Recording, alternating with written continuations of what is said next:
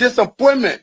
Now the vice president often tell me, since he got a seat as vice president, how many persons have I recommended in this government to serve in the government as presidential appointee? Zero. Every appointment in Nimba County was done by him. He and I would discuss something as a brother. To implement it, you will bypass me and do different things. I don't talk on it. Now you need to deceive us. The thing we saw, it frustrate us. So why can't you lie? Why can't you steal? Why can't you allow the citizens to be? You see, we just tell you. That's why we vote tell you. But you fool us, you screw us, you use us and later on abuse us. So why? The government makes you lie. Why? But that's the question that we ask. The good person in our whole United Party, that President Bouaka. You want to say that again? The only person that appreciate good among all the United Party for that President Bouaka. The rest are ungrateful. The right, they use you and dumb you. But President Bouaka, if all of them were thinking the President Bouaka and behaving the President Bouaka, United Party will have another chance in 2029. Just for now, they don't have. They do not regard people that help them. Three of our soldiers were executed on this party ground. 2 at the back and 1 right at the headquarters. The man who shot and killed our people today is a darling boy in the Liberia National Police. They brought him back to shoot more guns. Get ready to shoot. Because we challenge the status quo appropriately. Inform them the violence or still any student because of their action. It will be the day the entire Bouaka administration will cut down. We will massively violate the students in this country and we'll shut down the Bouaka administration. They can't that happen. We have the capability to do so.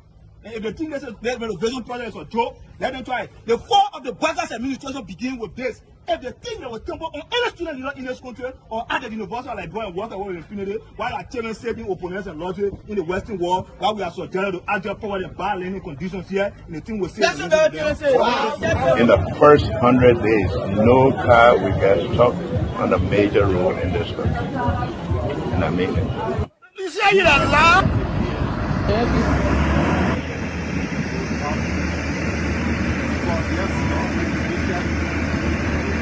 It's going down. First floor. There you have it. That led to decades of war still run deep. But so too does the longing for reconciliation. A reconciliation defined not by political bargaining or by an artificial balance of power by tribe, region, religion, or ethnicity, but by the equality of opportunity and a better future for all Liberians. Bouaka can lie. The government, all the ministers in the government, they can lie. You know, they put all hustler, they put a hustler, they lie. Everything they say, they never say the truth. Today, the supporters of His Excellency Joseph Bouaka presents him as a poor man from Lofa and asserts that he will understand the plight of the poor people. Fellow Liberians, do not be fooled. First President Bouaka is not poor like you, not even as me. As Vice President, his office received more money from the government budget than any other Vice President has received in Liberia's history. He has enjoyed some of the best and most lucrative government jobs. First of all, there's this, what I call sort of vicious lie about the fact that Mr. Pewee is gay or bring gay lifestyle to Liberia. It's complete bullshit. When people can accuse you of stealing people's money, when they can accuse you of being involved in war, anything, people don't make up stuff. They don't make up shit. Excuse my language, right? So it's complete nonsense. I'm married, 8 Teresa, 2 children, 5 grandchildren. I believe in traditional family values, so it's complete bullshit, complete nonsense. Young man, vice president, young man that are vice president, the major so 500,000. I mean, Jamaica, the major went to, I forget that Jamaica, the majors went to Ghana, the fit, and they may bring it all company in the country. I mean, Kun, they can reach yourself. Kun, man, you know, Kun, but I want to sophisticated, quiet, hardcore in Labro. When when 2029 come and pass, then you finally leave. Mission is completed. Now, what the rules of engagement? When the war ended, the guy said, the captain, the commander said, mission complete. There wounded outwards, all men on board. Everywhere there is no school, I will put school. And everywhere there is school and school in bad condition, I will renovate it. I told them, towns and villages, everywhere you will have lights in a town for children to play and people to see. I told them every town will have safe drinking water. If Charles Taylor is the problem, he will be out of here in the twinkle of an eye. And I say, let well-meaning Liberians come home. If we respect this constitution, a government formed in Accra is a violation of Article 1 of the Constitution. Let them come home. Let that government be formed in Monrovia. The government that capital Rosemont, B road, all kinds of the place. I think the reason Joseph Boakai will not do much because the old man, the papa is suffering. The papa loves the country, but he can't make it. The criminal there around him, they sophisticated than him. They are sophisticated criminals, so they can't make it. Your league Costa, God know how to pay people. It's just simple. Costa that accused everybody but himself. Everybody, Joe, we join, we accuse Joe, he killed Joseph Boakai. Boakai still living. Joe, no, your league better. He made me senator. He almost made Joseph Boakai president until he screwed up. We gave God the glory. Yeah. Well, Boakai, when he screwed, he said, oh, we don't want to make sure we will fought for him to be reconciled with the president. And then the people who fought for him.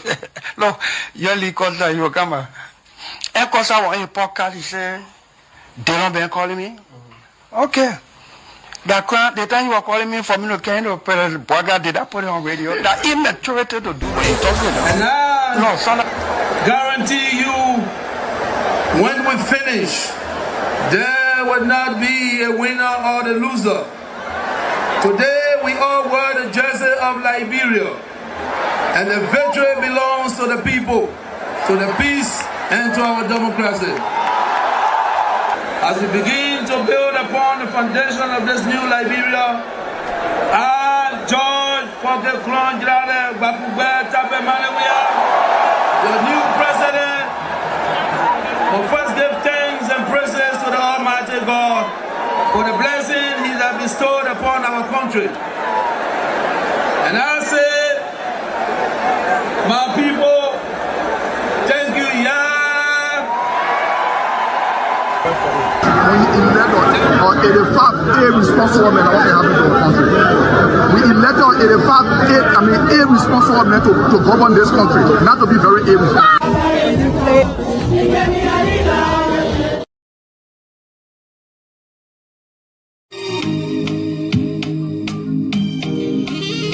Oh yeah. Ladies and gentlemen, Facebook, Instagram, the entire lane of social media.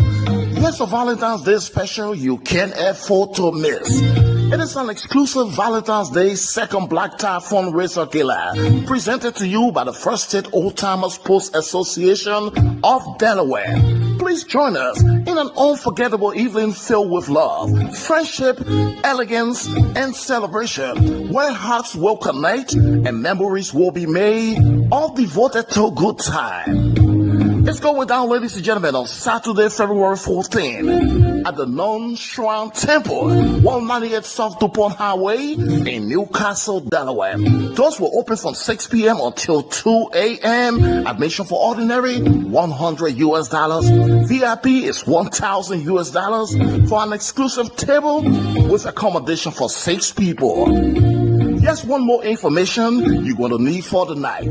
Please come prepared for a raffle draw with great prices.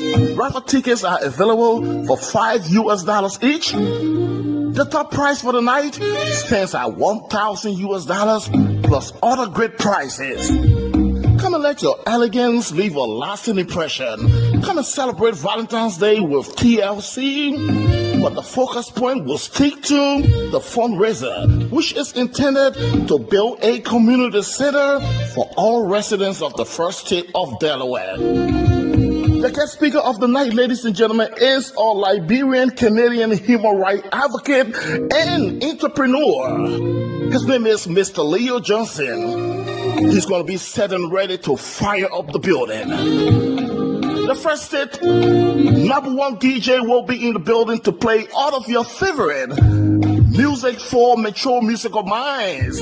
Come on, ladies and gentlemen. I'm yours truly, G. Francis Torgbean. I will be in as well. So let's make a date to meet in the first state of Delaware on February 14th.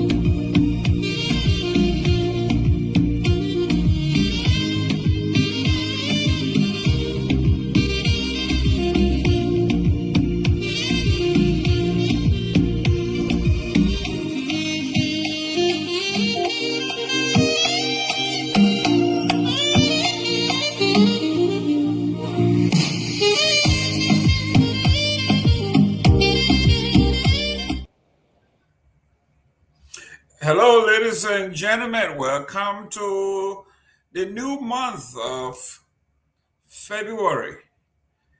This is the month of the lovers.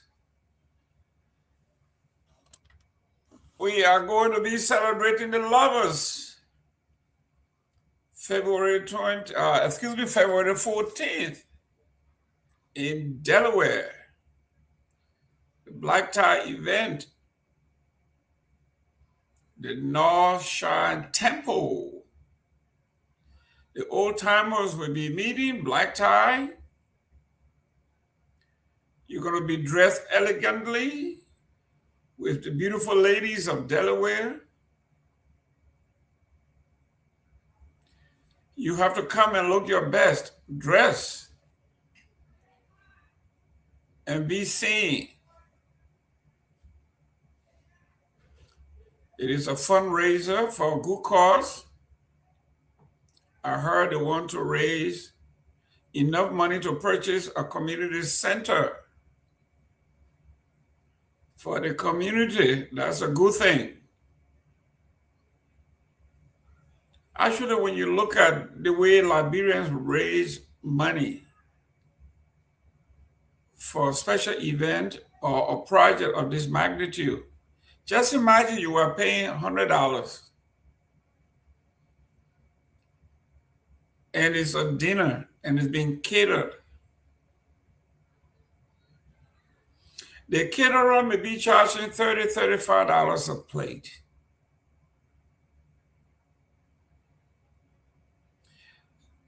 The community will have to pay for the hall.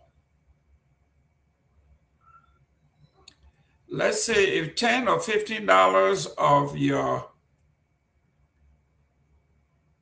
fee goes to the hosting of the event, between the hall and the dinner,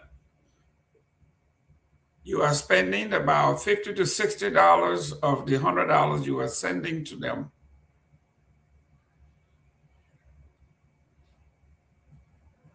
And they have to pay for decorations and stuff of that nature. That's another $5, $10. We're up to $70 here. So actually, your $100 may be only $20. If they are lucky, $25 go to the project, and $75 goes to just hosting, entertainment, and facilities. So you see why it is so difficult for us to do something in this country.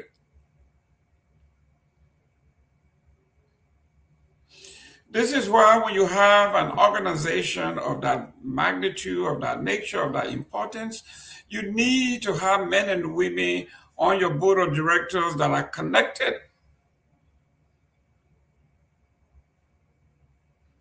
When I was with the United Way and doing fundraiser, you understood that fundraising is an art.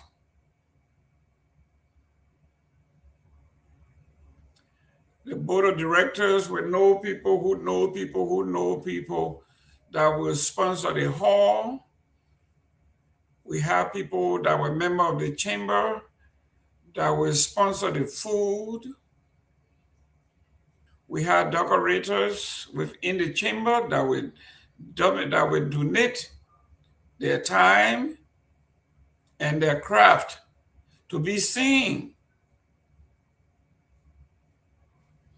So when we are doing fundraiser, almost 100% of whatever we raise goes directly to operations. Nothing went to overhead. In the Liberian community, it's totally different because we don't have that kind of connection. So no one person can sponsor the hall. No one organization can sponsor the dinner, and so forth. So up to 75% at times, 75, 80% goes to entertainment and overhead. And maybe 20%, $20 go to the actual project. And do you know how long it's going to take to do or to purchase a $500,000 building? Or $1 million building, or a $250,000 building? Do you know how long it's going to take for you to raise money at $20, $25 a head? It would take a heck of a long time. So our Liberian folks in the community, we need to have another way of doing fundraising. But this is great. Go out there. If you can afford $100, do $100. If you can do more. But today we are hosting our special guest, Honorable Oliver Duncan, Senator from Sano County. Senator Duncan has been singing a song, has been talking, but it looks like he is the only man or the only voice in the mighty forest of Liberian politics. Oliver Duncan says he's going to be educating us why Liberia is losing massively from the so-called concession agreement and the concession deals that Liberians are making.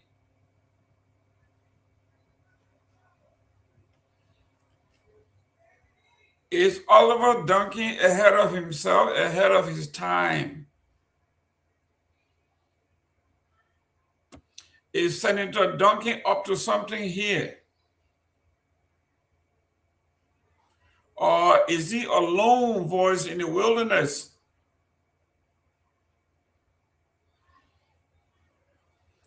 I went on his post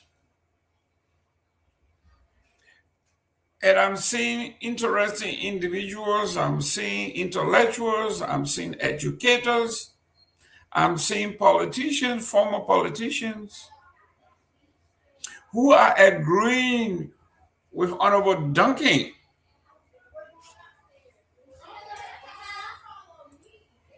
Many, I agree with him. Let me read few and let me look at the former Minister of State for Presidential Affairs, Dr. D. Ewu Dunn.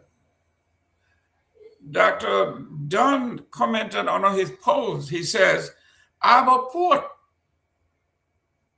said as much about the Liberian mining company and industry in the 1950s. For those of you who are too young to know who Dopoh was, the name Port is a legendary name in the Republic of Liberia. This is the man that tormented government, a prolific writer, a journalist, fearless one too. According to Dr. D. Ewu Dunn, our port in the 50s said this about the Firestone Agreement, about LOC, about all the major concession agreement, that it was not in the best interest of the Liberian people. We needed to change.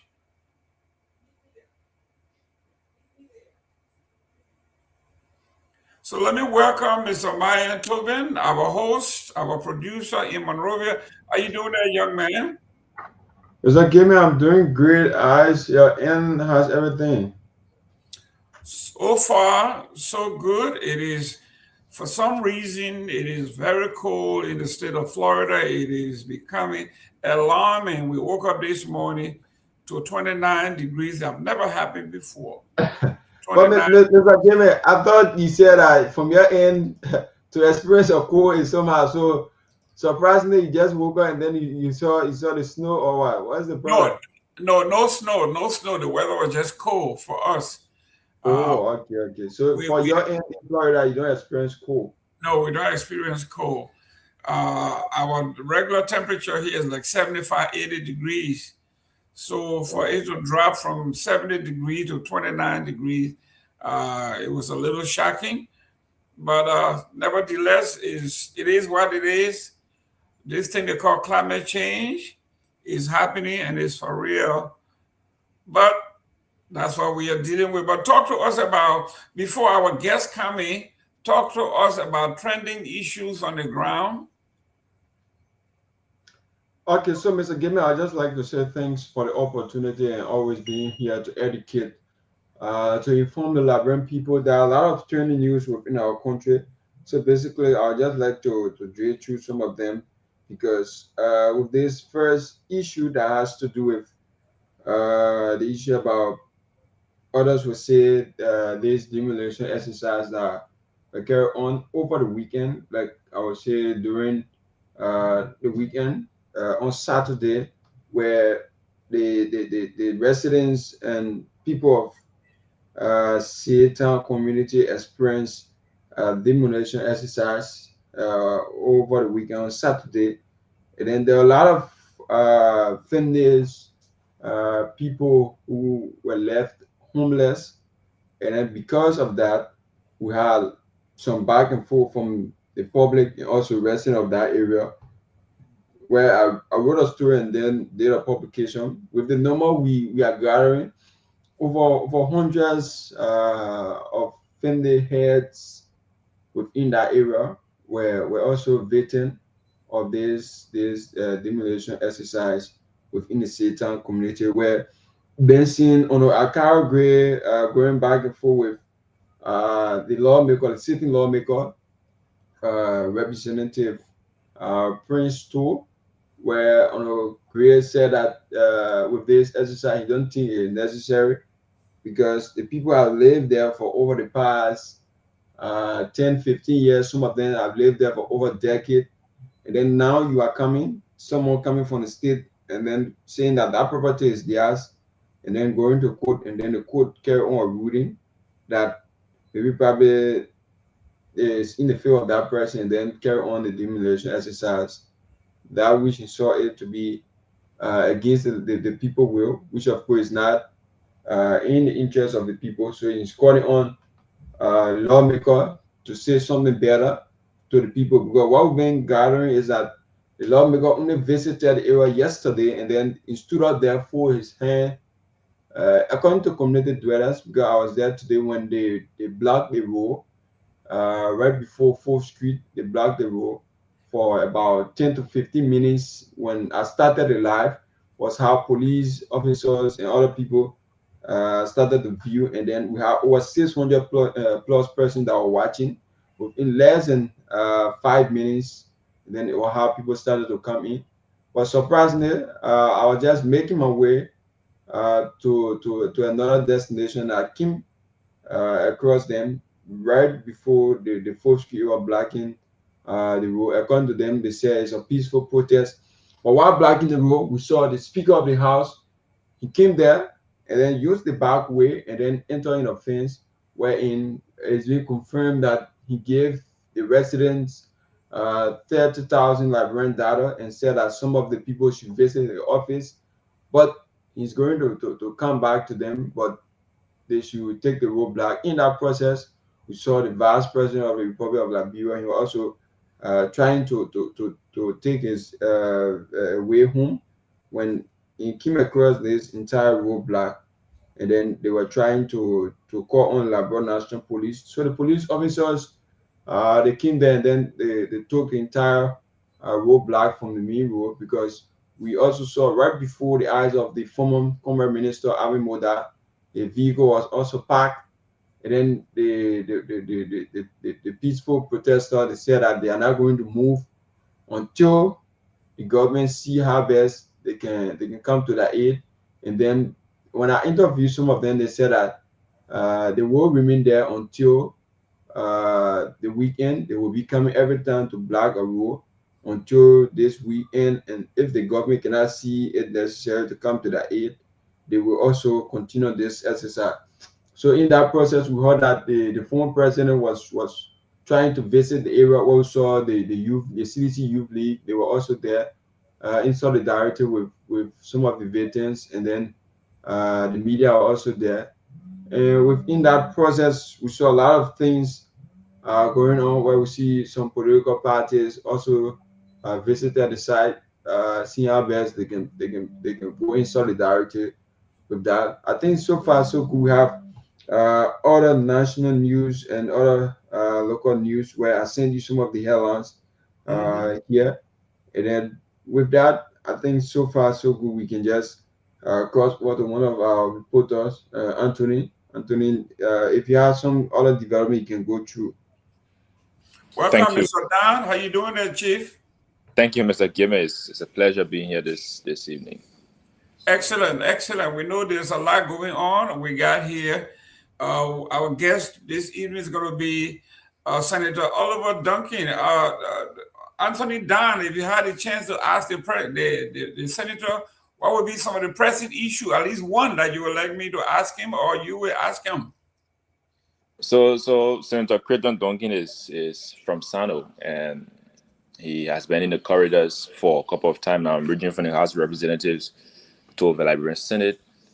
And recently, one thing he has been very critical on is the issue of concession companies that are operating Liberia, royalties they pay through the government of Liberia to the citizens, social development funds that are not sufficient to meet the needs of the people based upon the amount of minerals they are extracting from the country.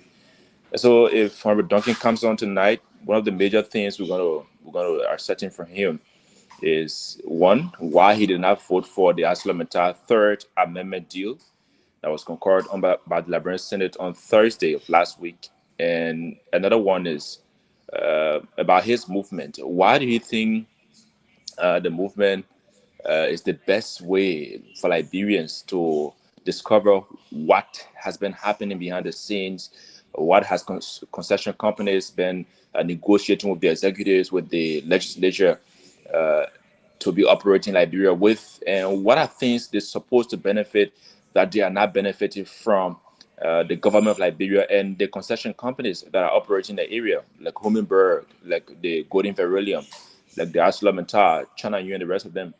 So if he comes on tonight, these are major points we want to stretch on this evening, Mr. Gayman. Excellent, excellent. Also, ladies and gentlemen, do us a favor, share the show. Share the show. I know most of you are at work. You got 30 more minutes on the job to get out, and you'll be making your way. Wherever you are, share this show on your platforms, in your different chat rooms. It's going to be heated tonight. We are going to be hosting the senator from a place called Kentucky, Sino County. We're going to find out what the senator is all about. But on the other hand, we're going to be asking the senator also about the SATA demolition. What are the rules? What are the responsibility of the senator?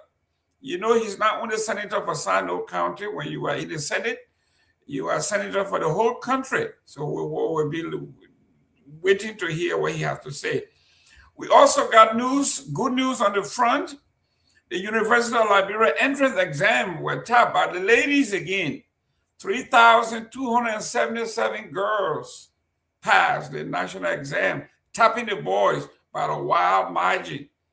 That is good news for the Republic of Liberia, educating our women at the highest level. Awesome. Then we also going to be discussing with him an assertion from Honorable Gongloe. Gongloe says since 1968, Central Monrovia have never seen a public high school. Since 1968. 1968, the Republic of Liberia and Monrovia in particular, Monrovia had a population a little over 250,000 people. Today, Monrovia has almost 2 million people, and Tubman High School is still Tubman High School. So he is making a suggestion to the Republic of Liberia. Gongloe calls the government to turn or convert the old housing bank into a new government high school to help the Republic of Liberia. That is Honorable Gongloe. He says the old housing bank is an eyesore. It looks ugly, and nobody is using it. It's basically abandoned. So why don't we convert that into a new high school? That's the broom talking. On the government side, Finance Minister Garguah announced a supplementary budget. Says 2025 budget remains active, but he needed a supplementary budget. We are going to be talking to the senator about his take. How could you have an active budget? So, Mr. Gayman, just on what you did, the senator is in the back. If you're ready, we can bring him on. Please.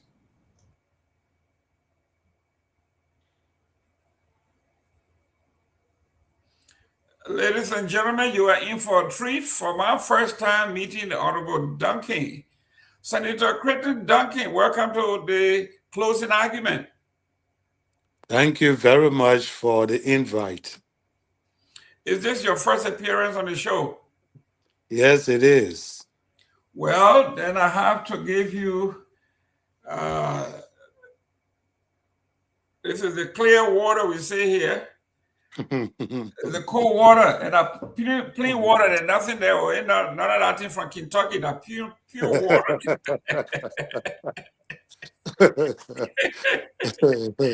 Well, welcome to the show. It's an honor to have you on. I've been following your activities. I've been following some of the things you've been talking about. And it looks like at times you sound like a lone voice in the wilderness. But like our old folks used to say, there is no wrong way to do the right thing. Whether people sing along with you, once the song is right, you got to keep singing the song. Introduce yourself. Who is Creighton Duncan, and how you got into politics? Well, thank you again for inviting me. Politics is something that is embedded in all of us. And so we started it during the school days, junior high days, and then we took it through up to the LINSU, I became president of Monserrato Student Union in 1986. 86, yeah. When I was president for Arthur Technical Institute, then I won that election to become the president of Monserrato Student Union. At the time, Hilary Topa was the president and Thomas Du was the secretary general. That was Samuel Doe time. So we've been in the struggle for a long time. Excellent, excellent. Now, usually we don't put premium on your college education, but your high school, usually, your high school, you have to take out your hat to your high school. I want you to say or send a shout out to your high school, because that's where you were actually defined as who you are. Your high school. The Zwedru Motolatra High School is my alma mater. The main reason my mother sent me there at the time was because that high school was teaching trade in as much to academic. And so I was sent on the dormitory there from 1980 to 1983.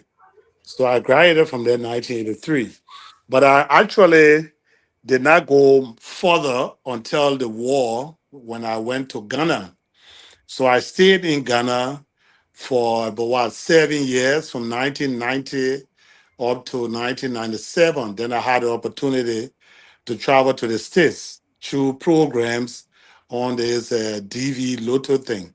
So it took me there, and then I worked for 3 years, and then I decided to go back to school. So then I went to the North Hennepin Community College in Brooklyn Park, where I got my associate. And then after that, I went to the University of Minnesota, where I got my bachelor's. And then I did Strayer University, where I got my master's. Immediately after that, I came back home.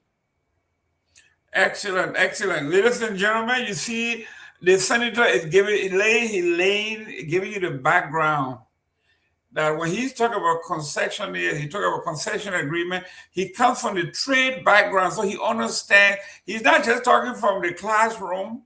You come from the classroom, you jump into politics. No, this man has an idea. He has full knowledge of concessioneering. He's a trade man. He understands it.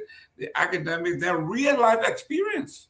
The real life experience started when I came back home. I first began to work in the office of the president then, who was Ellen Johnson, working the director of the cabinet office in her office, under Madina Wisa as a senior analyst.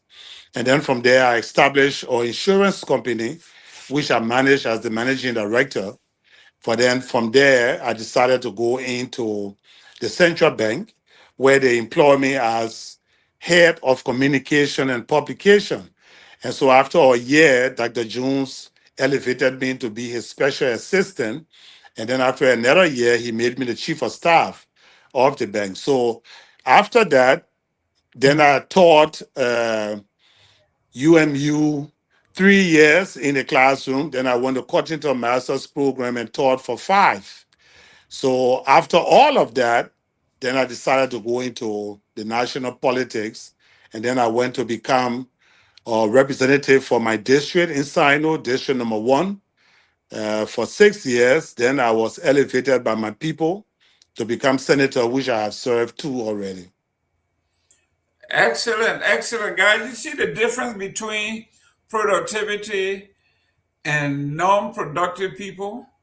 Because most of our folks, because democracy calls for us to elect one of our own, we elect almost anybody. This gentleman has just laid out a long resume, not academic per se, because he has that, but we're talking about real lived experience.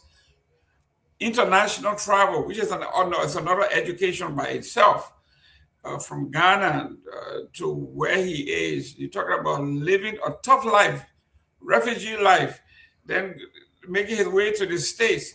Did not squander the opportunity, made use of it by educating himself.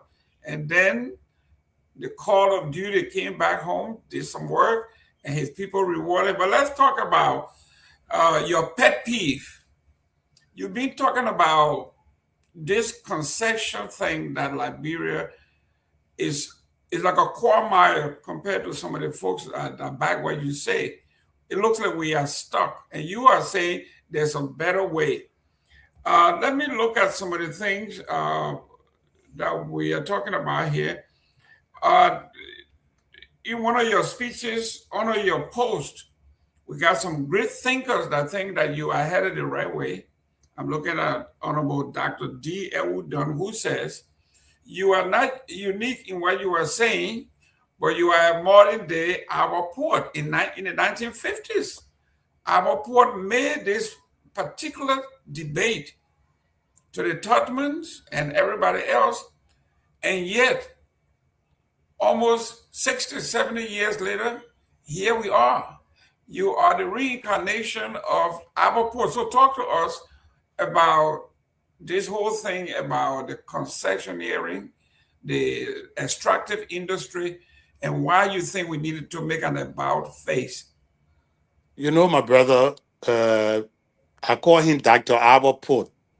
You know, the old man, I remember as a very young man, a young boy growing up, when we are.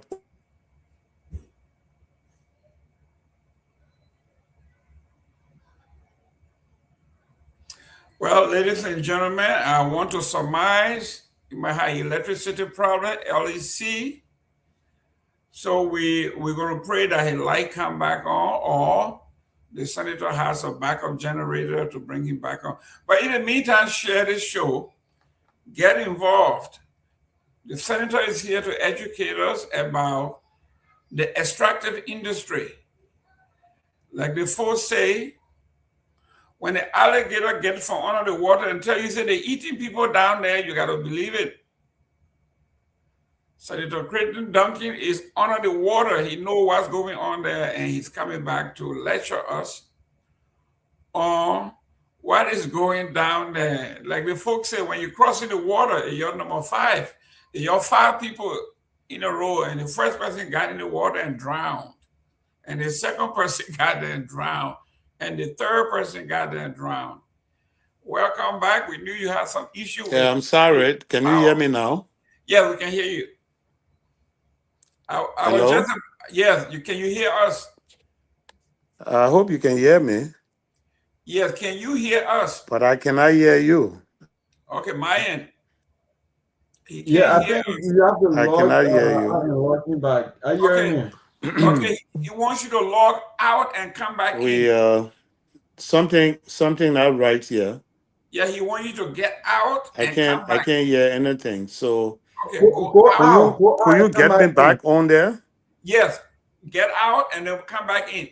Let me try to kick him out and then you'll come back. Something is not right here. Okay. Okay, so you can just go ahead. When you come back in, then we'll bring you in. Okay, great. So guys, go ahead and share this show. Keep sending your comment. We are here to be educated by our senator from Sino County. He has expertise and interest in our extractive industry. Why he thinks we are getting the short end of the stick. And we're going to be asking him, what is it that he's suggesting? What are some of his proposals? And those of you in radio land or in television land that are very, very knowledgeable about the extractive industry, this is your time to join in and educate us, fact check us, make sure that what we are saying makes sense, what the senator is saying makes sense, that they are factual. We have our young producers and reporters here. With me, I have Mr. Don Anthony S. Don is here, a knowledgeable young man. Okay, can you hear us now? Yes, can you hear me? I can hear you loud and clear. Very good. Now, Dr. Port, the old man, what I think I noticed, people in our culture don't like to hear the truth. And besides not learning to say the truth, we are not brave enough to say the truth in the faces of those that needs to hear the truth. So I'm not surprised that Dr. Put went through such. All I am trying to say is very simple. All the time I have been in student politics, up to the level of entering the national politics, I was under the illusion, and honestly, as a little boy in Sino attending the Methodist Junior High School, that I participated in the student council there, all from that time up to entering national government, I've always been under the illusion that corruption was the key reason why we were suffering, that the lives of our people cannot easily be changed. And sometimes when you feel a little bit successful and you're going to visit your people and passing by those mud houses, those thatch houses, those zinc houses, even when you get into your village, into your settlement, or into your town, and you are lucky to build a concrete house, but the rest of the people around you living in the thatch houses, the mud houses, you always think that, well, you know, I'm not able to solve that problem to make sure that everybody leaves the thatch houses. You know, it is because of corruption. The people are corrupt, and so the money is not coming down to reach to the people. But I want to begin a different debate. Can you hear me? Yes. And this debate is from years of experience. Now I have realized that the government don't have enough money, in as much as it is corrupting the money, but they do not have enough money, even a little, that is responsible in changing our livelihood. They don't have the money to build low-income housing. They don't have the money to actually get involved into those social responsibility that will transform the livelihood. They don't have the money. The little one that is there, 25% of that is being mismanaged, is being, however diplomatic way you may term it, but not being used for the purpose in which it was intended for. Nevertheless, the 75 to 80% of the reasons why we are suffering is a calculated approach. It is not something that is by mistake. This is something that was created since the black man was basically sent back home or released because of industrial revolution and sent back home or released to operate on his own as an independent country, but not economically independent. And so these things are calculated. And we as black don't see it. We don't think about it because we are narrow-minded. We are self-centered. We only concerned about getting it for ourselves. And so when we get something, we don't care for the rest of the people. Because you see, that's what capitalism is. And that is what we push to our people to accept. We push capitalism that it is a good system, so the strong survive, the weak perish. And so when they are suffering, it is their weakness. I'm enjoying because I'm strong. I was able to make use of my opportunity. I grew up, I woke up, I went to school, I succeeded. So I am a successful man. So those who are not there, I don't consider them, because in a capitalistic society, they should be able to make it on their own. But even in the great United States, it is not a total capitalistic system. You see, it is a mixture of socialism and all of the different isms that forms the United States to be a unique society. Nevertheless, we in Africa are put under the bus to say it is our leaders that are corrupt, and because of that corruption, we are suffering. Never to realize the fact that because they do that, they allow our citizens to look at us up there as the elite corrupt group, but they make sure they introduce laws in the national legislature. They walk through our corridors. They peruse the corridor. They move from one place to the other, making sure that they put upon us what they call international best practices. Now, these international best practices does not suit our country and our people, but rather it benefit them. So yeah, what they did, they have made us to believe that we can allow them to export or exploit our resources by every $1 that they make, they give us 3 cents and they take 97 cents. And that 3 cents is based on profit making as its royalty. And so that royalty, in many instances, they deceive our people by telling them that they have not generated profit, but they will never pack up to go. They will never leave. But for every year in, year out, they beef their books. They make their books to be the way they want it to be. And we profit nothing, even if we get a 3%. The 3% is never enough to change our life. So all we do, we run after government job. There is no money to put into the private sector and have it being to be encouraged. There is nothing to do. Everybody wants government job because there's no alternative. And these guys that come into our country, what makes me to begin to understand that it is calculated. How the law goes.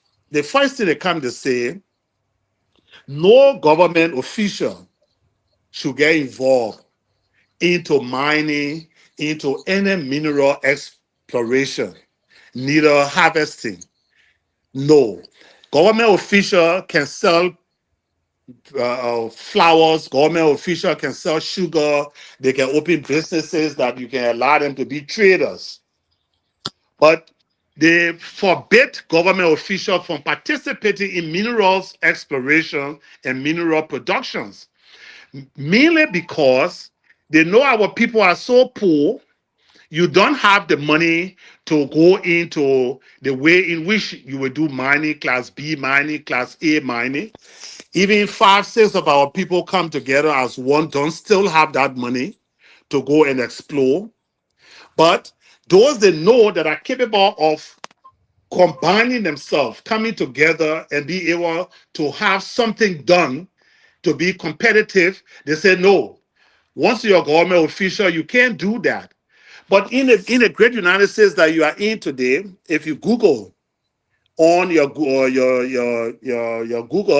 it will tell you that senators and representatives and whoever are involved in they are allowed, basically, they are allowed to invest. They are allowed to own stocks. They are allowed to trade in the stock market. And how do you trade in the stock market? You know, they are involved into companies and board, representing people on board. But when they come to Africa, they tell us, say, no, you guys can't, because they don't want us to be in a position to help our poor people. They don't want our lives to be changed. But nevertheless, they wouldn't help the people directly to change their life, but then they will also forbid us to have enough to help our poor people. So that destitute is just something that they put on upon us. And this is where my argument is. This is what I know from different research that I have been reading, different books and different areas of enlightenment. And now I began to believe that they also have that power over our leaders. So when we elect these leaders and put them up there, they are afraid to address the issue. Our leaders are never brave to look in their faces and say, let those days be over now. Let's stop this exploitation of our people. Let's sit to the table and look at these books and know that we have to review these concessions and let it work in the interest of our people, because these things that we are taking from the soil will not be replaced. As we take them, they go away. But They are afraid to say so because they don't want to get unsanctioned. They don't want to be sent or be barred from going to Europe or Asia. They don't want to be stopped from creating a friendship that benefit them and their family. So even in the national legislature, you find people knowing the truth. Look, when I was in the House of Representatives, I thought that the numbers were too many, so people weren't listening. The House have about 73 men and women. And those 73 men, when there are issues to discuss on the floor, serious-minded issue, you will hear a lot of discussion from different angles at the same time. Noise will be all around, and you cannot basically send your ideas across for people to understand. So I felt that 73 people were looking at 73,000 human beings. So let me leave and climb the stairs and go to the Senate, where there's less number and there are about 30 persons. But I tell you, 30 persons looked at 30,000 human beings. And now what I have realized is people up there are associating and affiliating with political parties. So the issue of working for the Liberian people is no more. Everybody wants to be a unity partisan or sedition or this other shen or that other shen. And they want to be friendly with the executive so that at many times their homes, their work in the counties can be done, favors can be rendered because you are some friends to some, maybe the public work minister or maybe you some friend to internal affairs minister who will appoint people that will basically be seen that you are meaningful in your county, you are participating in government, in local government appointments, and all kinds of little things that makes them to forget the real purpose of which we are elected in there.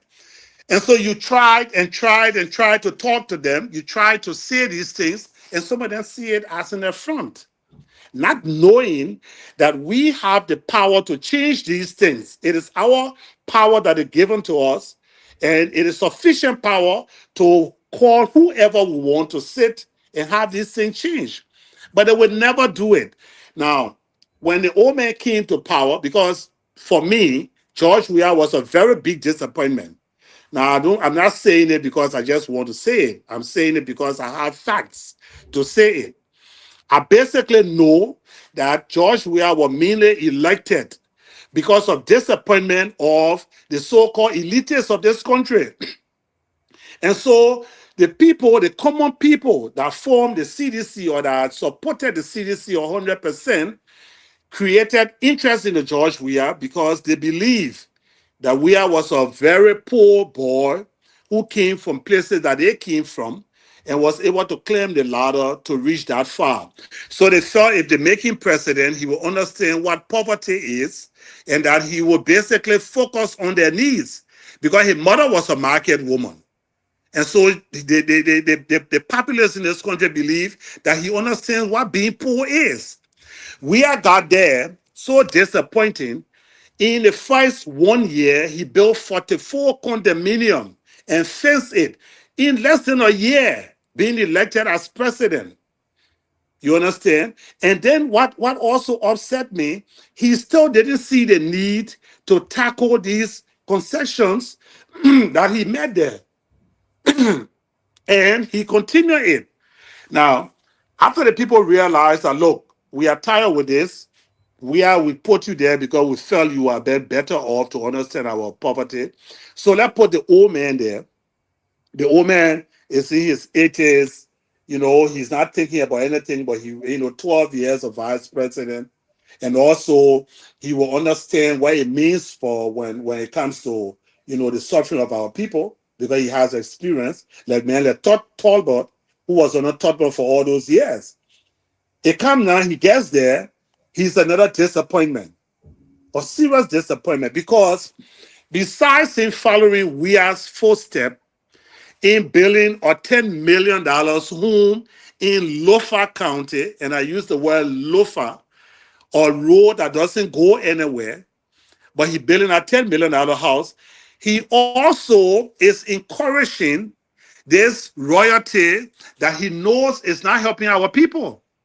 He knows that since 1847, this is the very first time that our budget has reached to 1.3 billion, 1.2 billion.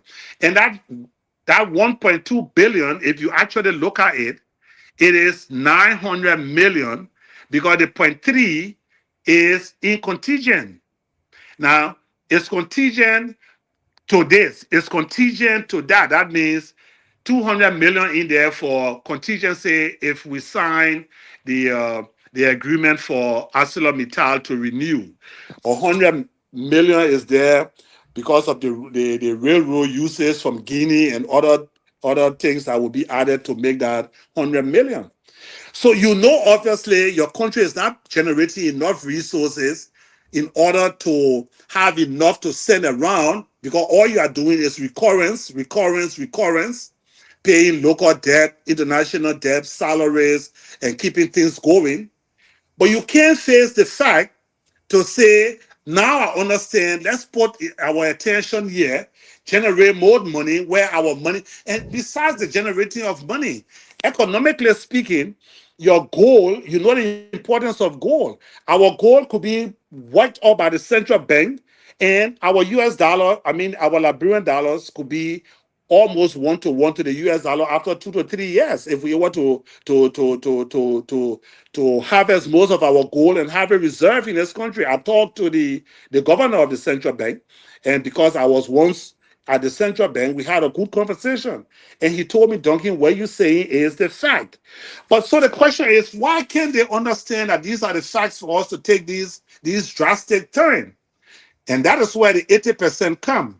The 80% of our suffering is geared towards their fear, their inability to look in the eyes of these white boys and tell them, stop stealing our resources. These things are for the Liberians. We are happy you are here to invest, but let's look at the investment and be able to come to terms that will benefit us. And then in the next 2 to 3 years, you can see our budget will be reaching to no more than 5 billion, 6 billion, 7 billion. We will be here fixing our own road. Nowadays, everything we do is we beg. All we do here is begging. We beg the AU. The AU brought some 18 million dollars here to us. We beg the IMF all the time. IMF bring 40 million in budget support. Everything of us in this country is begging other people to help, but not looking at ourselves and see our, look, I was to one of the gathering when we're talking about censor. And the bureau that is responsible, Legis, that is responsible for the censor, was giving her final report, and she invited the US, other EU representatives there. And as I sat by the EU guy, he looked at me and said to me, when will your country be independent? Because they were all praising the EU, the AU, and not AU, but the US and other NGOs for supporting the censor and making sure that we finally having a final report. And the guy looked at me and insulted me by asking me that question. When will you guys actually be independent? And I just smiled. But you know that was a serious insult. Now, the thing that can make us to be independent, they don't want us to be independent. And so our leaders are afraid to look at them and make those decisions to make us independent economically, but we can't do it because of fear. So now, so I'm concluding to say the suffering of our people is geared towards the fear that we have to stop them from suffering. This is my argument. Thank you very much, ladies and gentlemen. If you just joining the show, it's 5:05. You are either on your way from work or you are tuning in. You are in for a treat.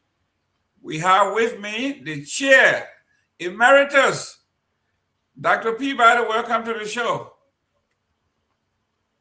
Good to see you, man. Good to see you, Mr. Gayman. Good to see you, my friend and brother, Senator Curtin Duncan, the man himself. Thank you. Good to see you, buddy.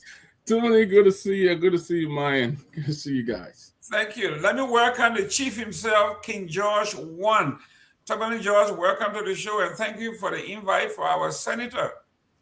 Yes, thank you, Mr. Gayman. It's good to be on the show. I'm telling you, the show is already generating excitement. It's a fiery guest we have tonight.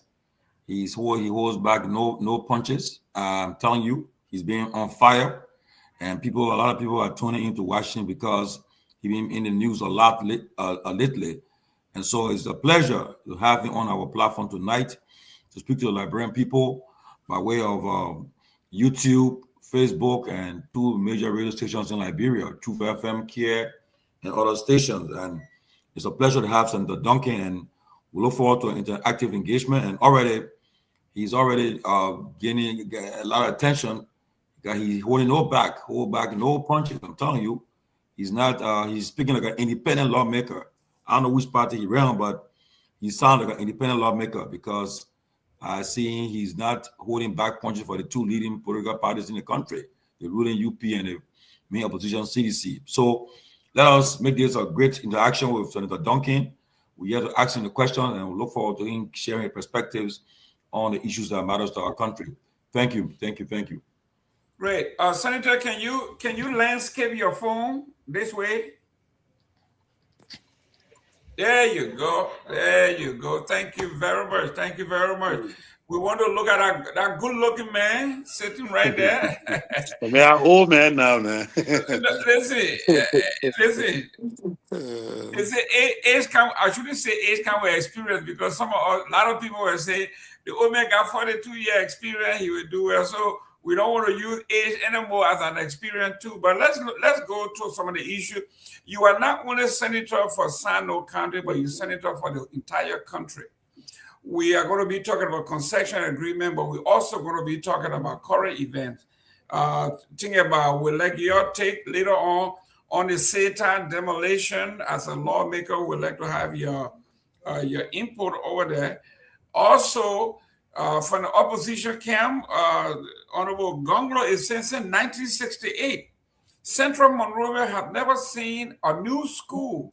And he is proposing that the old bank, the old bank, he's saying the housing bank is an eyesore in Monrovia. It should be turned into a government high school. Since Torgbean High School, there is no Torgbean High School there. It has not been. Torgbean High School was built for X amount of students way back then. Since then, Torgbean High School has not been augmented. It has not been improved. So he is also suggesting that housing bank be turned into the new government high school. We also want you to talk about Senator Finance Minister Garguah announces supplementary budget for 2025. Now, how can we have a budget, active budget, and then they are submitting a supplementary budget? We'd like to have you talk about that while you are educating us on that. We also would like for you to talk about some of the things that are trending now in the Republic. Where are we headed to? Talk about the economy, where you are from. How is the economy affecting the folks in Sino County, especially Kentucky? I had a friend that visited Kentucky. Would like to know, how is the economy affecting the folks? What are you doing to alleviate their pains and their suffering? Yeah, you see, let's start with that. At many times, I hear people saying, look, how many laws you made? Your job is, you have 3 cardinal responsibility, and then they will name them. And so they expect you to be in the Capitol building every day doing that work in which you was elected for. But they fail to understand that we have another significant role that is not required, but is demanding of us to do so.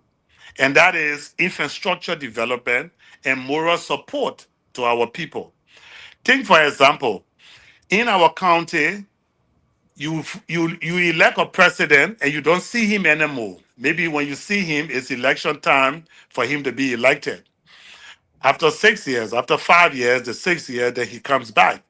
But we that are elected are in the counties and must be able to listen to the cries of our people and then try to do something about their cries. So they come to you They want you to help them to build schools, clinics, and just name it, youth centers, and just name those things that government will not do. And so they expect you to do it on their behalf. But then people cried again and said the 6,000 net salary that we make is too much. We should reduce it. And I can tell you, yes, it is a lot of money, but it becomes a lot of money when you are mean. If you are not mean, $6,000 net can do nothing for you and your family, talk less about you constructing in the county. Now let's look at this 2025. 2025, I built a high school, I built an elementary school, I built a clinic, I carry three 72-seated buses, those yellow buses that you use on that side to carry your children to school. I brought three from there, the used ones, that is carrying our children to school in the county in Sino free of charge. That is not my thing to do. I should be much more concerned. Where would such a money come from? Can it come from the $6,000 that everybody is crying to say is too much? And if you really look behind that 6,000 that people are crying about, it is these very partners that we have that is so, should I say, are so instrumental in keeping us poor, using this opportunity to still make us to be in poverty, including your leaders. So, like, you got company like GVL, not GVL, a company they call Hummingbird. Hummingbird in Sino have not actually started her active responsibility by mining, but Hummingbird have discovered a $18 billion worth of gold in Bokonjiri government camp in Sino, district number 2. Now imagine that.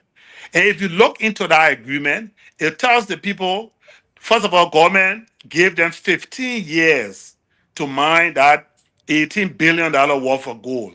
And after the 3 years, after the 15 years, if they did not consume it, then they allowed them additional 15 years. And how much is government going to get from that? Government is going to get the same 3 cents on every $1 that they make. So for every $1 billion that the company make, we are going to get $30 million from that. Not 100 million, not 200, not 300 million, but 30 million. While the boys are going to get 970 million dollars from every 1 billion they make, and they're having 18 billion according to their discovery. So when it comes to my people, at many times I feel for them and I feel for myself.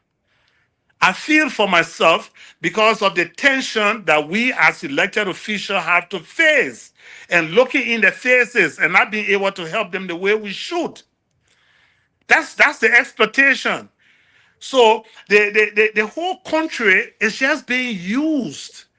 And just imagine the another expectation, common thing that we overlook in Sino, the logs.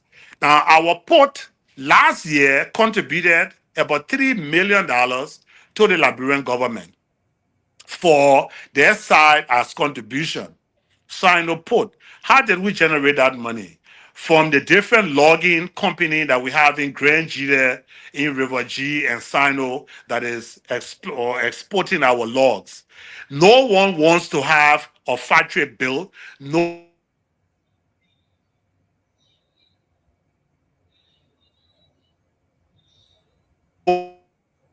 law to make these boys to generate it. Nobody wants to talk about turning the thing into plywood, into lumber, into timber. Those little things can create job opportunity in our various counties. And so when it comes to our people, this is the issue that I have. It's a serious problem. Now, looking at the finance minister talking about surplus, okay, maybe it may not be understood clearly. We have a 4 quarters in a year. And when the year ends in December, it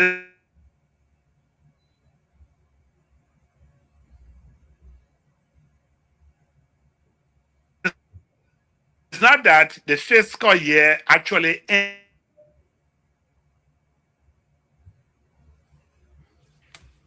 Seems like he's gone. His internet. Yeah, the internet is bad. Wow, Dr. Mr. Peabody, he's giving a lot of information tonight, though. yeah, we pray he comes back. Dr. Peabody, when he comes, it will be your turn to ask your 2 questions, and then the Okay. chief. So, as I was saying, I hope that you can understand that when the year ends in December, everybody still run from January, February to March. All right? It's like another quarter. And so some of those monies that were spent, some of the monies that were generated will be assessed between that January and March. But it still falls within the fiscal year of 2025. So when that money is generated, if we lose in that, then it becomes a problem. But when you gain, then it becomes supplement. And that supplementary budget is an addition as it relates to the country benefiting from whatever generated or whatever is left over that will not basically spend, that has been rolled over. Let me use that simple word, roll over. So nothing wrong with him claiming that there is a supplementary budget to enhance this 1.3 or $1.2 billion fiscal budget. So for that, I don't have an issue with it. And to be real, let me be frank with you, most of the time, for you guys that have the big shows and a big platform, and you know the power of the TV and the radio, that is why you are there. So I can tell you the importance. But what I want you to do, instead of us really only talking about corrupt government officials and corrupt practices, let us change that narrative. Let us bring into the platform reasons that we are suffering and what is happening to our resources. Okay, look at another disappointment on Boycott, because I'm not wasting my time on Weah is not there. When Boycott came in with the understanding that things would be better, he still encouraged the royalty of 3%, 3.5%. The oil that we are talking about in Liberia, that we claim that we are now giving the people the power to go and explore for this oil.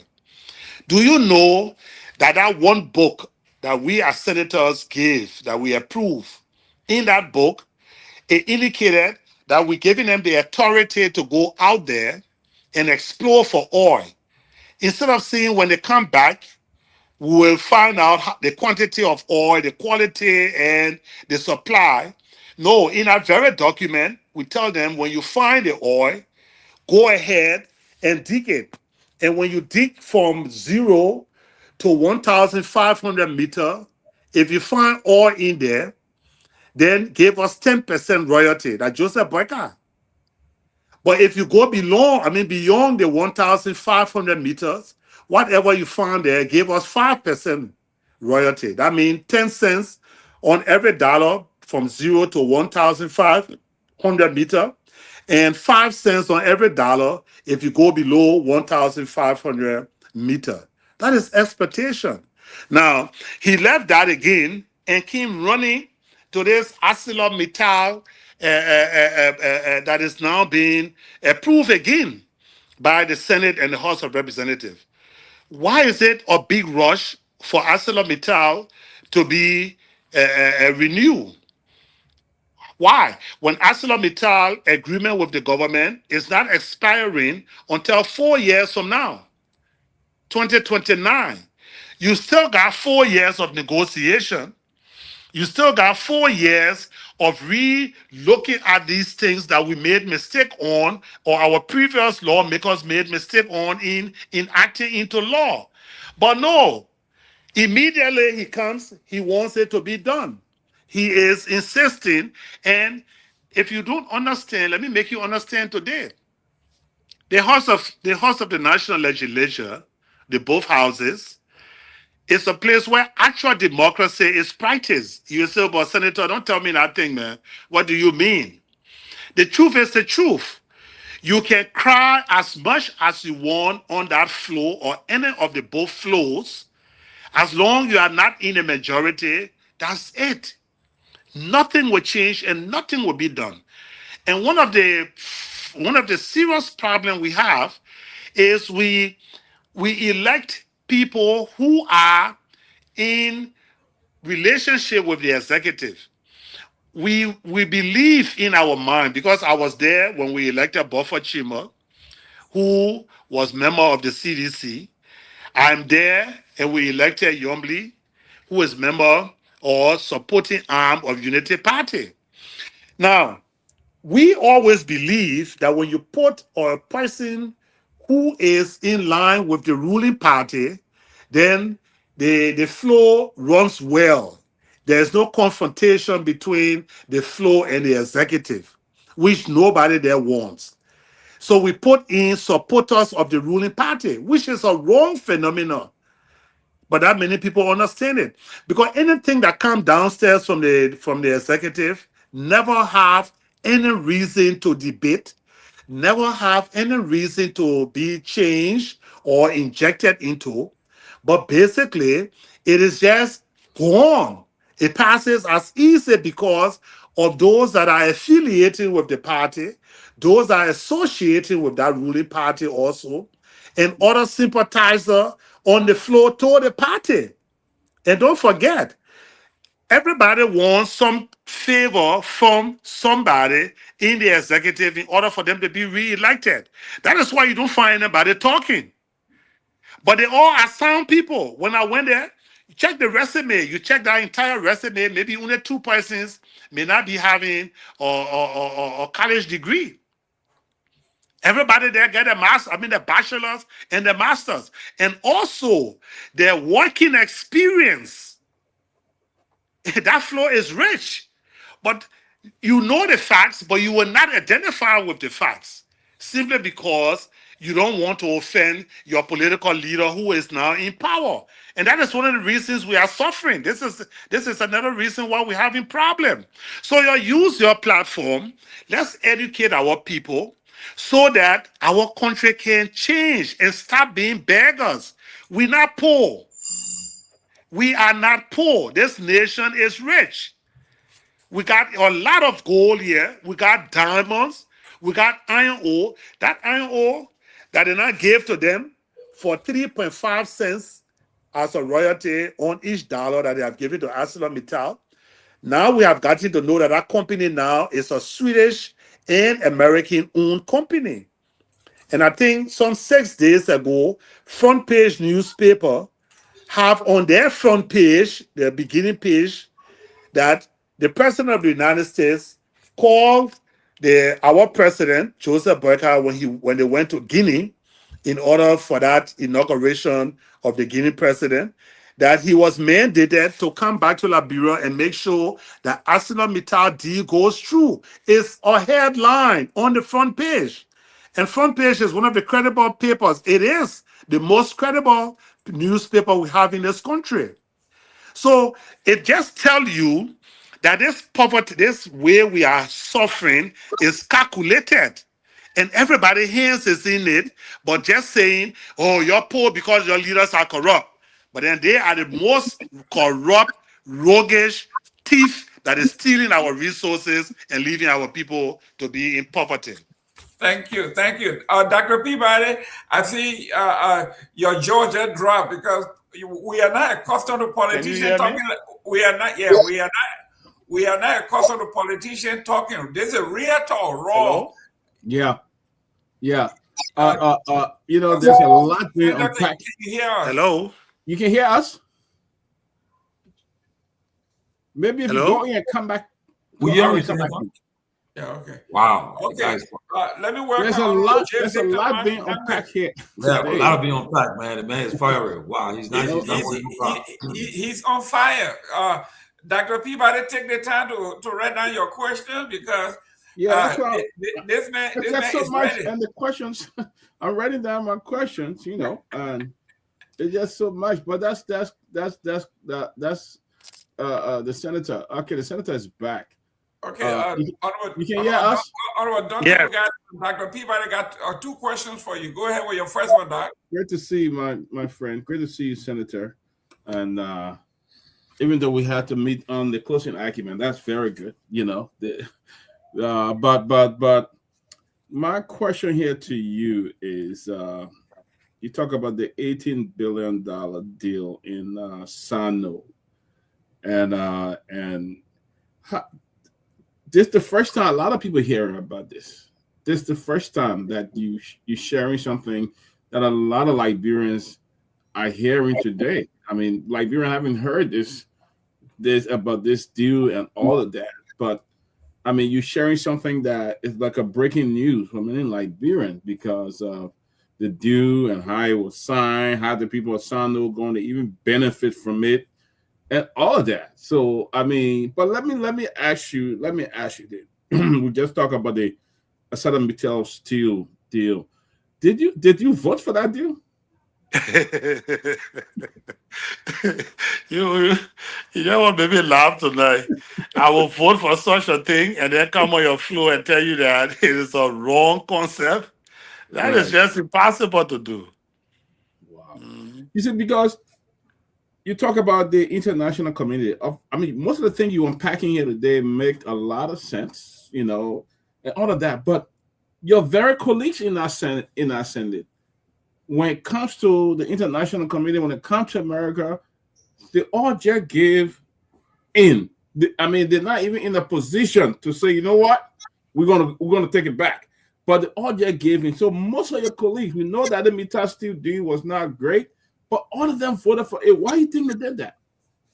Number one, find out, if you read and notice, some of the opposition did not attend that session. I want you to sit back and observe. Those, as I said, the floor is democratic. And so by making noise, that's why you see now, I'm tired talking, I'm tired writing. I even wrote a communication to the pro tem asking that the president should be invited for us to go on a retreat to discuss issues of national importance. I was told that the Senate don't have the power to do so. So that letter was thrown out. Now, if you notice, not many United Partisan, seditions were there. They just didn't show up because they knew that the guys had the number. But I told them no.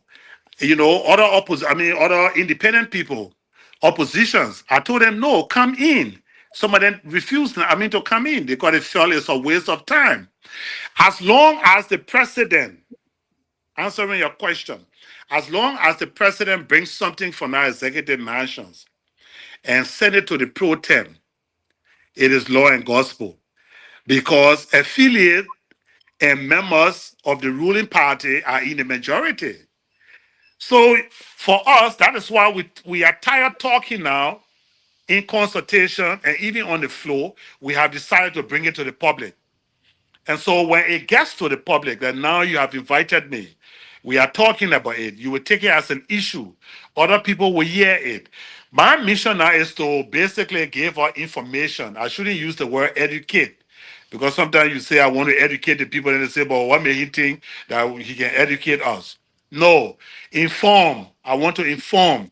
So I have turned my back to them and now trying to inform with the hope that even if I'm no more, I'm not in politics, I'm not on the stage anymore, some other person would think about that and begin to continue like what our Port were doing. And it took us over 50 years or 40 years to think on what Port was saying. Somebody else would think on what Donkey is saying. So it is not that, they don't want to, but they felt that it is useless of talking again because the guys didn't have the vote, and it's going. And look, it's very sad. You talk about ArcelorMittal. What is ArcelorMittal really doing? Besides her getting rich, what is she really doing? She built this, what we call the what's that plant? The name of that plant? The pelletizing plant. What's the name again? Concentrator. Oh, That's the name. Yeah. They gave the name of concentrator plant. concentrator machine. Now, what is that machine that I saw the president, the vice president, the pro tem, everybody went standing up in front of them? And they're claiming that they have put in some 1 point something billion dollars in building that. You know that what a concentrator is, if you go on Google, it will tell you it easily, that it's a sifter, a big sifter that takes the dirt from the iron ore. It separates the two. And why did they decide to do that? Because a tonnage that they sent for every 1 ton, the guys in the ship will not say that iron ore is mixed with dirt, so we give you a percentage on a ton. No. They will charge them how much it costs for a ton to take out of here and carry it to the Europe or wherever they're taking it. So the company were losing carrying dirt somewhere into Europe or Asia. Then they will wash it, separate it before coming to the iron ore itself. So what they decided, and then as they carry the dirt mixed with the ore, now EPA there, the Environmental Protection Agency there, whatever way they will call it, is now giving them hell. Where do you send this unwanted dirt?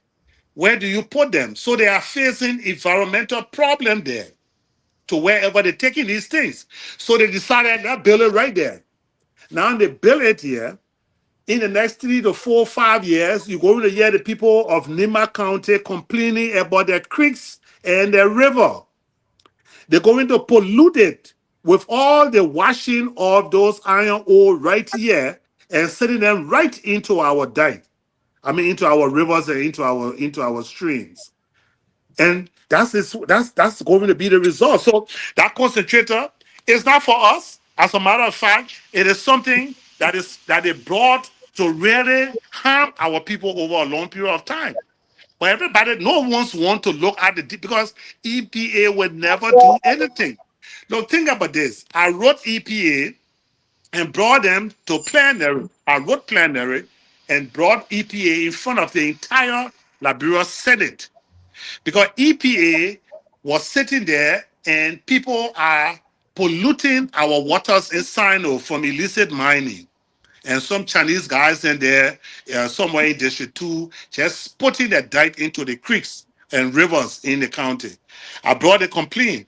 They sent for the EPA guy. He comes in, he said, there's not enough money in the budget for them to be going from county to county. But doesn't this guy have representation in Sino from the EPA? Because it's a major place where people are mining. And you come in from a plenary and say you don't have money to go there to check to see what is polluting our water. Then the ArcelorMittal, they will go to talk to them on the issue of water pollution. When everyone has agreed that ArcelorMittal is a major concession in this country.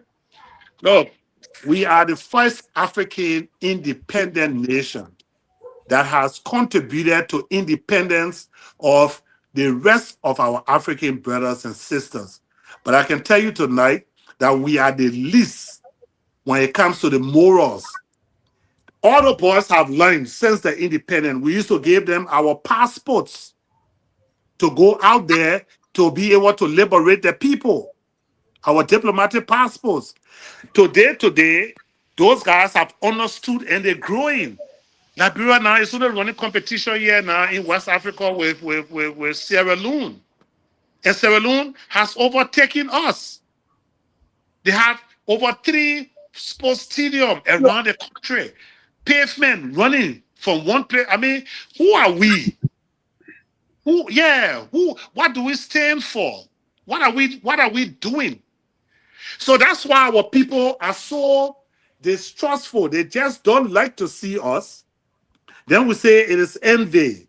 No, it is because we are not doing the job for which we were elected.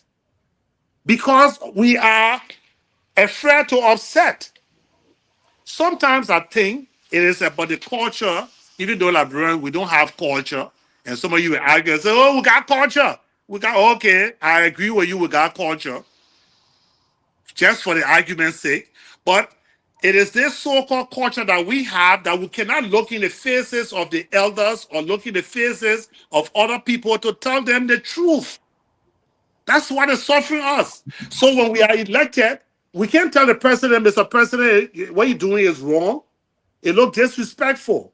We can't tell the president, say we cannot allow this to pass. Then they say, oh, your leader team, let the team go. Your leader alone. But then then why am I a senator now? I'm a senator to wait for my $6,000 at the end of the month. And nobody should talk anything. Nobody should try to transform or to change the way that we are going. When laws have to be made, and you see the white boys walking through the corridor, making sure that they are bringing international best practices. And the only thing about us that we are corrupt. So we have to change the strategy. We should be able to let the Liberian people know what the problem that we are facing is. Until then, everybody says it is corruption. And some of us who don't have any budget to manage in the Senate, we don't have even the rim of sheet that we use. We don't buy it ourselves. We have no contact with money, but still all of us are corrupt. Well, what's about those that are managing the budgets? Who are the ministers is managing 20 million, 15 million, 10 million, 25 million, 60 million. But as a senator from Sano County, who gave me money to manage? But still they will say, all of you are corrupt. So the people are angry, not understanding that the leaders we elect are scared. Like Omen Boyka, he's scared. George, we are scared to change it. That's where our problem is. Fear. Okay. Thank you very much, guys. You say you need a leader who will speak on your behalf. This is what we are talking about. Honorable Donkey is saying he's in Sino with the people. He's listening to the people. Every day they are telling him what to do, and he's fighting on their behalf. But it sounds like he is a lone voice in the wilderness. King George, your turn. Yeah, again, let me say thanks to Mr. Duncan, Senator Duncan. Thanks for your service to our country. I hope and pray that you continue to be that voice of reason and for the Liberian people and that conscience of the people, because you are really sounding someone who is fearless. Like you're holding back no bars, you're not mincing your words. But let's go quickly to this Terror Amendment deal. What were your core objections to this agreement as it was presented to the Senate? What was the reason why you didn't vote for it? What was the core objections to it? One reason, and that one reason only, that the royalty percentage, it was 3% and they put 0.5 there. So it's 3.5. Wow. Yeah, 3.5%, right? Look, let me tell you another thing again. The so-called oil deal. Do you know there are 3 major counties that are to be affected by that? That's Sino got 2 blocks in there. River Cess and Monserrado. Another county is there, but I know of those 3. Do you know that the name of those counties are not mentioned in the document? That those 2 oil companies have divided 8 oil blocks. One company took 4, another one took 4. And one of the guys who took the 4, the company that he had, did get an oil block here before, where he spent $2 million and sold it for $200 million. Now, you are denying Liberian official, elected official for owning oil blocks, but you can give it to a Nigerian man who have either put people money together, come and get it for $2 million, then he sells it for $200 million, and also having a share in that new company that bought it for that $200 million. How naive could we be?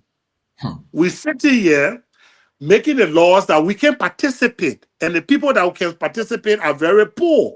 The old lady is worrying on what she will eat, going in the bushes to find something to come home.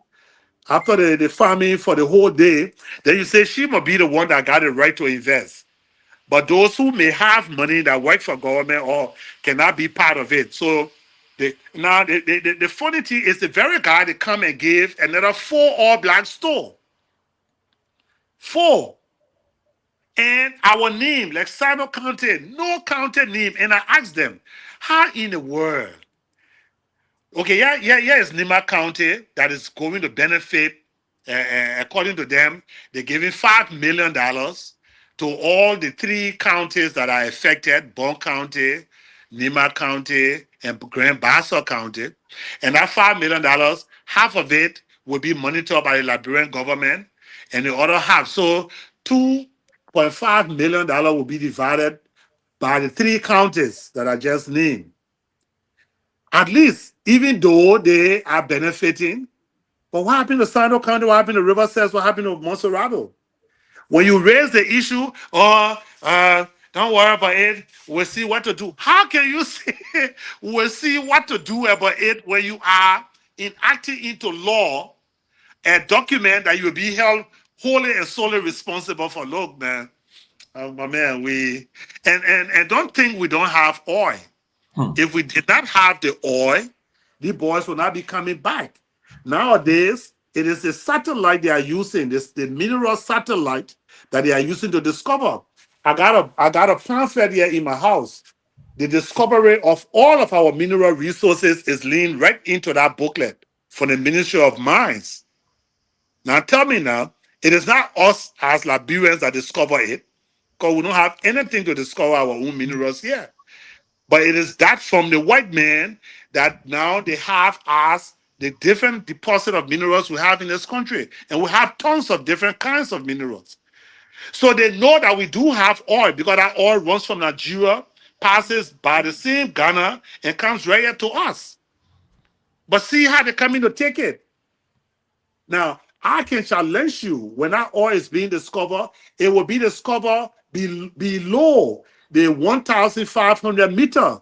So that means we'll be having 5%, $5 or 5 cents on each dollar.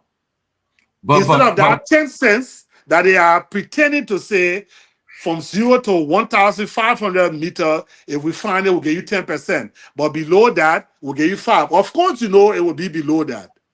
So they are going to tell you, say, yeah, my brother. Yeah, but some of your colleagues that voted for the bill said that it will provide jobs, revenue, infrastructure development, and so that's the argument that they make, that the reason why they voted for this bill. So how do you counter them? Everyone was elected by the people to represent them. Yeah. If they feel and they are convinced that this is something convincing to them, that is why they have voted the way they have. I am telling you that this is not how our country should be. Our country should be a partnership country. When we're giving up our mineral resources, we should be into the PPP style, where we are partners.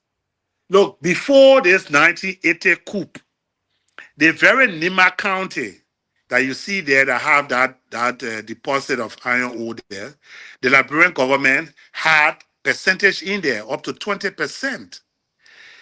Look, even things that this, how you call these guys, Cementco, I don't know what is happening there now. Cementco, government had a share. As far back, over 50 years ago, government knew the importance of becoming partners with these investors. Why now we are not looking at those things that were laid down and set so that future generations could capitalize on them? Why are we just leaving them and not involving into it? So if they feel that they are satisfied, that's why it is democratic. That's why they voted. 20 persons saw it wise to vote for it. 3 persons did not. The rest of the other did not attend, as I was trying to tell you, did not show up to session. And we are 30. You understand? So if they voted with their conscience, fine. I'm not here to criticize them. But I'm saying, as long as we have these rules, these laws that make us not to have part to say in our resources, we will never improve our way of life. Our people will not have housing, they will not have education, they will not have pipe-borne water to drink, and they will not have access to nothing than the way we are. I talked with a public works minister. He told me that IMF said, the World Bank, now IMF, the World Bank said, in order for Liberians' road to be connected, it would take us another 50 years. Yeah, that was the quotation of the public works minister. What does that mean? That we will always be begging, and a true begging will get these things done. And as long as we beg, they will give us it when they're ready to give it to us. But when we hold on to our resources, become partners into it, don't rush. Look at Sekou Touré. Yeah, the iron ore they're talking about that they want to pass through Liberia. It was because of Touré that is still sitting there.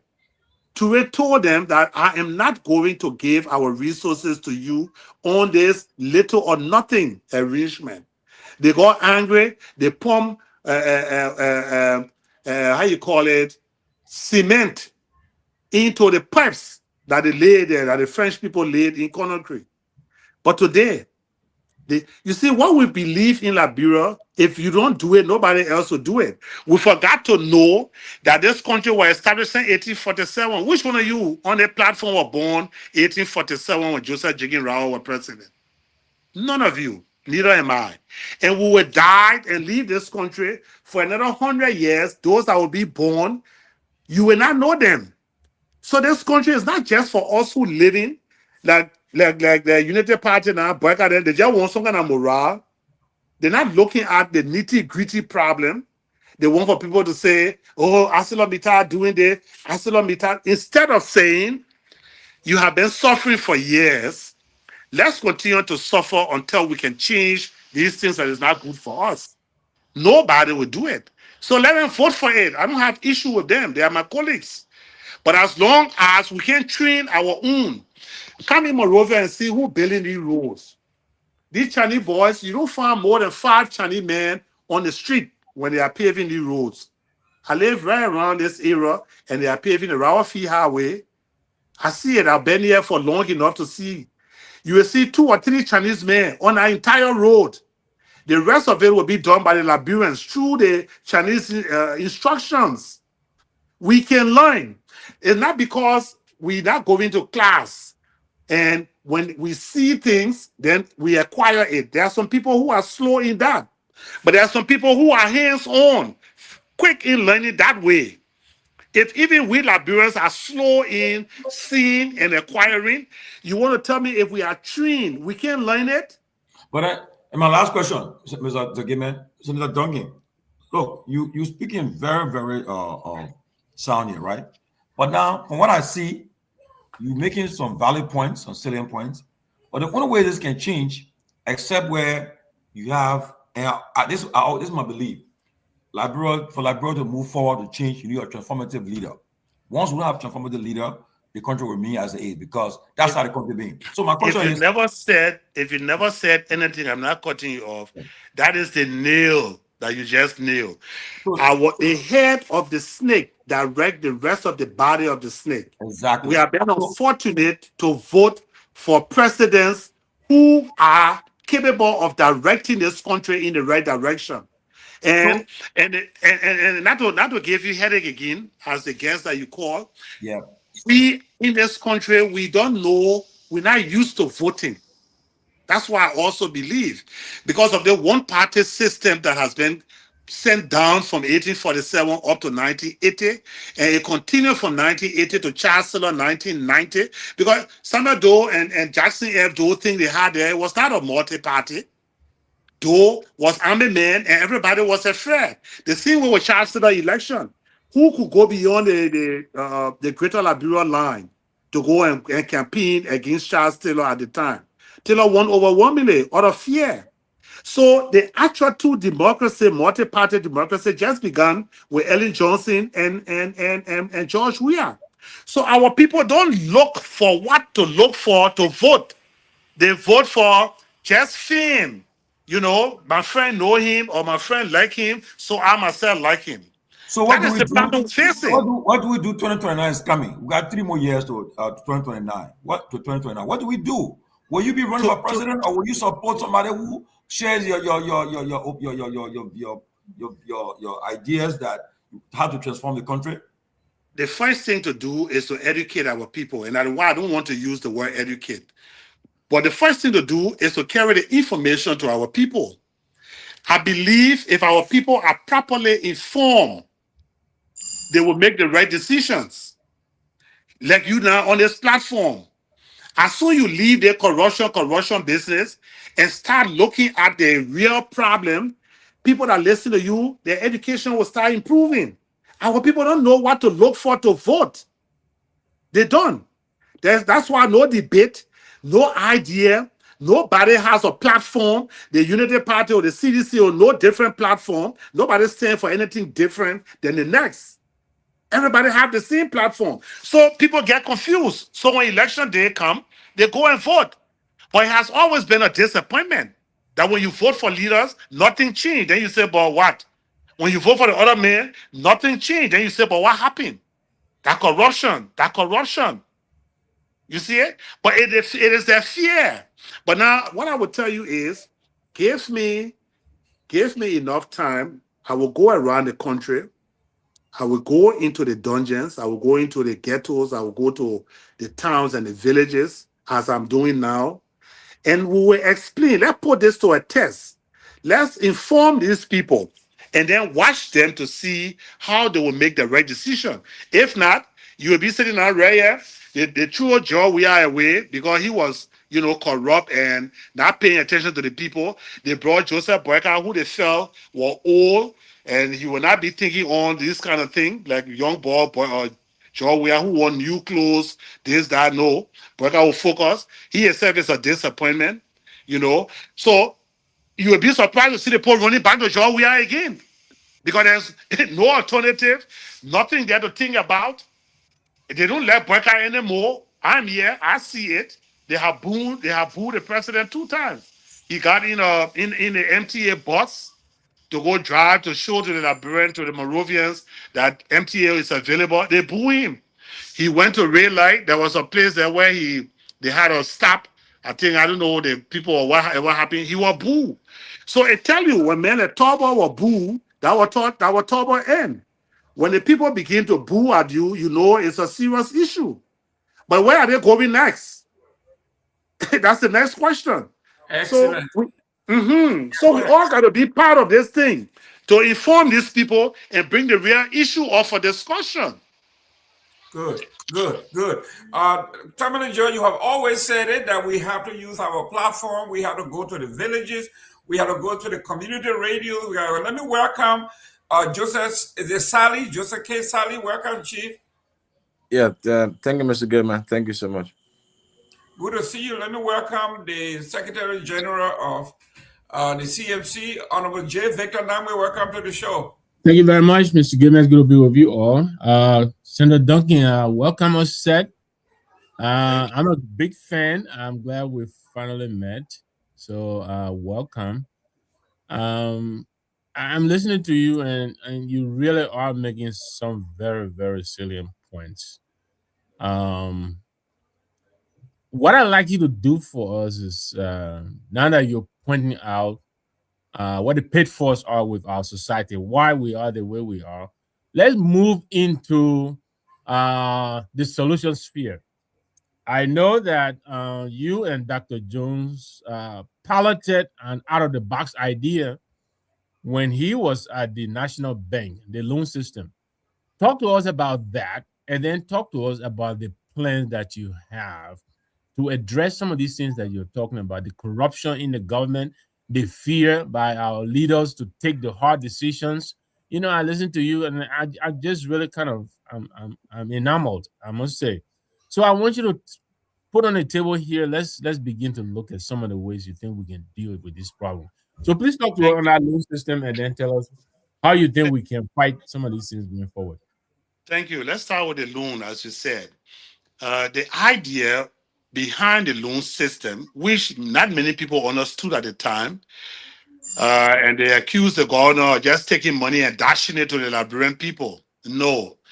We had a consultation with the United Nations group that is involved into this loan and other distribution. We talked to them. They had people coming to Liberia, training these market women, these business owners, Liberian businesses, training them on how to manage this money. Before even talking about how much the money was, we were training people who were selected by commercial banks. Now, yeah, what Governor Jones did, he made a $5 million available, but did not distribute that money. He gave it to the commercial banks. He gave it to, I think, about 2 or 3. LBDI was one of them. And one of those banks now, who the manager is the governor of the central bank. That bank also, IB Bank, so was one of the beneficiaries. And so that money was put into the bank for the bank itself to lend out with interest rate not more than 3%. Or interest rate not more than 3%. That's how we give it to the banks. So the bank, whatever they were lending it out there, were to give central bank back that original capital and 3% of what they received from the loan profit that they made. And so what our intention was is to empower the less fortunate ones who are striving to succeed. And to be frank, it was working very well. It's just unfortunately that is Ebola came in and Ebola just, destroyed the entire thing. But that was a testing ground. But after that, whoever tried to do that, nobody. You see, the thing about us, we tell, like one time when I was chairman for Labor in the House of Representatives, I called a group, I think maybe the Seti brother or whoever they were, I've forgotten that, but some white group, and I was asking them, why is it that they're not employing Liberians to these low-level positions as accounting, not low-level, but these positions that we know we have trained Liberians to do?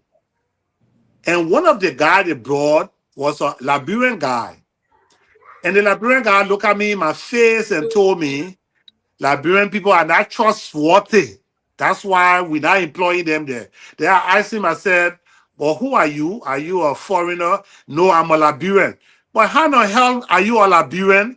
You are trustworthy, but the rest of the Liberians are not trustworthy. Now, can you imagine that? So the thing is, no one believes in Liberians. We don't believe in ourselves.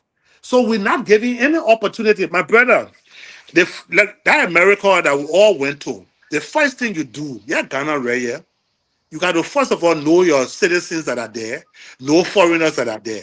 We are not numbered here. Nobody has social security numbers here to say government know who are you and what you're doing.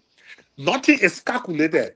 The census that they brought, I know nobody counted me. Nobody called me one day and gave me any form to fill up. Nobody did. So, yes, we have a number. I'm not disputing the number. But if you have that social security system where we can know, then we track everybody on how you're living, how you are being supported, and how we can support you or help you. The first thing, we don't have a vision. This government come up, they say they got the agriculture dream, arrest agriculture number 1, the A. But they come up with a budget that incorporated all the agriculture sector at one time. How is that possible?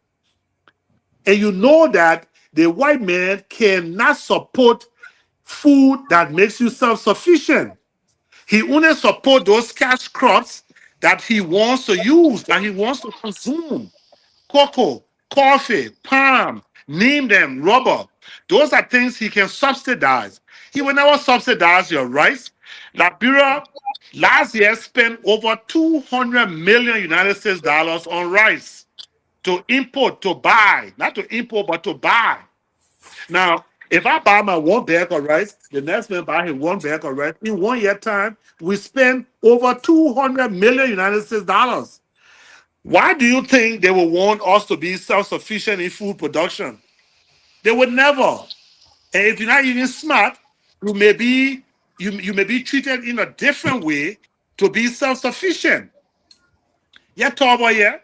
When Tobo said after 1980 there will be no imported rice in Liberia, people didn't know Tobo died for a reason.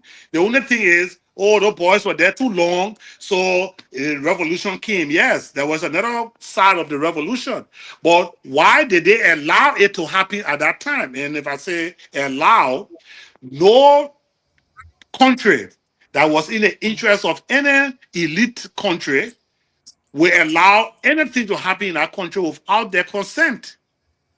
During a time where you had communism and democracy competing.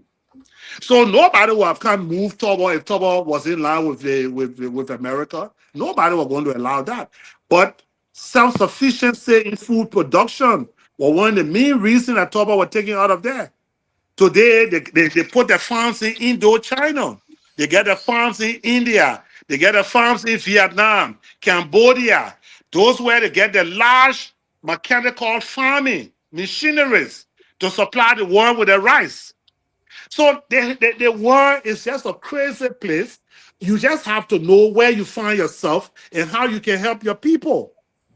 So the issue of that food, of that money that we put up in that central bank was to get away with the way we think about Liberians, and Liberians are not trustworthy, and be able to help us to help ourselves. Now, with that said, the next question was what again? How will I do what? Well, yeah, I was asking what plans you have to tackle some of these, but let me just, because I know others are here. The point I'm driving at is this. I think you have a lot of out of the box ideas, but you just admitted here that you piloted that project, knowing very well there was no foundation on the ground to accommodate the project. The Ebola came, but you just said we didn't have any tracking system. There's no ID card. We don't have a social security card in Liberia. So the point I'm making is, do you think these ideas, some of them, we need to take a closer look at them and refine them and make sure that they can be applied successfully? Otherwise, they're good ideas, but I worry that they may not get us anywhere. Yeah, you see, on the issue of that money, there was no mistake. Before a commercial bank gave you any money, you are vetted. Okay. All right. Yeah, you are vetted well. And so the commercial bank, who central bank loaned the money to, we did not loan the money to the Liberians, individual Liberians. We loan it to the commercial bank on a 3% interest, and then mandated the commercial bank to give up that loan not exceeding 6% to our Liberian people. So we left that vetting with the commercial bank. So there was no mistake. But when Ebola came and people died and everything came to a standstill, that became a major problem. So then let me ask you this, because my wife did that. If I must inform you, my wife worked for the UN system. She did trickle up, where you get $100 to those women who were selling the fish and thing, and they will go and invest it and come back with small money, and that succeeded well. But let me ask you, considering that Ebola came and knocked you out of operation, if you were to do this again, why would you do it differently? What would you do to accommodate the unforeseen future that we did not anticipate? I don't want to pretend that I have all the answers or I'm so smart here. But that's why when you're a leader, there's one place that in the Constitution allow the president to be very flexible, that is in the office of the president. The president can appoint anyone he wants in his office for the goodness of this country, and is not forced to come to us for any confirmation. It is good that you get brains, you get smart people. And look, we got many of those boys that work in the States there with the UN, the IMF, the World Bank. Liberians are there. We got people around the world that are working all over that have experience. The problem with us, we don't like to invite smart people around us. When you get people that are smart, then you think that it is intimidation. It is not. People like They Jerome want Gayman sitting yes. right here. Come again? Are there smart people like Jerome Gayman sitting right here? No, to be frank, we got smart, we got talented Liberians, but as soon as the leader take power, then you find like the old man Breaker now.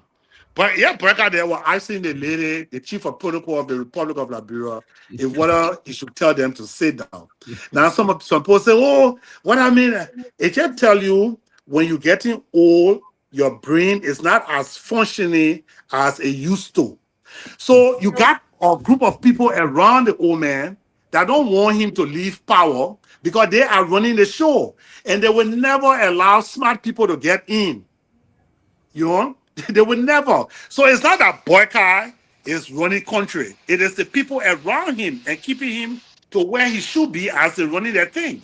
So they are the greedy ones that don't want this country to change. You understand? So they will never invite people.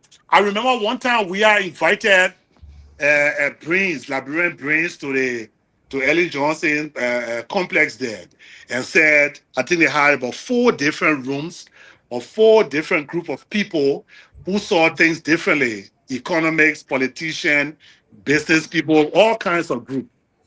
That was a very good idea. But how did it end up? That was the one and only, and there was nothing that came out of it for anyone to look at. So those leaders who are selfish and don't want to open their mind are the doors that will. So I can suggest based on my experience working in the central bank for over 6 years. I can tell you that the first thing we need to do in our country is to number everybody. We must know who we are. Then from there, we can be able to help ourselves. Thank you, Senator. Thank you very much. It's Mr. Dean here, the gentleman, our newsman. There you go. Yeah, I'm here. But there are too many critical things that Honorable Duncan have said concerning both the legislature, the executive, concerning concession companies coming to Liberia. But I want to ask him just 2 questions quickly because the LEC is not on now. Okay. The first question is, you're in the legislature, but then you're saying that there are other colleagues in the legislature that, favors their political leader, and some agreements that come to the legislature, they're being downsided and, just confirmed because a certain senator or certain lawmaker wants to please his political leader. So my question is, are you trying to say that the executive has some way, somehow, a control over the legislature now in the federal legislature where you currently serve? Haven't you seen that so far? You're a journalist now, you know. I mean, you watch it, you see how everything goes. If we were independent, it would be demonstrated. It would not be hidden. It was, I mean, these few days, ArcelorMittal, you saw what we did there. All right? They're all black. You saw what happened. You know it's not in the interest of the Liberian people. That you know. So why wouldn't everyone get up and say, no, Boyka, we will not? Because concession comes from the executive. Maybe some of you don't know. People think that all laws emanate from the houses. No. On the issue of concession, it comes from the executive. Mainly because it is the executive that negotiate. They find these people who want to come to invest. They discuss with them. Then they write it out and bring it to us to evaluate it and then approve it. All right. So when the concession come, we should be changing. We should see changes. What change did you see from that was brought to us from the executive? Did you see any change? You see it? So anyway, it was nice talking to you guys because it's after 11 o'clock now. You invited me, 9:30. So I think. Wait a minute.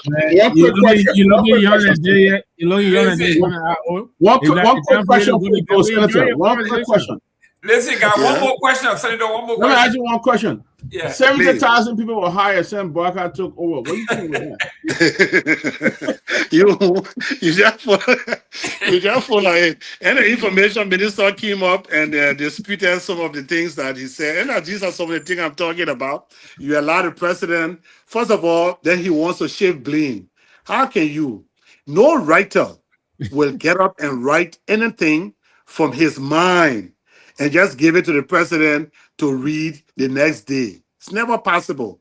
All of these agencies and ministries submit the information for the president annual measures. We know that. And so it's not one person reading it. The National Security Advisor have to see it. The Minister of State have to see it. The Information Minister and all other people. His annual measures. His annual measures. And so then you come up and say they deceived the president. Who deceived the president? Who? But this is what has been shown, that they are running the show. And the old man just sitting down there looking at them running it. That's what is happening. That was a clear indication of what is being done behind door. Yeah. You come and embarrass the man, give him information that is not correct, and put him up there to read it. You know? Exactly. Somebody who don't know whether people should be sitting or standing when you're reading your annual measures. You know, these are some of the indicators. But anyway, will you run for president 2029? President? Yeah. That's a serious question. That question, I can't answer it, neither can I deny. The fact is, this country, you see, we just need people that whatever way stand up and don't be afraid of sanction. Don't be afraid of looking in the faces of others to tell them the truth. That is what I want to create, people like that. Even though we took a hard way to learn, now we have learned, let's educate our people so fear can be the reason of our poverty. And this is what I want you to know. Senator, so with that, I'd like to ask for my leave. Yes. Because I have to do something else. Our time is after 11 now. So it's time for me to go. I hope you come back, man. I hope you come back. Let's see. Honorable, I think you will make a... Can you hear me? Yes. Can you hear me? Hello? Yeah, we're hearing you loud and clear. All right. So good night, gentlemen. Yeah, talk to you again. Before you go, I think you will make a good panelist on this platform. You need to be here once a month. If you can hear me. LEC just gone. Hey, I'm good. Ladies and gentlemen, I wanted to let me give the floor to our brother Joseph Sally. I will go next to you, but it looks like we ran out of time. What is your take on the senator, sir? Okay, everybody. It looked like everybody is frozen in Monrovia there. Let me welcome Mr. Sita and Anthony Gay Sr. How you doing, young folks? We're doing well, Mr. Sita. I young man to you. My man. Well, thank you, and I'm happy to be on the show today. Excellent, Mr. Gay. Thank you very much for having me. I came when the senator was taking his exit, but it's okay. I will have an opportunity another day. Well, the chief, thank you very much for inviting the senator. I mean, the post senator is, I mean, this man opened a can of worms, Dr. Peabody. He opened it, especially when you talk about that $18 billion deal that they saw in Boca and Chile. Yeah. And you know, talk about the all black. You know, he was just talking about the all black. I was reading front page. They said that some monitoring group is warning the government not to sell non-all black. They have plans to sell non-all blacks. And they are warning the Liberian government. So the thing is, I don't know, the government is so desperate for money that it will sell the whole country. Pretty soon we'll not have a country to go to. For little or nothing. Yeah. Honorable George. Well, are you listening to a potential candidate here because he's firing all cylinders? I just hope he can join forces with others, those who want to see the real change in Liberia. Join forces with them and be that he's vocal and he doesn't mince his words. He outspoken. He's put it out. It's like somebody who he even care about the word, the powers that be, whatever the case. He speaks their mind. And how many people can really, that's the reason why we don't have many lawmakers coming forward to come on each platform, because they're afraid that they will be caught out. So most of them, they will always shy. And mind you, reach out to most of them. We reach out to the speaker before, the pro tem, we reach out to the deputy speaker, but they will not come because they got something that they're afraid of. They won't come. Okay? They will tell you, you think the president will ever engage, have a town hall meeting where invite top editors and chiefs, say, let me engage the Liberian people in open town hall meeting? They will never happen. The vice president will not do it, the president will not do it, the speaker will not do it, the deputy speaker will not do it, because you know why? They know that they cannot face the Liberian people to have a frank conversation with them, because we see what's happening. And like he said, until we get serious with our country, we'll just be like this. Until we can change the leadership of the country, that transformative leader that we're looking for, Liberia will just be in this cycle. So I was impressed with him. I'm sorry he was on time. He came on time, and he always be available. We'll find time with him again. But I really love what he said tonight. He didn't mince his words, and I think it was very impressive. Great. Let me go to Anthony Gay. Yeah, I tuned in and I got bit and piece of it. I saw one of the video the other day too. He was speaking about something on national issue as well. But I like his persona. He wants to, be the face of Liberia. But I hope that this same spirit will be used on the Senate floor to introduce national legislation that can benefit the people. In as much as you speak out on other issues, you should also be able to draft something that will benefit the people at large. Like Mr. Cummings says today, people are talking about government experience or raising the national budget, but the people's life are not being impacted. And somebody call on the show and say, but at least something was done. We at least something was done. Back at something. This is not about at least something was done. What are you doing to impact the living condition of Liberia, of the people of Liberia? What are you doing? So I like the fact that he speaking out. Speaking out is one thing. Also, presenting national legislation that will impact the people's life also is another thing. So yes, I commend him for speaking out, but I also want him also, because he has the opportunity, he has the platform to do such things. So hopefully we can see that coming from him. Well, if I were the CMC and CMC ANC, you'll be reaching out to that kind of person you want to engage with. Let's start reaching out to the guys. Say let's do it together. It is true. Can reach out to money, but he also has a job. He's getting paid every month. When the month ends, they can say, "Oh, we'll not pay this man." He's getting paid. So of course, part of the paycheck he's taking, he should also work in the interest of the Liberian people, not just speaking out, but also but you hear what the man said today. That will benefit the living condition. Break it down. Maybe you didn't come early, but the man said the money. He said they're getting 6,000 net pay, right? He said, but that's the money. They expect them to build clinics, to build school with it, and he said it's all about numbers. He said you can talk all you want to talk on the Senate floor. When you get the numbers there, forget it. So is he not getting the legislature project money? Let me just come in here. I'm happy to be on the show. I came late and I didn't hear what the senator had to say, but I will want to buttress Mr. Gay's point. While it is true that he's saying all of these lofty things, what has he done on the Senate floor? What legislation has he proposed that was rejected? And then he come to tell the Liberian people, say, hey, look, y'all have this problem. I have this legislation that I've proposed, that I've sponsored to help to solve this problem, and my colleagues in the Senate and in the House of Representatives do not want to pass it. Coming to talk is one thing. The chief actions is very important. The Liberian people need to see their legislators moving with action. Yes, he said that it's about numbers. They gave you $6,000 and they expect you to build clinic, they expect you to build school. Who told them that it is their responsibility to build clinic and build schools? Apparently, they don't even know their function. Their function is to appropriate and provide oversight. That's their function. National budget comes, is from Sando County. Sando County High School does not have instructional material. Sando High School does not have qualified teachers. Sando High School does not have laboratory equipment. Sando High School students go to school every day hungry.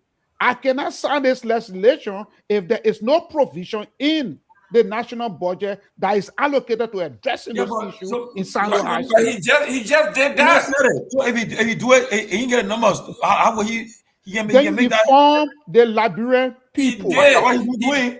But listen, this guy, he been doing it. Listen, you were here when I published this thing here about when he proposed that the mining sector should be open to all Liberians, irrespective of your status. He said, if you are a senator, if you are a lawmaker, if you are a regular person, the mining industry should be open to all Liberians. And they beat him on that. They beat him down. We discussed this here ad nauseum. He said, if the Chinese and everybody else is coming and taking advantage of this country, if let's say if Sito and Gay and Victor Nagbe can get together and form their own cooperative to compete, they should be able to do that. And he got beaten on the head. We discussed that here. They said no. Yeah, but Mr. Gayman, this man is also receiving the legislative project money. He also getting all of the benefit. Every time he goes in the Senate, when there is a confirmation hearing, he sits on that confirmation hearing. He gets he's getting paid. He also getting paid for constituent visit. He getting all the perks that come with this job. You understand? So he has no excuse. Yes, we want to commend him for speaking out, but he also has to deliver. He's getting paid to do a piece of job. And that piece of job, part of it is drafting national legislation that will impact the living condition of the people of Liberia. That's correct. He's doing that. How? So what legislation? How? I just told you the big one that he proffered and he got beat down on it. Hold on. Did he? Okay, you know what happened? I will be happy to see. I will be happy to see the legislation that he proposed that was voted down. Okay, well, I want to see that legislation. I'm going to tell you the one that we discussed on this show. I think it was in either October or November, where he said the mining industry should be open to all Liberians, irrespective of your status in society. If they can come together, you can do it individually. If you can do it as a group, you should be able to do it and benefit just as the foreigners are doing. And I want to believe that the big hands in Liberia, they have lobbyists to go and tarnish their reputation. And they're saying it is corruption. If you are working for government, you should have no interest, no business in doing business in Liberia, which I find to be very, very unusual. How can you say because he is in the Senate or in the House, so he's barred from investing in his own country? I mean, it's just absurd, but that's the kind of law that the big companies like Metal and these other folks, they want to pass to protect their interest. And yeah, but then the legislation as a whole is not doing favor. It's not doing a fair favor to the Liberian people. That's because you have lawmakers. You have lawmakers that have trucking companies that are providing services to the mining companies. Yeah, isn't that conflict of interest? But that's what I'm saying. We discussed it. You remember? The Liberia investigator went undercover and saw Sir Joseph. All the buses that he took to Liberia, that he said he was donating to Liberia, all those buses are now at Metal Steel. Okay, they pay him $200 or $300 a day. Multiply that for the hold on 1 minute. Hello.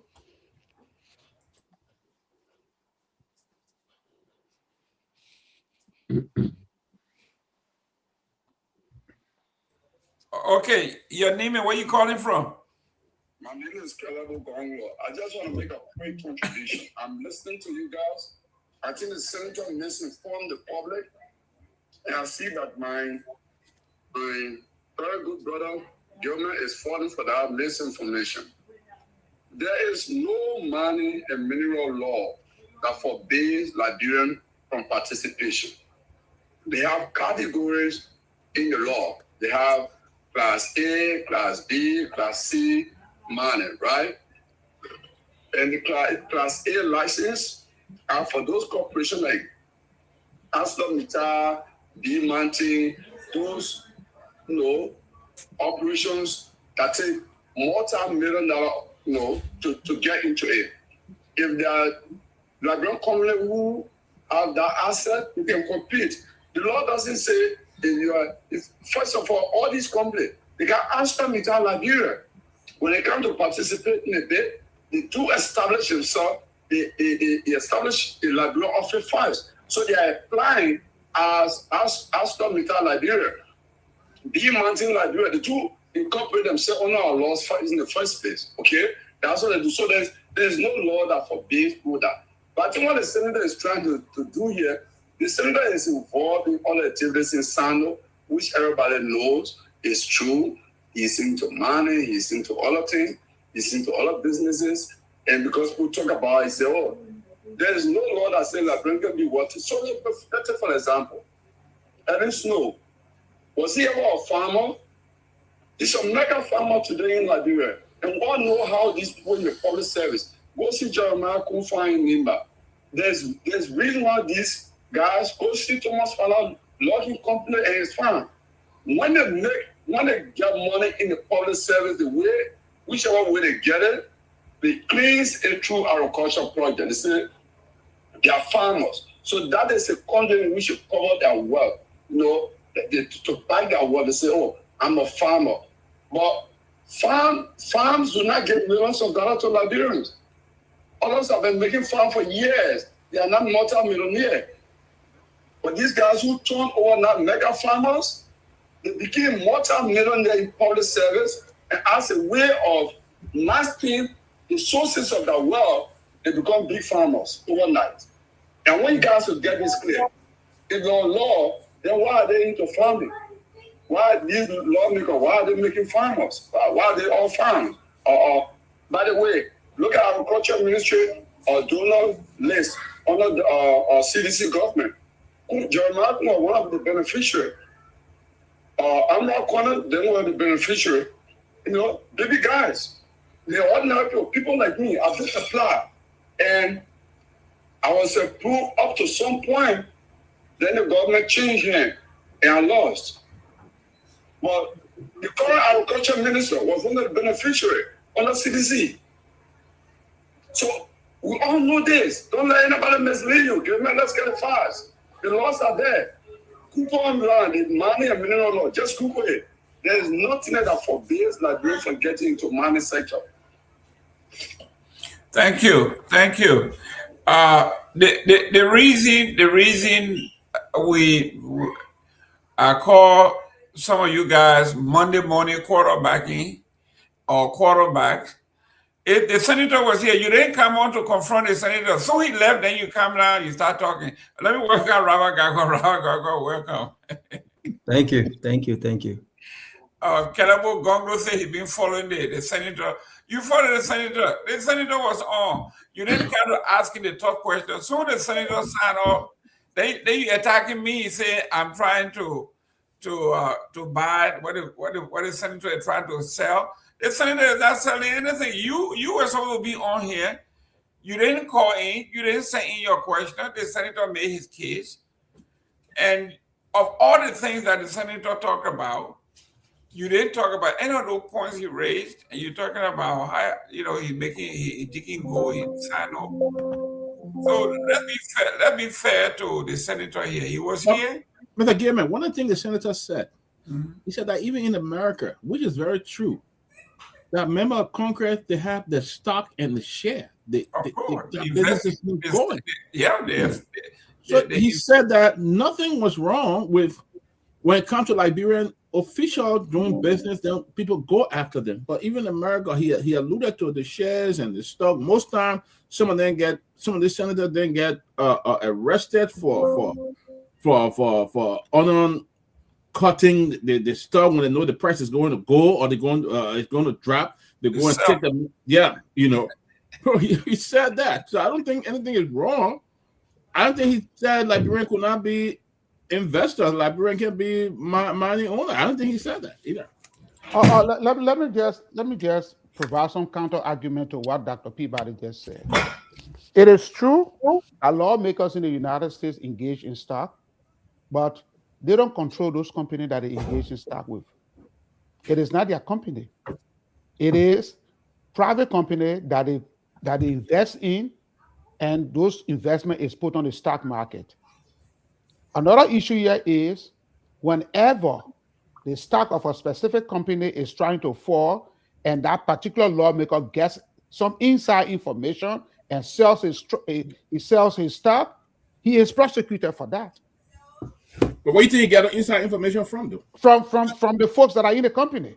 So he probably because he gets that information and he sells his stock, he is prosecuted. The people that provide the information are also prosecuted.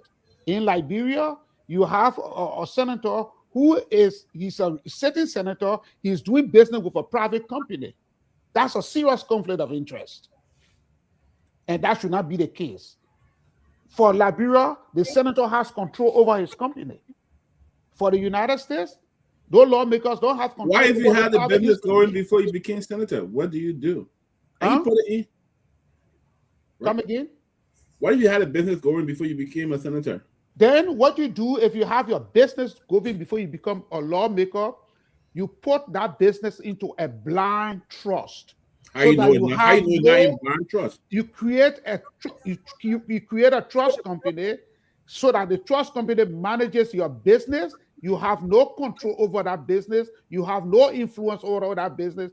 Those who manages, those are the people that have influence and control over it. All you need to do at the end of the year, if that company makes profit, you get money. If it doesn't make profit, you don't get money. We're starting law here. Day-to-day activities of the company. We're quoting law here, but look in the very America. The president of the United States of America had gotten 10 times. That is, you know, the situation currently in the United States. So I don't want to go into detail. I'm giving it to all the show, yeah. The corruption is everywhere. It's everywhere.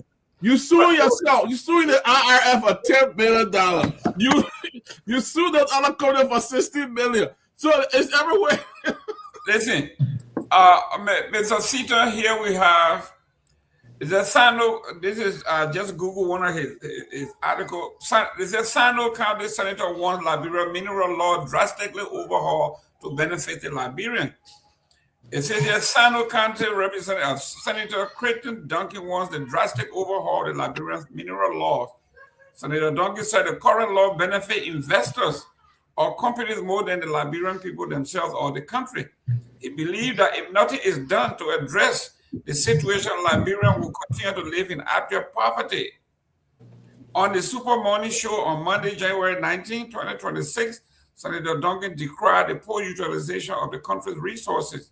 He wants citizens to take full ownership in the management operation of the country's mineral resources to be empowered as endowed by the nation.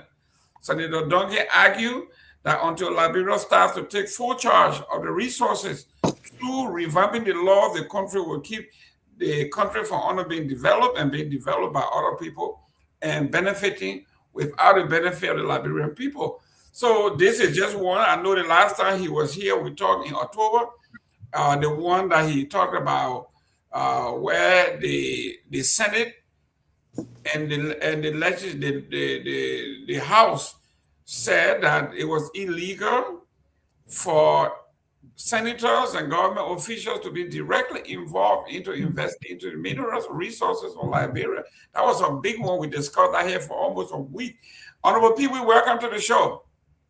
Hey, thank you, Mr. Gayman, and wonderful evening. Good afternoon to everybody, and good evening. Great. For entertainment, we had, I don't know if y'all saw the fight over the weekend. Two heavyweight guys were fighting, and one wore toupee, and they hit him so hard his toupee flew off. Victor, you didn't see that fight, but it was the funniest thing that been trending on national. I mean, it's so funny. They hit a man so hard he took the floor. And my first I seen black men wearing I saw you sent me that clip. I saw it.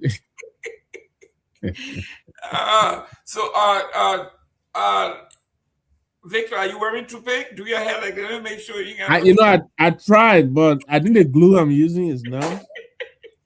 Ladies and gentlemen, Myean, if you're there, I want you to show the film that I sent you that they call Make a Ray in Liberia. I want to also look at that. We'll talk about it tomorrow. But I never knew that this thing was still around. But it is still around, and it is deadly. For those of you who were in Liberia during the war, there's something they call Make a Ray, or something that's called Make a Ray, where they put something on the train track. And the Liberian people are very ingenious. I'm telling you, the people they develop something on the people rail, not their own rail, but Estella Mental, wherever they found rail. This one was on a Bomb-Man rail in Monrovia. They actually put their own vehicle on the rail and used the rail. And at this point, people almost got killed because they were riding illegally on the rail, and the train came along and cleared them. It's deadly, but it's still happening. I didn't know that this was going on in Liberia, in Monrovia, in Montserrat at that rate. If Myean, if you were there, please show a clip of this thing so we can see it. We'll talk about it tomorrow. But when Mr. Cummings says nothing has changed, people were upset.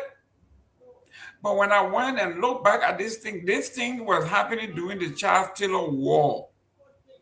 And for it to still be happening in Monrovia, in Montserrat on the Bomb-Man rail, tells you nothing has really changed. It is serious stuff. If you know what is my but Mr. Gayman, here is the thing. We have to look at it on the flip side. During the Civil War, mining concession companies, everything ceased in Liberia. The people, in an effort to make ends meet, they went in the up country, they burned their fire coal, and they wanted to transport their fire coal to Monrovia to sell it. So what they did was they used wagon, they built these makeshift. Yes, I know they built these. What is that? Yeah, I know that. It has been existing for a long time. That's somebody got a mutual. This is serious stuff. Oh, okay. This is in Monrovia. Yes, Mr. Gayman, what you are showing, that's true, but it has been existing since the beginning, the day of the Civil War. But what's your point, Jackson? The point that I'm making here is people created those situations to make ends meet. And? Yes. Now, the war has subsided. I think the government needs to educate people that this is dangerous. Why it is true, we understand. I'm not going to let you in. Let me disagree. We understand that you want to make ends meet, but this is very dangerous. Let me tell you this, Mr. Seaton.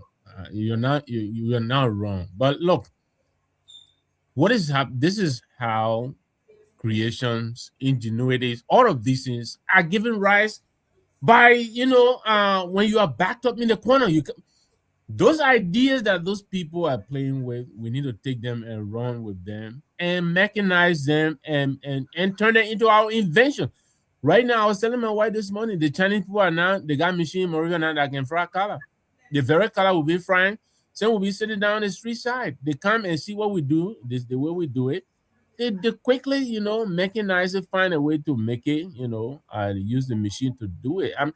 I agree with you, but where I'm disagreeing with you, it's been happening since Charles Taylor times. Charles Taylor War was over 30 years ago.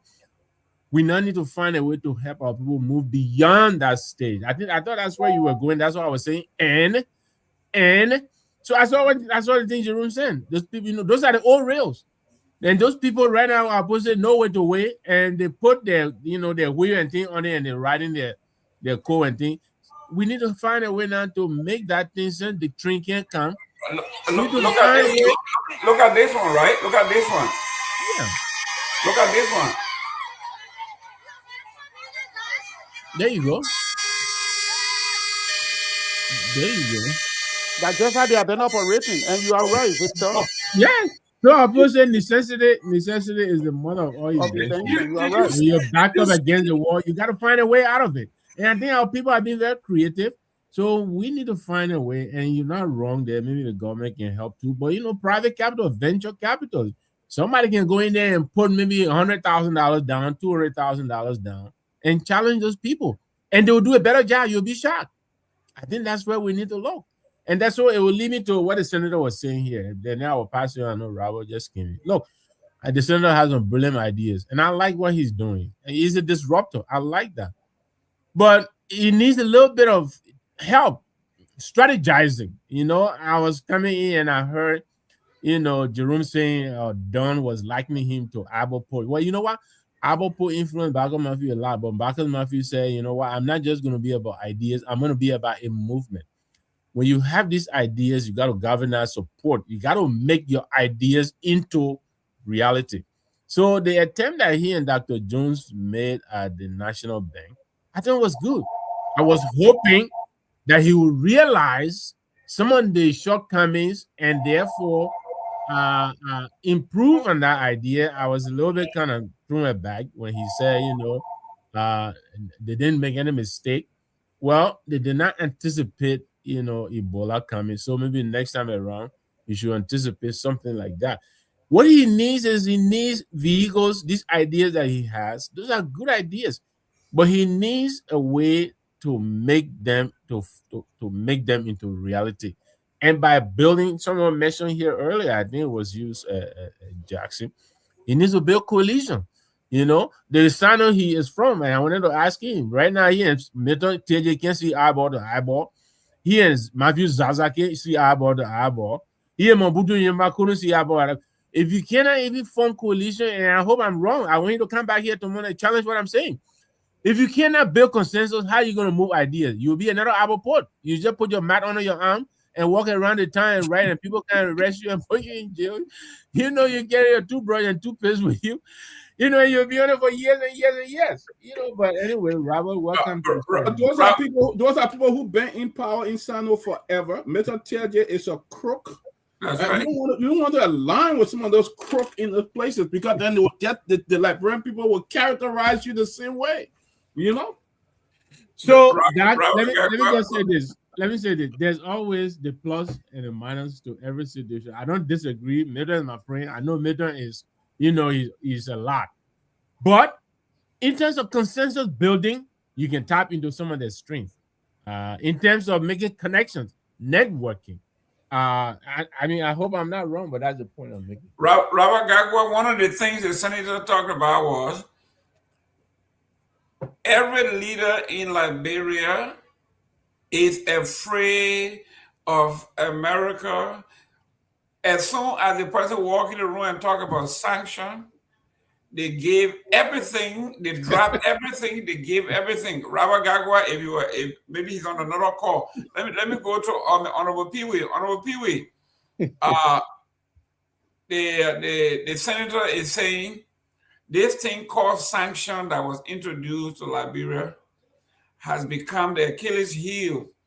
Nobody, he said, including the president himself, is afraid to even advocate for his own country. They are afraid of sanction. So when they mention sanction, they just drop everything, basically give everything away.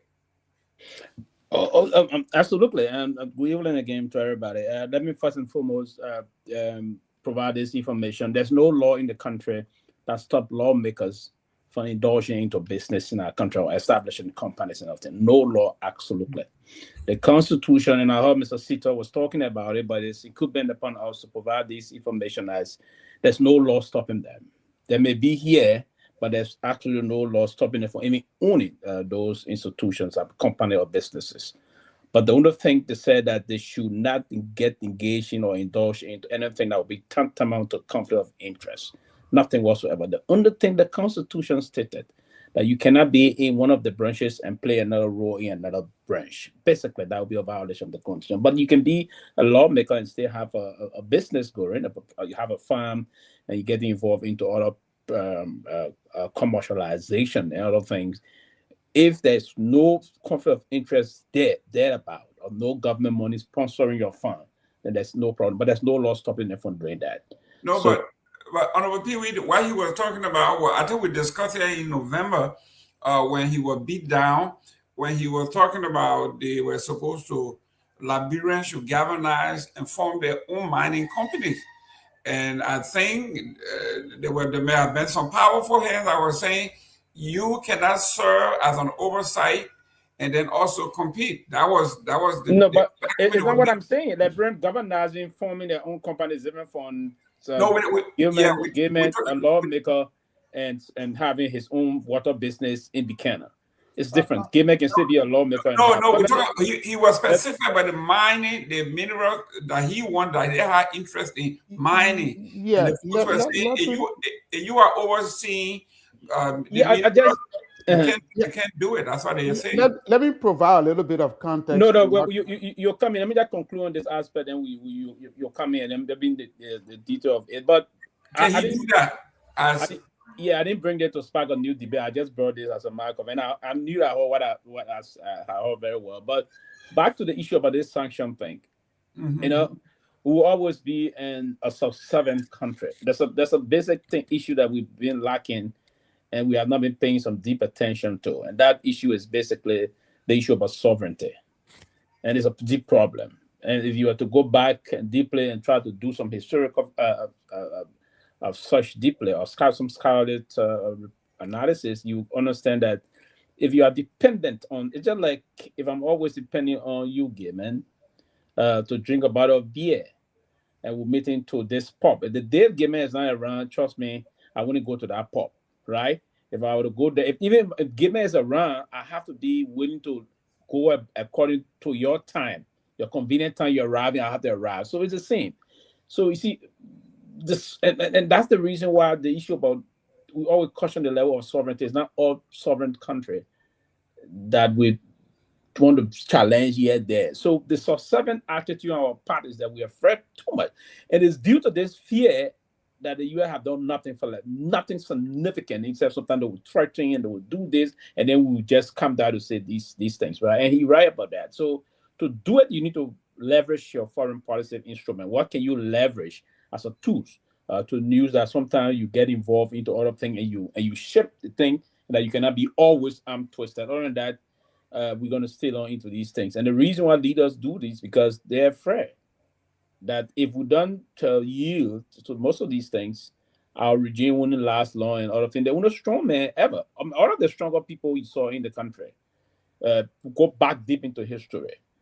Leave Tomalin. Tomalin got sick eventually and something else because he understood the language very well in terms of what we call balanced diplomacy. But go back to Torgbean. When Torgbean shifted, when he started talking about the Cold War, a problem started. And then the Samuel Doe came from nowhere. Anybody thought Samuel Doe would have had the poise to overthrow Torgbean? Absolutely no. When Doe came, he managed, he got the biggest amount of one-time shot ever from this country.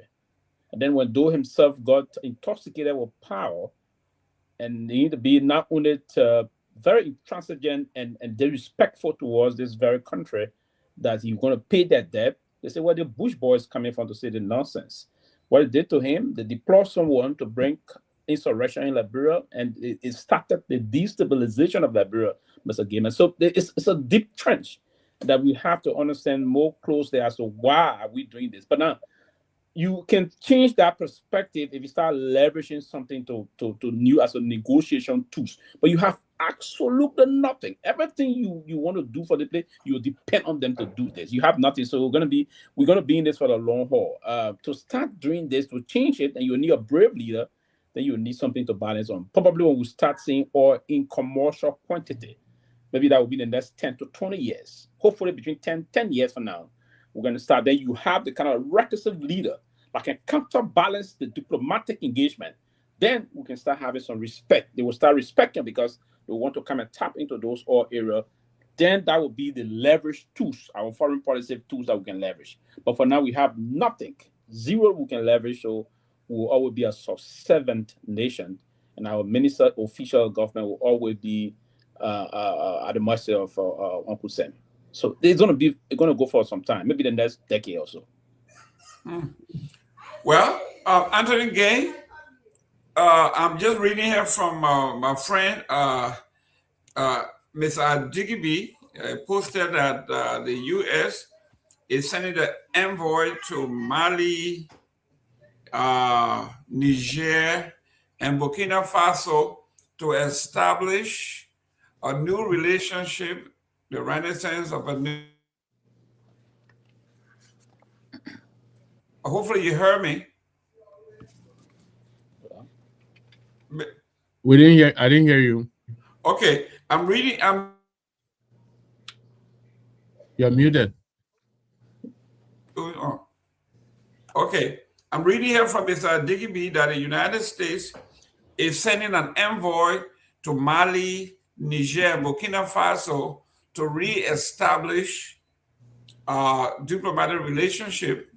I guess Mali just signed a cooperative deal with China where they have turned over all the mineral, the gold to China, and China agreed that Mali would be 51% investor or holder of owner of the mineral as opposed to the 10% that they were getting.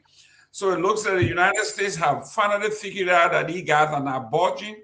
So they have decided to go and then re-establish or attempt to re-establish. So what Honorable Pewee is saying here, at some point, this is what it's going to take. A guy who has made up his mind say, you know what, I would rather die for my country than just capitulate.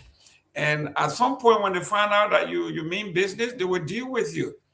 This is where Liberia needs to be. Now, Burkina Faso, that they have tried to kill on several occasions, now they have finally decided that these guys are for real.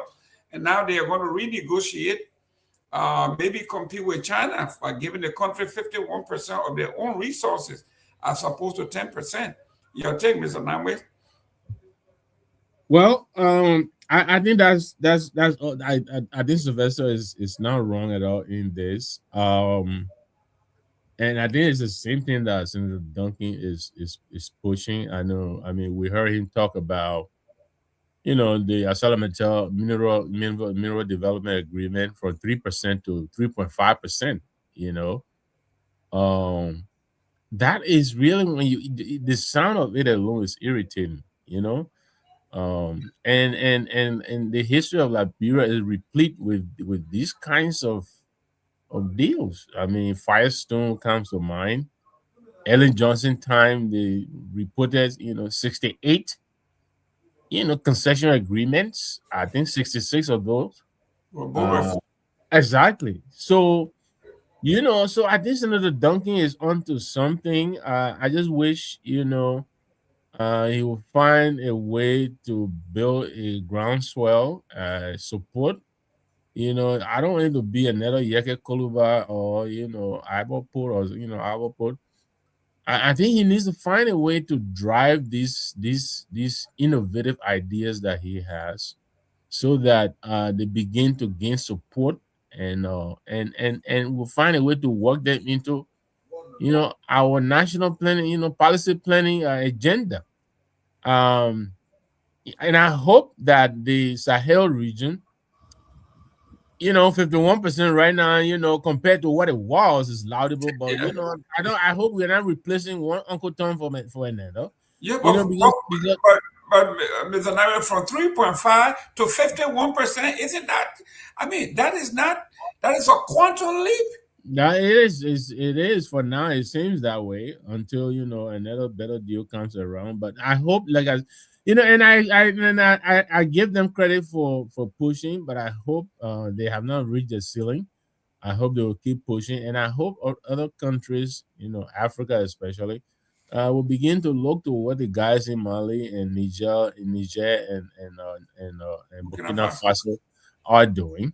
I wish ECOWAS would take lesson from that. I wish AU would take lesson from that.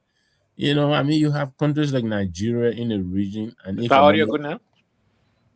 economic giant. You know, you have South Africa. You know, of course, South Africa is now aligning with the BRICS nation. You know, but we need to find a way. You know, Winston Tappet was on here the other day, and I think we were asking him, you know, what did he make of the South-South cooperation? You know, for Africa to start looking to Africa, you know, and leave these light-skinned people, you know, leave these Chinese people, leave these Americans, and leave these Russians alone. You know, we need to find a way. It is sorrowful what is happening to the continent, a continent that is so rich, and yet, you know, our people are left in poverty only because of some of the deals that we strike. You know, we are into instant gratification. You know, you get the $200 million, and then we get a settlement another 30 years, and they take billions and billions and billions. You know, and then when they leave, we got holes filled with blue water, green water, yellow water, you know, and we go there and marvel at the water, you know, in the holes.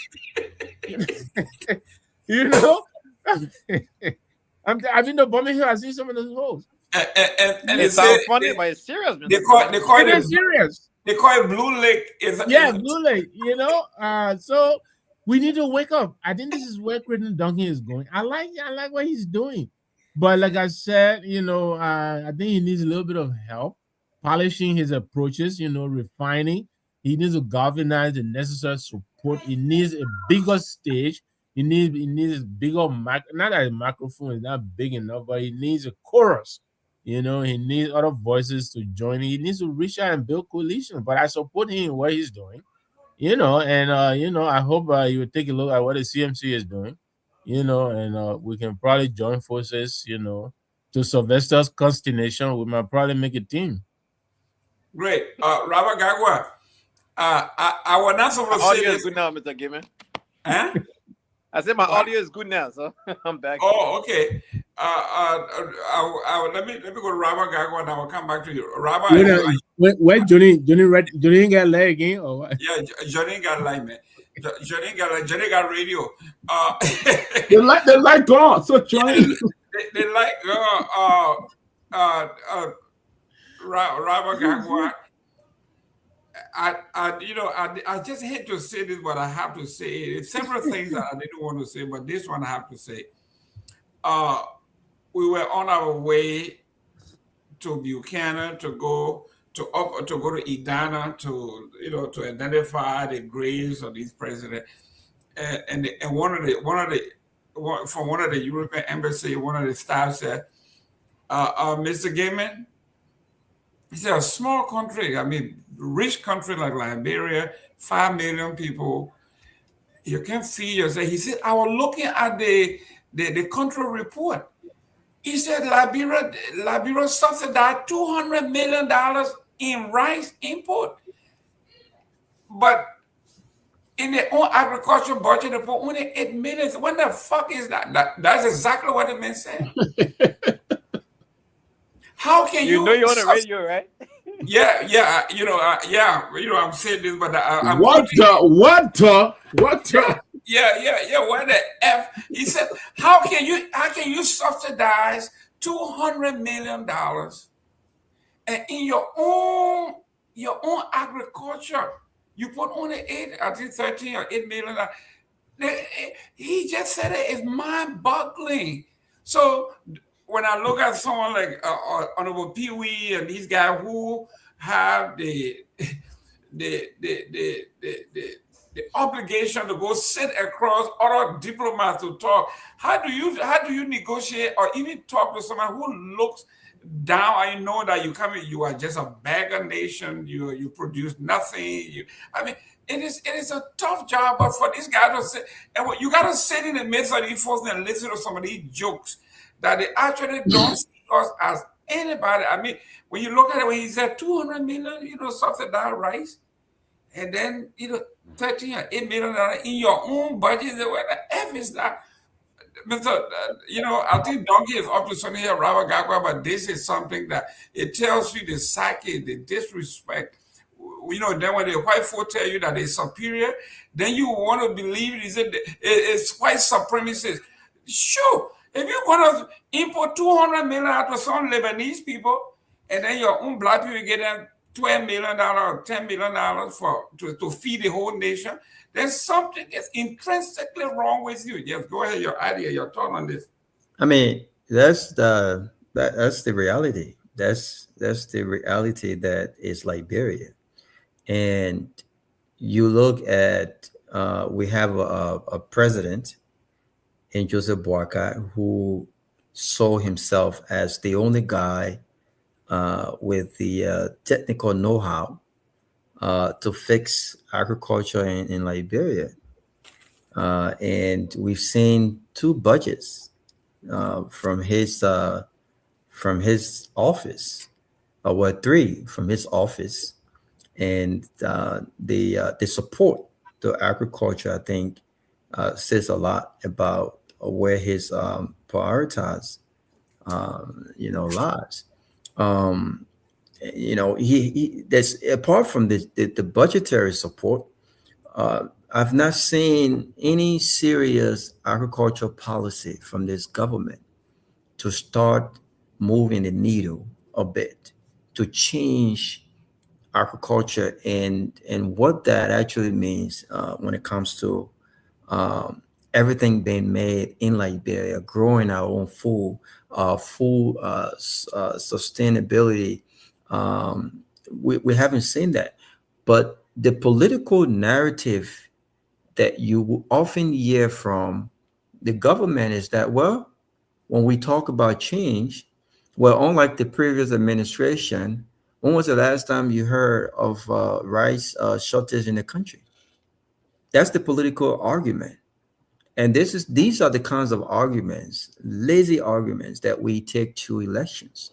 And unfortunately, we have a voting population that, just like our leaders, just don't get it. They don't get it, and I feel sorry for them at some point. But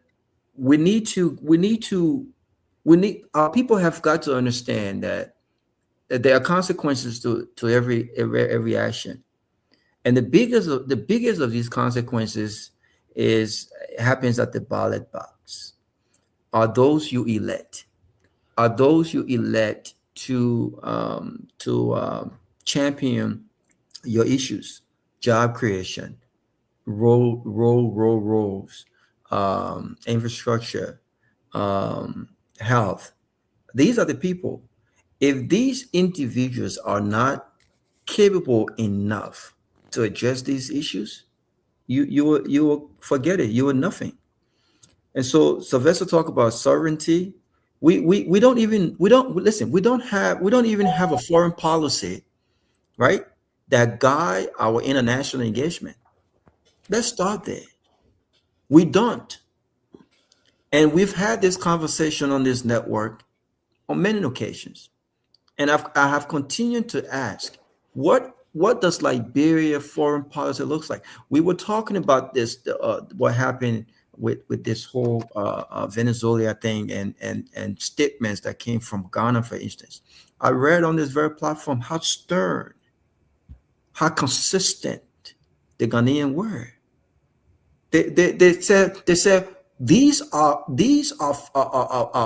standards that have guided our foreign policy for decades, and nothing, no concession, no support, the lack thereof, visa extension, none of these will deter us from being consistent with it. This is what serious country. This is what we do. And when you look on every front, tourism, jobs, infrastructure development, leadership, these countries are not perfect, but they are moving ahead of us. They are moving ahead of us because they get it. There's something that God, every individual should have. I'm guided by my own principles. I'm not guided by my belly. There are certain principles, integrity, more. There's certain things that guide my decision making, how I conduct myself, what is right and what is wrong. Liberia, we got nothing. We move wherever the wind moves, we move. Wherever the wind moves, we move. You can't run a country like this.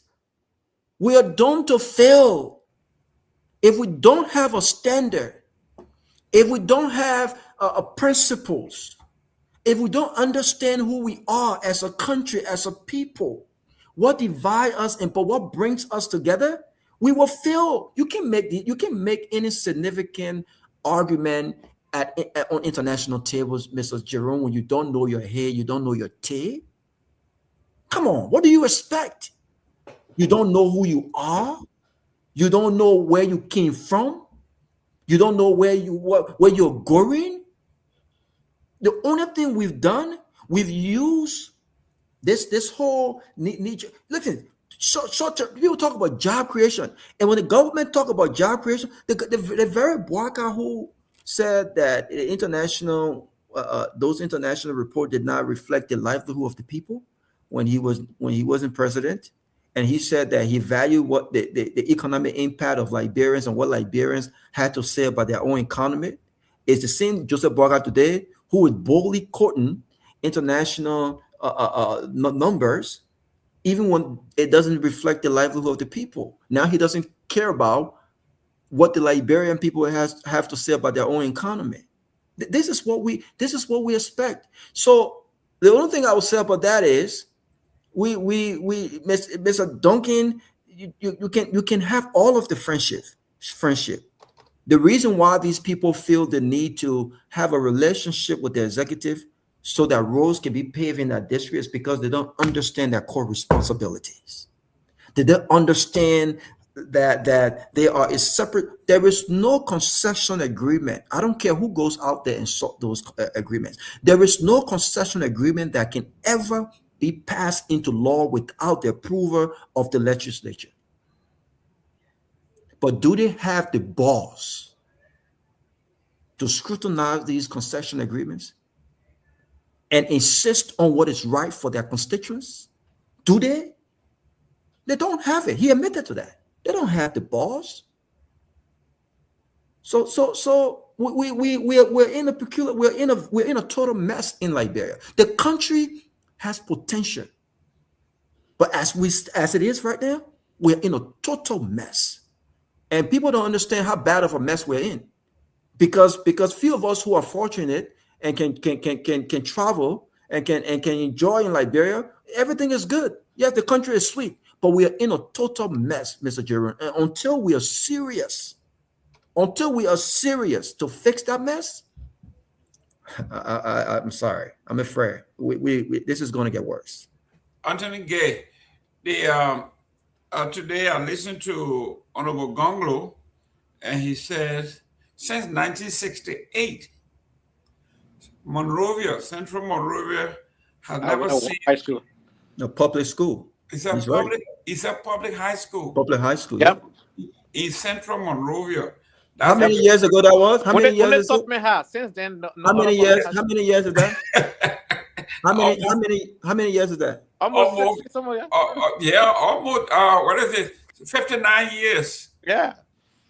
But we get money to build presidential villas. Yes. We can build new building look like that. We can build high school in Central Monrovia. He's even suggesting that the old dilapidated housing bank in Monrovia should be converted into a new government high school. No, it's not conducive. It's not conducive. Yeah, I was gonna say. I saw him standing with a broom today and talking about that. But listen, he prophesies something. The man is coming with something. Okay. No, I mean I agree with the idea. If the spot belong to Liberia. Okay, if the building is dilapidated, break it down, use this spot, build a new school. That's what he's saying. All renovated to where it is. Granted. No. I mean, I agree with him totally, right? I was shocked. I didn't even know that information that, since 1964, there has not been another public high school in Central Maria except for Torgbean. I didn't know that, right?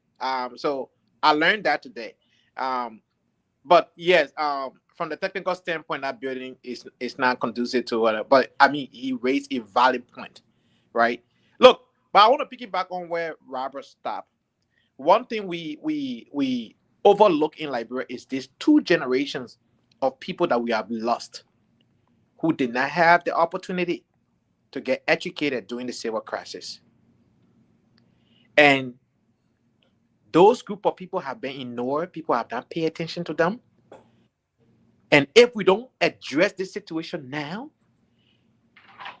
You're fine. okay. The only thing you and Dennis have to do, I'm going to do the power up right now with JLO. So Okay. Don't worry about that. Is you just have to do this mine out. Okay. Jonathan did the triage, and we're just mining out the cables from the old device list. Well, Mr. Gayman, go ahead. I want you to mute. Tomalin, Mr. George.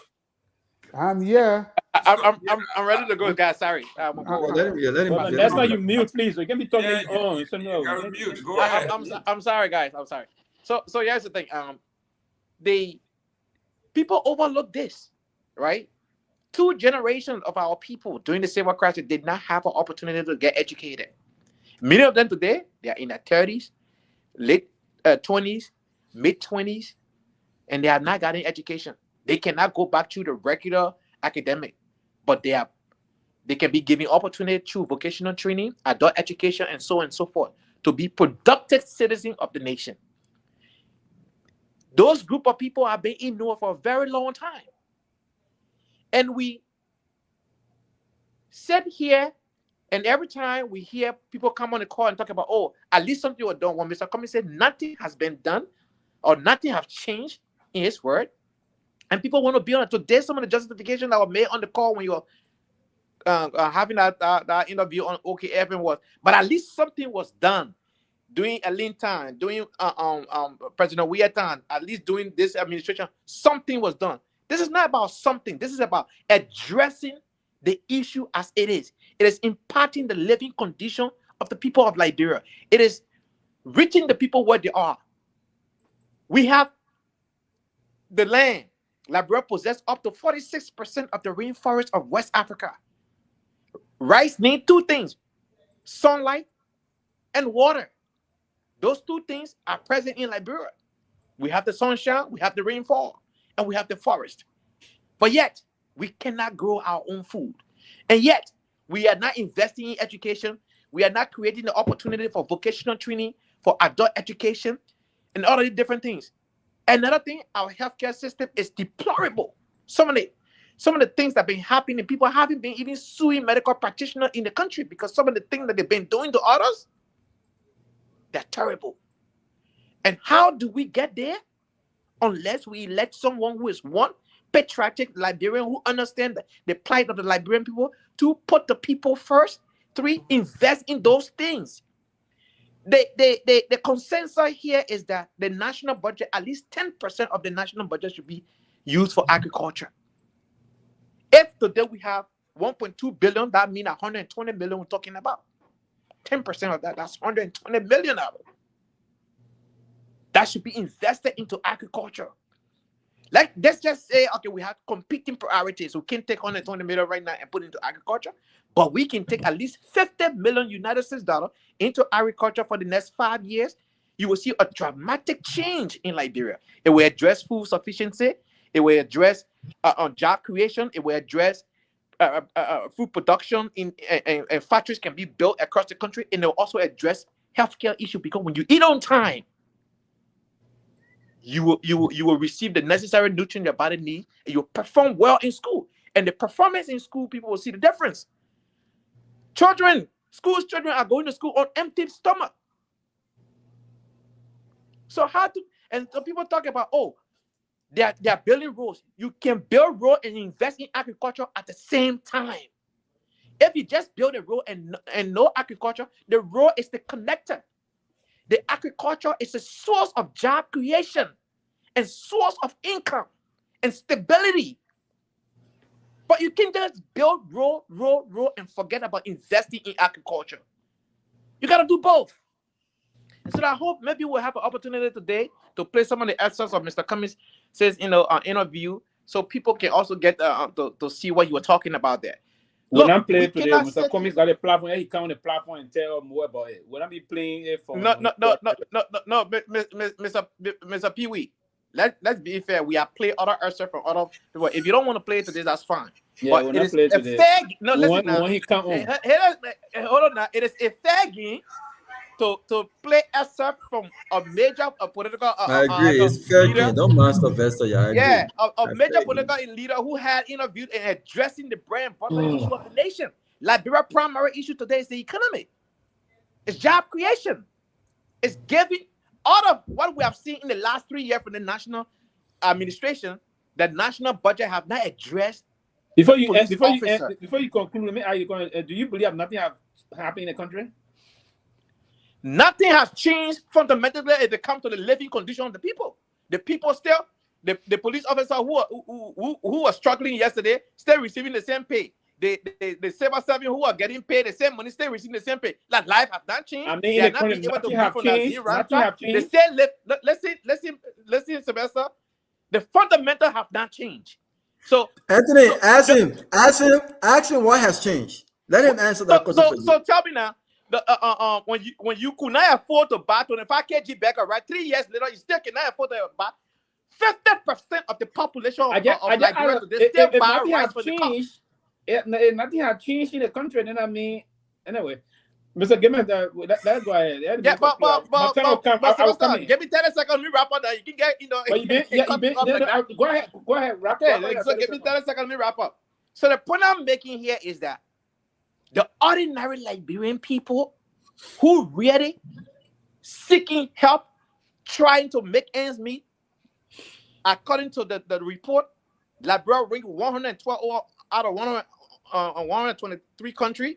We rank 9 poorest nations in the country. That means 2 out of 5 persons go to bed hungry in Liberia. This number is a staggering bad number for our nation.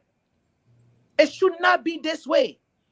And that's the reason why when Baka was running campaign, he said he coming to change, to rescue the people, to take the people out of this poverty, to create the opportunity, because he's the only person in the race with the X amount of experience. So if your experience cannot give the people hope today, then I don't think anybody needs government experience in order to uphold the presidency of Liberia, because you have the longest experience and you are failing the nation. You cannot create jobs. All of your jobs, you create that audio job. We can't even find those jobs. Your people coming on the social media telling us, say, the picking who's selling plastic bag along the roadside, he has been employed. This kind of joke and making mockery of the suffering of our people of Liberia should not be tolerated. I want to stop that far. Thank you. Honorable Pewee. But when before I can Siton, I told you I put you in the basement because you Honorable Tomalin George, you next. I'm coming back to you. After Pewee, then you can come on. Yeah, but before I say, let me just to all the women groups in Liberia. The United Nations Commission on the Status of Women, the conference for this year starts from March 9 to 20th. So if you're a women group in Liberia, by the time you start registering for that conference from March 9 to the 20th, Commission on the Status of Women. Yeah. And this is for you guys, the group to come and the New York. Don't be afraid. The issue about that visa is not about you guys. It's about those who filing for people and who are working on the green cards, I mean the lottery. But for this conference, you can go and apply for your visa. I'm sure you get a visa this time around. The United Nations, it says the 70th session of the Commission on the Status of Women, they already started the registrations from March 9 to 20th. I was told to announce it, so let me just let you guys know it's on right now. But look, I've been listening to the discussion, and I will say again, until we can get that, look, we can talk all we want to talk. Our problem is the leadership of our country. You don't get a transformative leader, we'll never achieve anything. And today, I know my brother Ben Sanvee, he said something today about, for example, look, we believe in the fact that Minister of Health should be a doctor. No. And you can't tell a medical doctor giving them be minister of health. No, yeah, administrator. That doctor can be sent to. We need a lot of doctors in the hospital.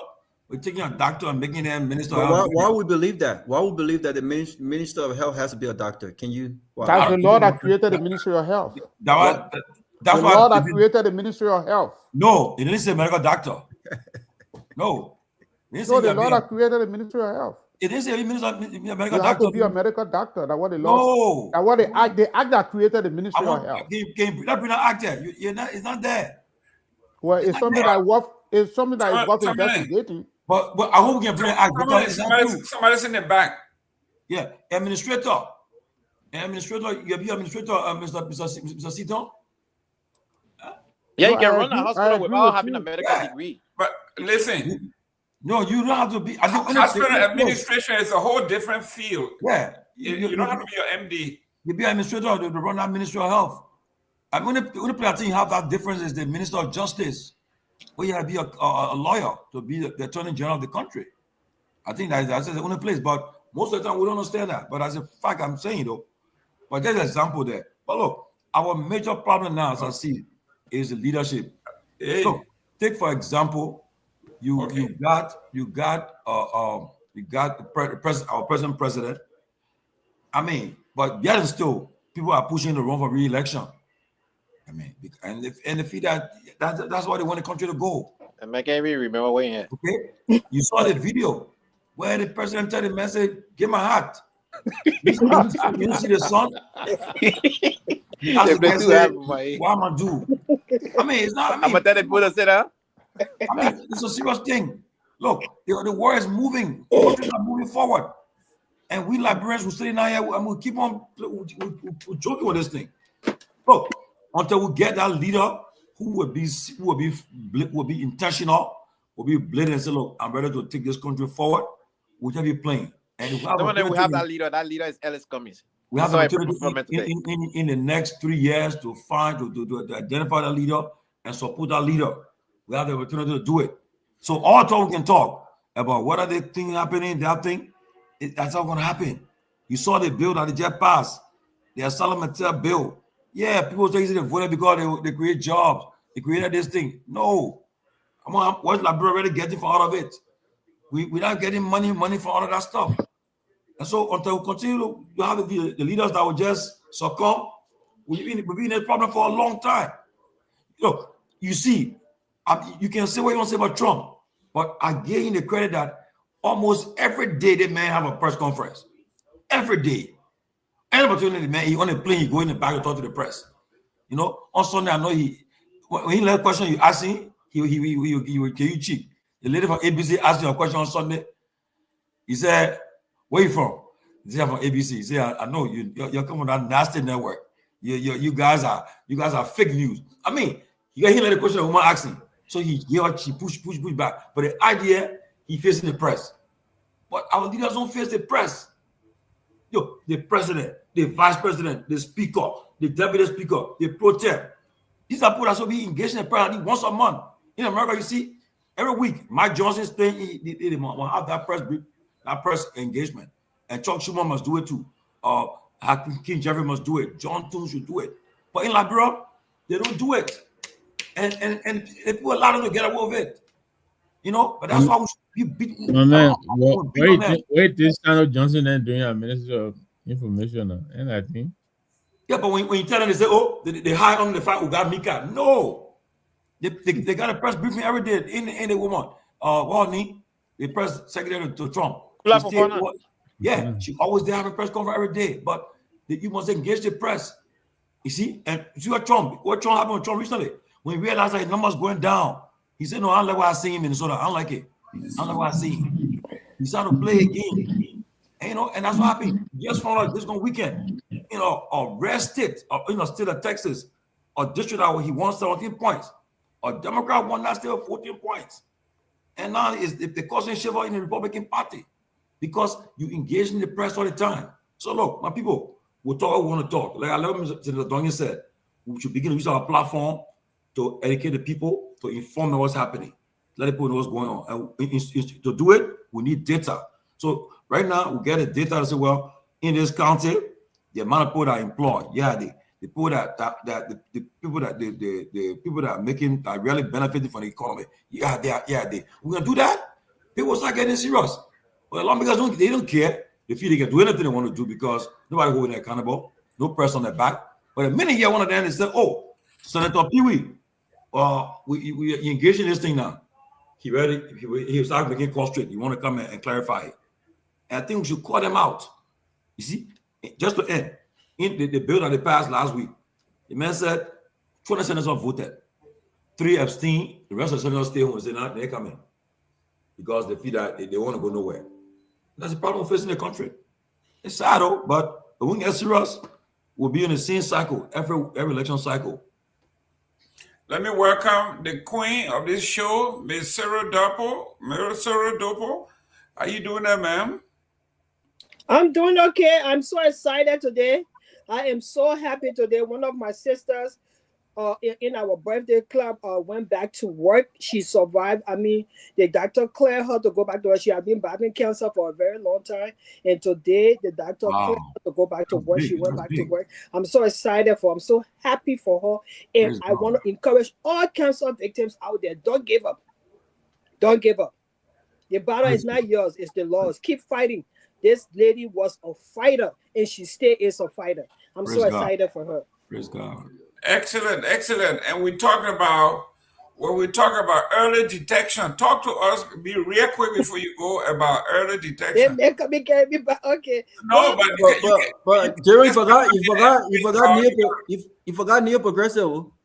No, go ahead. Jerry is in charge. No, I got. Come for you. The lady is talking something. The man go quiet. The man talking. You are a nurse. You are a nurse. You are a science. I got a task. So talk to the people about early detection. Well, I just want to encourage. The unfortunate thing is, where we come from, our country, they don't have access to healthcare wherein they can go in there and do they do their exam every year, do their check for do the mammograms, especially for those of us that are older in age, do the mammograms and stuff. But if you are lucky to be somewhere where you have access to healthcare, I want to encourage you to do that. Do all of your exams every year, your physical from top to bottom. Do it. Do all those labs. Do all those x-rays and stuff that you have to do in order to check yourself, because it's very, very important that once you get to know these things, you're able to cut in front of it and they will not be as deadly as it can be, and by the grace of God your life will be saved. And this is a success story. I'm telling you, a success story for my friend, and I'm so excited for her. Thank you. Thank you very much. New Progressive, we are talking about shocking the system. Man, you're jumping over me. Yes, go ahead. I will cover Sita. Yeah, but then Sita, man, he was over here talking all day when Donkey I was talking all day. I was not even on. I was not even on the show. Mr. Donkey was on. Who's that kind Yeah. No, I was not even on the show. I will cover him. Yeah. So Tabata, he was talking. So Tabata, he was talking when the man was here. Now go ahead, Sita. Well, a couple of things I want to address. First and foremost is that a couple of things. The issue of conflict of interest. Even though my good friend Sylvester said that there is no law stopping lawmakers from engaging in business while they are serving as lawmakers, but I just want to talk a little bit about conflict of interest. For example, if a lawmaker has a trucking company and a private citizen has a trucking company, and both of them are bidding with another private company to provide services to that private company, obviously that private company will select the lawmaker's trucking company. Why? Because of the lawmaker's spheres of influence in government. I'll leave that as that. Now, let's come to the situation with what Councillor Gongloe said, that since 1968, there has been no high school in Monrovia. In Monrovia. Let me just provide some context here.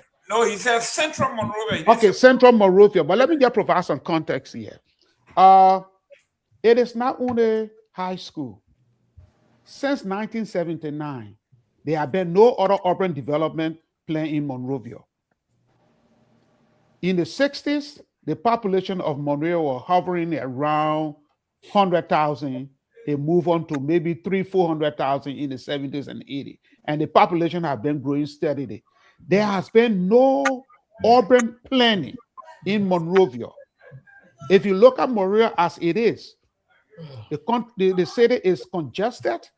There is no urban planning on how to provide services that include education, that include health, that includes transportation, that includes water and sanitation to Monrovia. No urban planning. I have been on the show. I've always asked this question: where are our planners? Don't we have planners in the country? To plan the country as the population grows. That's what's supposed to be done. Yes, Monrovia, we had 10 people in Monrovia yesterday, but now we got 25. How do we provide services for 25 people? We were providing services for 10 people, but now they are 25. We need to start looking at that critically. And then I want to talk about the issue of the mining concessions. I understand my brother said that Burkina Faso, Mali, and I think Niger signed a contract with China, and China is taking, they are going to take 51% of the share of the mineral concession agreement, and China is going to take 49%. But I just want to caution Liberia. In the 1960s, the 50s, the 60s, President Tubman opened Liberia up under the guise of the open door policy. And several mining companies came into the country. Liberia signed agreement with all of these companies where Liberia was supposed to get 80% of the proceeds from the mining concession. And the company was supposed to get only 20%. But here's what the companies did. And anybody who doubt that, you can go to the University of Liberia, take the core survey of the Liberian economy. Here's what the company did. What those companies did back then was they created a whole lot of subsidiaries. For example, Lamco. Lamco was mining the iron ore. They created a separate company as transportation company. They created another company to provide services. They created another company to provide janitorial services. All of those companies were subsidiaries of the parent company of Lamco. So what happens? All of the money that was being generated from the mining concession was siphoned through all of these companies. As a result of that, the Liberian government benefited from none of those concession agreements. That's why we have bombing holes today. We have bomb mines. And I can give you another classic example. This is the reason why the Liberian government took the current maritime agreement from the International Registry Incorporated and gave it to LISCA, because that's the same way IRS was operating in Liberia. They created a lot of subsidiaries. Can you say that again? This is the reason why the Liberian government under President Charles Taylor took the maritime agreement from IRI, the International Registry Incorporated, that was operating ITC Bank. The Liberian government took the maritime contract on IRI and gave it to LISCA, because at the time IRI created so many different companies, subsidiaries, that was siphoning the maritime fund through all of these companies. The Liberian government, every time IRA was reporting to the Liberian government, they were reporting negative on their book. The Liberian government said, let's audit your books. They said no. The Liberian government sued them in New York, and Liberia won that case, and Liberia took the contract from IRI and gave it to LISCA. It's a living story. I know that story. I covered it extensively when I was a journalist in Liberia. And that's the same thing Lamco did to Liberia. That's the same thing Bomb Mines did to Liberia, LMC, and all of them. So we have to be very careful in awarding concession agreement to companies, because we have to put into place the law that say, hey, look, when you have a concession agreement, other services that has to do with your concession agreement must be given exclusively to Liberians. I don't know whether we have that laws on the books. So I just wanted to talk about that. And the other thing I wanted to talk about is agriculture. Well, the president is the agriculture president. We all know that he has said it over and over, but the country does not have an agriculture policy. So then I come back in the day when Tomalin was president and then Samuel Doe, we had the Agriculture and Cooperative Development Bank. That bank provided funding to small-scale farmers. Where is the Agriculture Development Bank? How can we boost agriculture productivity when farmers don't have access to credit? Mr. Gayman, you got 30 seconds to learn. You've been talking a while now. 30 seconds. How can we boost agriculture production when small-scale farmers don't have access to credit? It is very important. And that is the reason why you see in the national budget, a little or nothing is put there for agriculture because there's no plan. I yield. Thank you. Thank you. I think for me, before we so before we can even move on, I listen to. I agree that there's a need to put into place some. We do have planning issues. Don't ask where the planning people are. We have the Ministry of Planning. The Ministry of Finance and Development Planning. It's an issue that we believe we no longer have the Ministry of Planning and Economic Affairs. Now we have the Ministry of Planning and Finance and Development Planning that should put into place our strategic planning mechanism in place. Unfortunately, that ministry is not even requesting that we create the Ministry of Bread and Butter. Unfortunately, the minister is probably missing his job description. He's not even requesting for to add the Ministry of Bread and Butter, forgetting some very key component that the bread and butter issue was the main reason why Mr. Weah didn't get elected, and that's the same issue now. He's trying to caricature the Liberian people off, if you will. But I think that's going to be another debate soon that we're going to come out. That was a serious blunder on the part of the finance minister to come out and say, hey, the Liberian people should go and create Ministry of Bread and Butter. But his responsibility, even to do strategic planning, they are struggling and even looking at things here, there, yeah. But I thought Mr. Gongloe's statement today, you see, if Mr. Gongloe, if Kia is not taking, I don't think even he'll be accredited to. I don't know if he even met the benchmark in these recent past elections, because the election law is very clear. He didn't meet the benchmark, and I believe he should be even delisted in terms of the consideration. No, it should not be Kehleboe calling. He should be delisted. Right? It's clear here that if he didn't meet certain percentage of the total vote, your party should be delisted. Mr. Gongloe should he continue. He didn't perform in the election, and you all were replacing right? So it's a serious problem that we should take some time. Look at. You see how Bolivia is congested.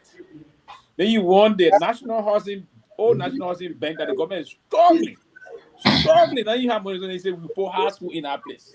Bad idea. Area. That's bad a terrible idea. So before you, I support the demolition. I'll be frank. No, you get demolished. That building can bring a lot of money. It's a good building. And you put offices there. Right. You can lease the government can raise. What I'm saying, good money for that place. I support it. Because I don't know where the country open that country, but it's a congested place. No. But that's a modern building, Tomalin. That's a modern building. The government brought from millions. Put some million in that building, renovate it, put some class offices there. You lease up the places, or you get. I'm talking about the demolition that's taking place along the road, the areas. Oh, okay, yeah, to clear all that area. Yeah. But to come out and say that we should put. Tomalin, you talking about the demolition of the people's houses in Satan? Oh yeah, I mean, if we're in the zone, the legal zone, they push on every friend and get a notice to move. I was saying. But you think it was okay for them to just do that? The government has the right for eminent domain. The government has the right for eminent domain. Yeah, no problem. I will end on the one that will engage now. We'll go around for that. They will take that debate. But that debate, let me that on the what Mr. Gongloe is saying, that's a bad idea. Yeah, bad idea. Government is not going to do that. they're going to be, if government was to do, if you are the president, and trust But me. people is supposed to be for the government now. No, but But sir, it's not even purpose. You see, it's just a bad idea, sir. everything I'm realistic. a government. Yeah, No, but sir, it's a bad idea. It's a bad It's a idea. bad idea. Government is not Government going to do it as if to say. No, but I government want not the going to do that. government to do it.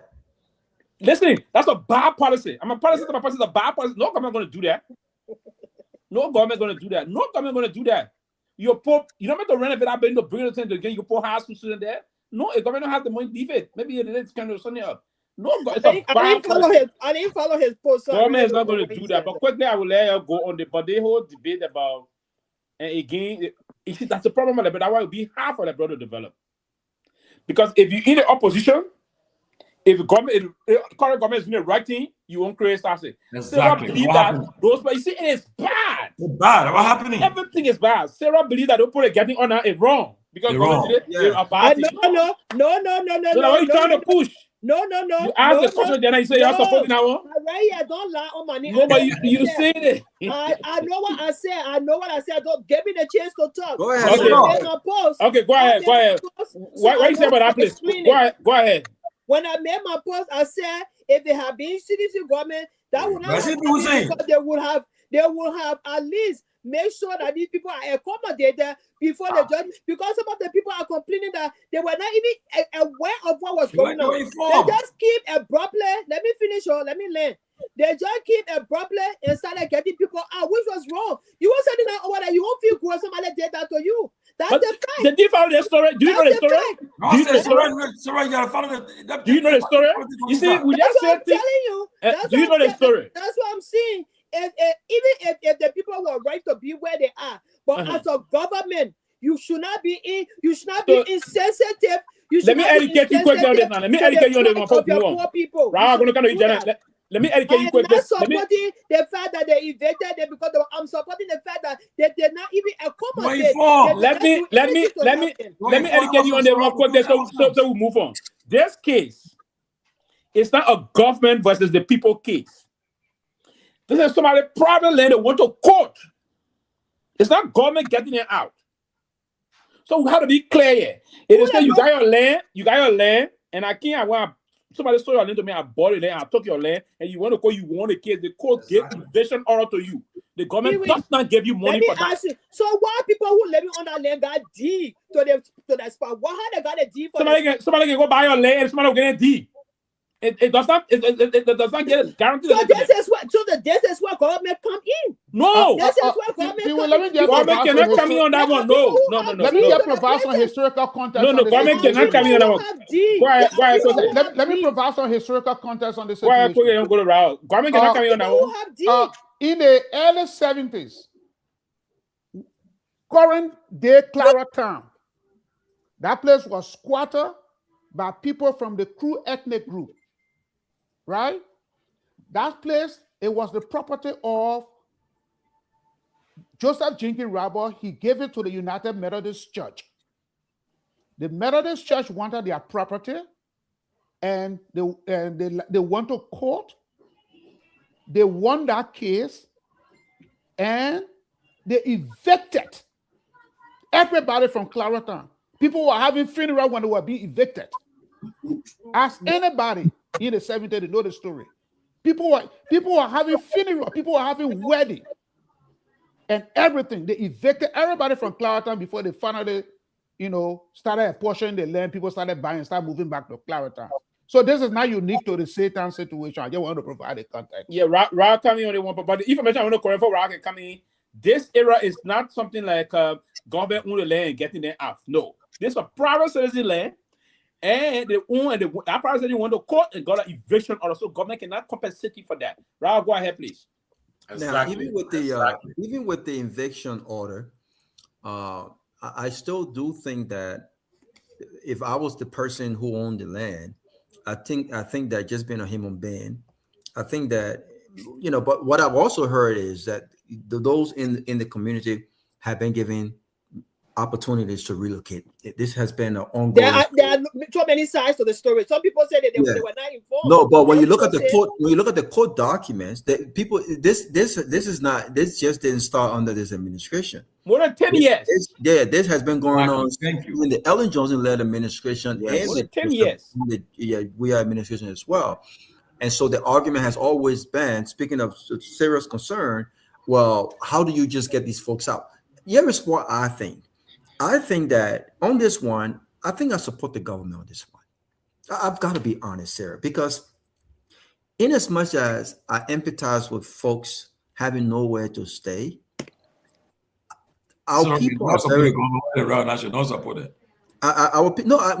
When it's necessary to support the government, I'm not like Jomo Jala. I'm not like Jomo Jala. You know, Jomo Jala. Jomo Jala. But Sarah, don't even worry about it. But Sarah. Exactly. That's what I'm about to say, Sarah. Sarah.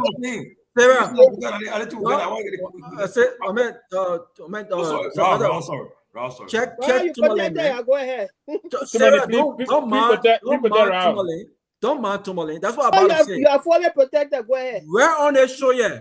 One of our biggest supporters, Jomo Jala. He had mentioning my name left and right, like my name sweet in his mouth.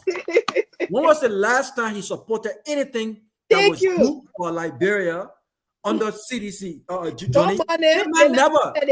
So when we're talking about, listen, Jomo Jala, when I talk about Liberia being a mess, I'm not talking about the issues starting under Joseph Boakai. No, I will never push those kind of deceitful narrative. It was Joseph Boakai who said, and Unity Party who said, all of Liberia's problem was created by George Weah. In fact, you guys did that. Thank you. It was on that premise that George Weah lost the election because you guys expected George Weah and CDC to solve all of the problem that Unity Party could not solve in 12 years. Exactly. So that's more than to solve in 6 years. Now that you came with all of the ideas to rescue the country from CDC, you have failed to even start the process of addressing some of these concerns. Nothing.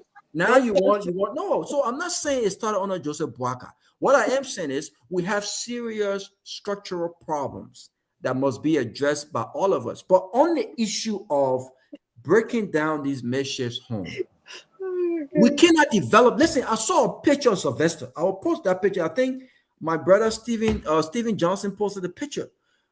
I think he was trying to promote the rural expansion and things like that. And when you look from the drone, the picture was taken. All you saw were all makeshift zinc round homes. I mean, you were talking about Monrovia. You're not talking about Banga or other. You're talking about the capital city. We can't do that. We can't have makeshift home all over the place, man.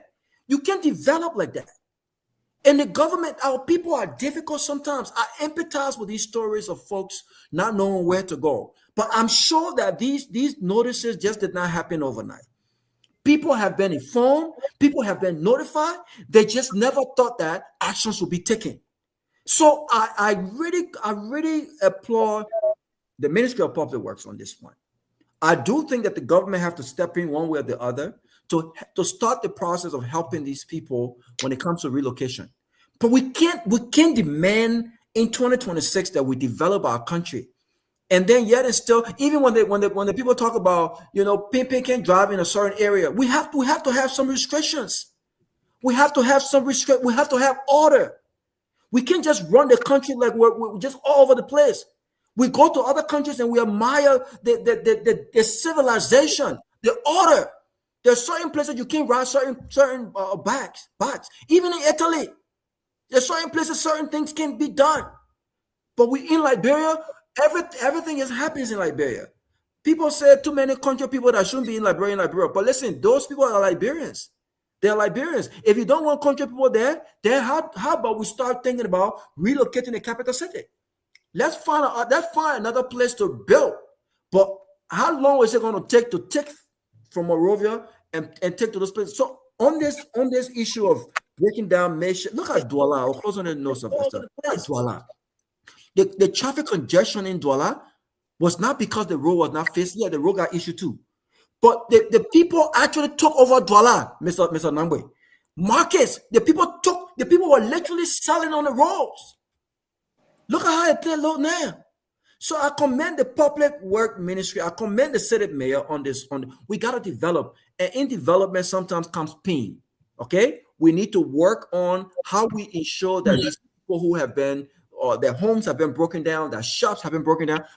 There are markets all over the place. Why these people can go and sell in the market? Why they have to sell on the streets? I don't understand that. Why? So I support the government on this, Sylvester. We have to develop, we have to move forward, and sometimes you have to take radical decisions. And I support the government on this one. Okay. Mr. Nagbe, let's get your thought on this. Then we'll go to Tomalin, then we'll come to Sarah spoke already, then we'll come to Ms. Sito, then we'll go back to Sarah. I'm speaking. Wait now, how many times you want to speak? I ain't even going to say hello. So let's start the fight right now. No, but we're just arguing over each other. He didn't give me the opportunity to No, Sarah, that's being unfair. We'll give you time again, but you spoke. No, go ahead. I ain't got problem.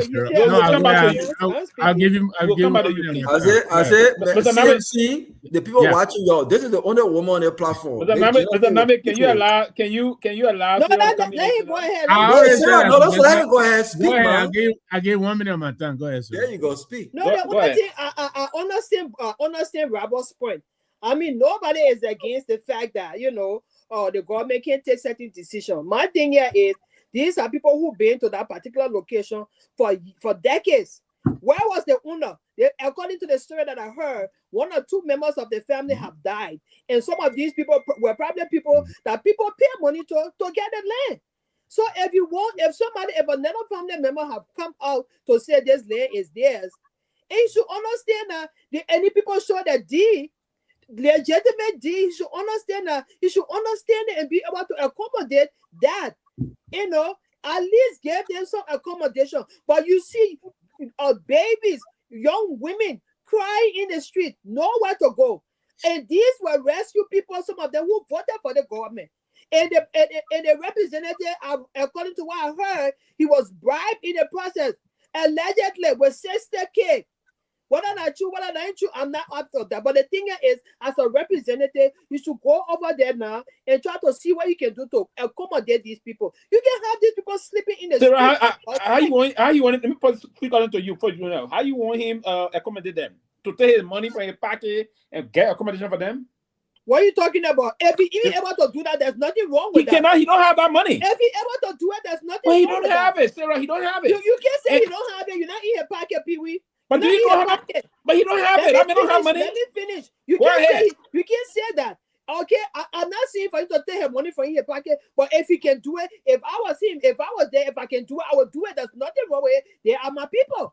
I don't have a problem helping them. It's not a crime. I'm not saying that it's his responsibility, and it's his responsibility to represent them and see what he can do to have a stakeholder meeting with these people to say, gentlemen, yes, okay, their land is for you. But at the same time, there are people on this land who have deed. Let's see how we can work around it to find this, to give these people a chance to move or to relocate them somewhere. People who can just can't live there in the street like that. That's inhumane. Let's be frank. Sarah, can I ask you one question? Okay. 10 seconds. This is apart from the land thing, but do you believe that maybe Mr. Number can chime in on this. Do you believe that there should be no zinc run selling shop in the means in single? For instance, you driving in single, the market people selling corn. Do you think that should be abolished? For the beautification of our country, yes. But you have to understand that the plight of our people at this point, Robert, you cannot ignore that. The bread and butter issue of our people have not been addressed yet. You cannot ignore that. So you have to, at this point, you see all of these structures in the place because they don't have the means. They don't have some of them don't have jobs. You have to understand that. Okay. It's a whole part of the thing. You can't ignore it. All right, Mr. Nagbe, you're going to come in on this one. But before you can come in, this thing is not about the representative coming sitting down with people. This is a legal issue that have been in court for some time, and they have been ruling on it. When there's a legal issue, there's no gentleman agreement after a legal issue again. Pewee, there is no legitimate legal issue in Liberia. We saw a lot I would disagree with you on that. I would disagree with you on that. We saw a lot of legal issues that were trampled over. So No. There are when the court takes decision, it's legitimate. Well, the court did take decisions before and the government overruled it or override it. So our government not respecting that answer. But this time that two private people, these are private. Their case want to clear. This government does not have nothing to do with the case. It's private case here. Someone suing group of people that went on their land illegally and they refused to leave from there. And they went to court, the court stayed on it, and they finally won it. Government got nothing to do it. Government is not going to compensate nobody. If they want to do, but it's not government prerogative to do that. Mr. Nagbe, please, what's your take on this, on this whole thing? I'm sorry, I was muted. So, Sylvester, let me look.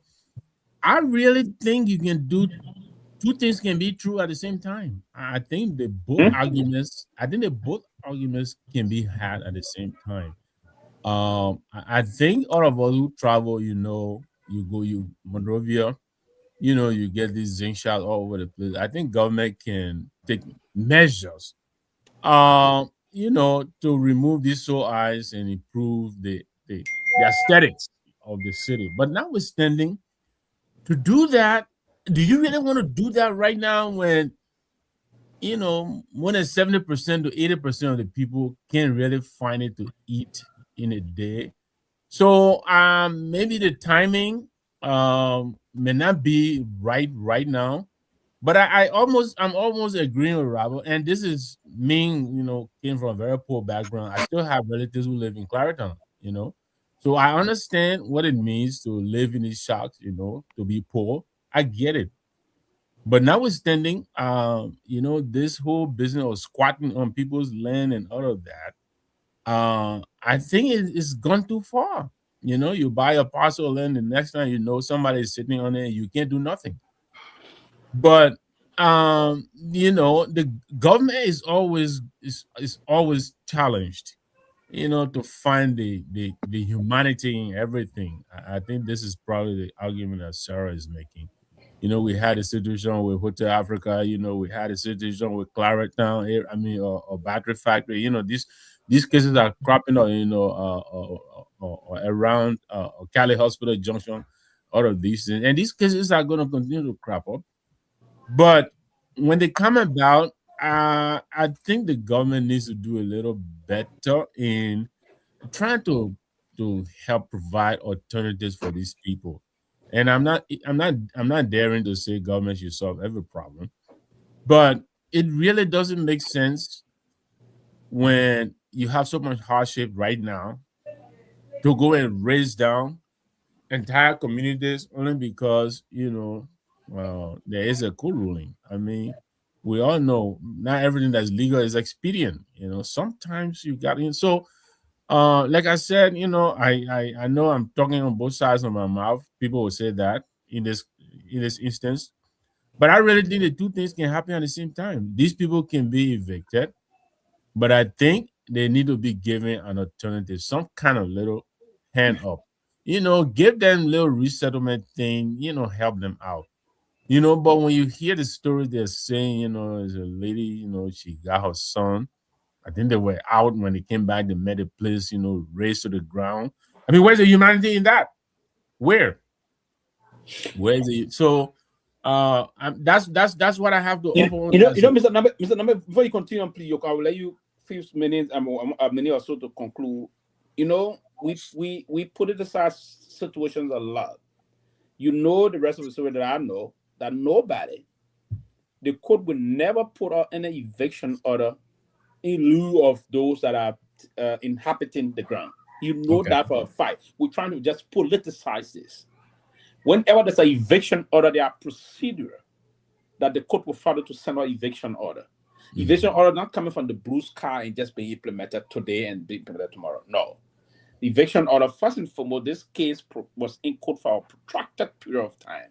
Right. Now, due to the protracted period of time, the court was in order, and everybody that is currently inhabiting the facility or the property knew that the case was in court. The case being in court for more than 15 years. That's not true. Everybody knew it. No. That's not everybody knew it. Some that didn't live there, everybody knew that this kid, those that were on the ground, those that were living there, not all of them knew the case was in court. Everybody. No, I there was disagree. a time in 2020, 80 something, we said somewhere right around the area there's an entertainment. Everybody served. I know a crossing that got an entertainment area right on the road, not too far, somewhere close. See, we're not everybody that live in that I'm place saying knew. that for issue that I knew about this case. It doesn't matter. Everybody that knew, everybody that inhabited this property knew that the case was in court. No.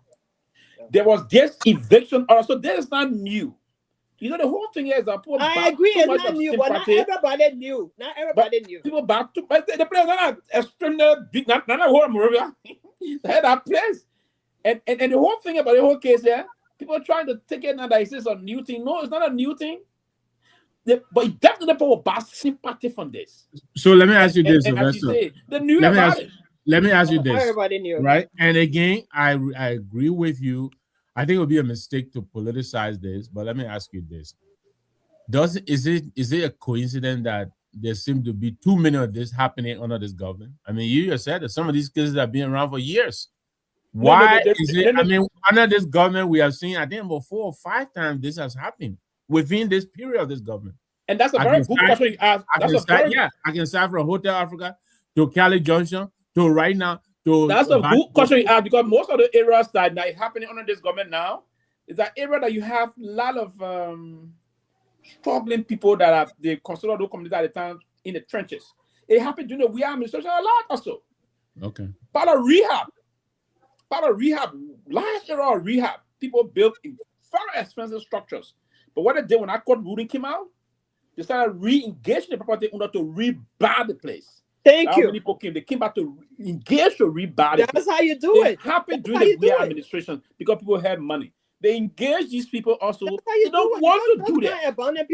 Listen, there's a different debate about this thing about that particular community. They engage and they don't want to do it. They believe government should go and think. You see, that's a problem. They say they don't have money. But again, the side portion of it, they're trying to attribute this that government taking them out. That's a private person. Government taking them out. Sue them and they get in the area or they engage and say, okay, buy this place back. The same thing the CDC government did that time, they could have done it too. Engage the people. The CDC government did not engage the people. The people themselves engage the property owner. Okay, there you go. The government did not engage the people. The CDC government did not play no role in it. So these people they didn't have no option to engage these people. People got room to engage. Okay, that area is a sector area. It's okay. You see the problem here is people want the news. Yeah, this is that. Well, man, you mentioned another one. Yeah, Eric is a UP man. Let's start there. You see, Mr. Nagbe, Eric is a politician. Eric that UP man. So the people already get that. Why they keep mentioning the government for? Who the Eric now? Oh, the men. The men, that UP. Okay. You see, so the only thing I mean.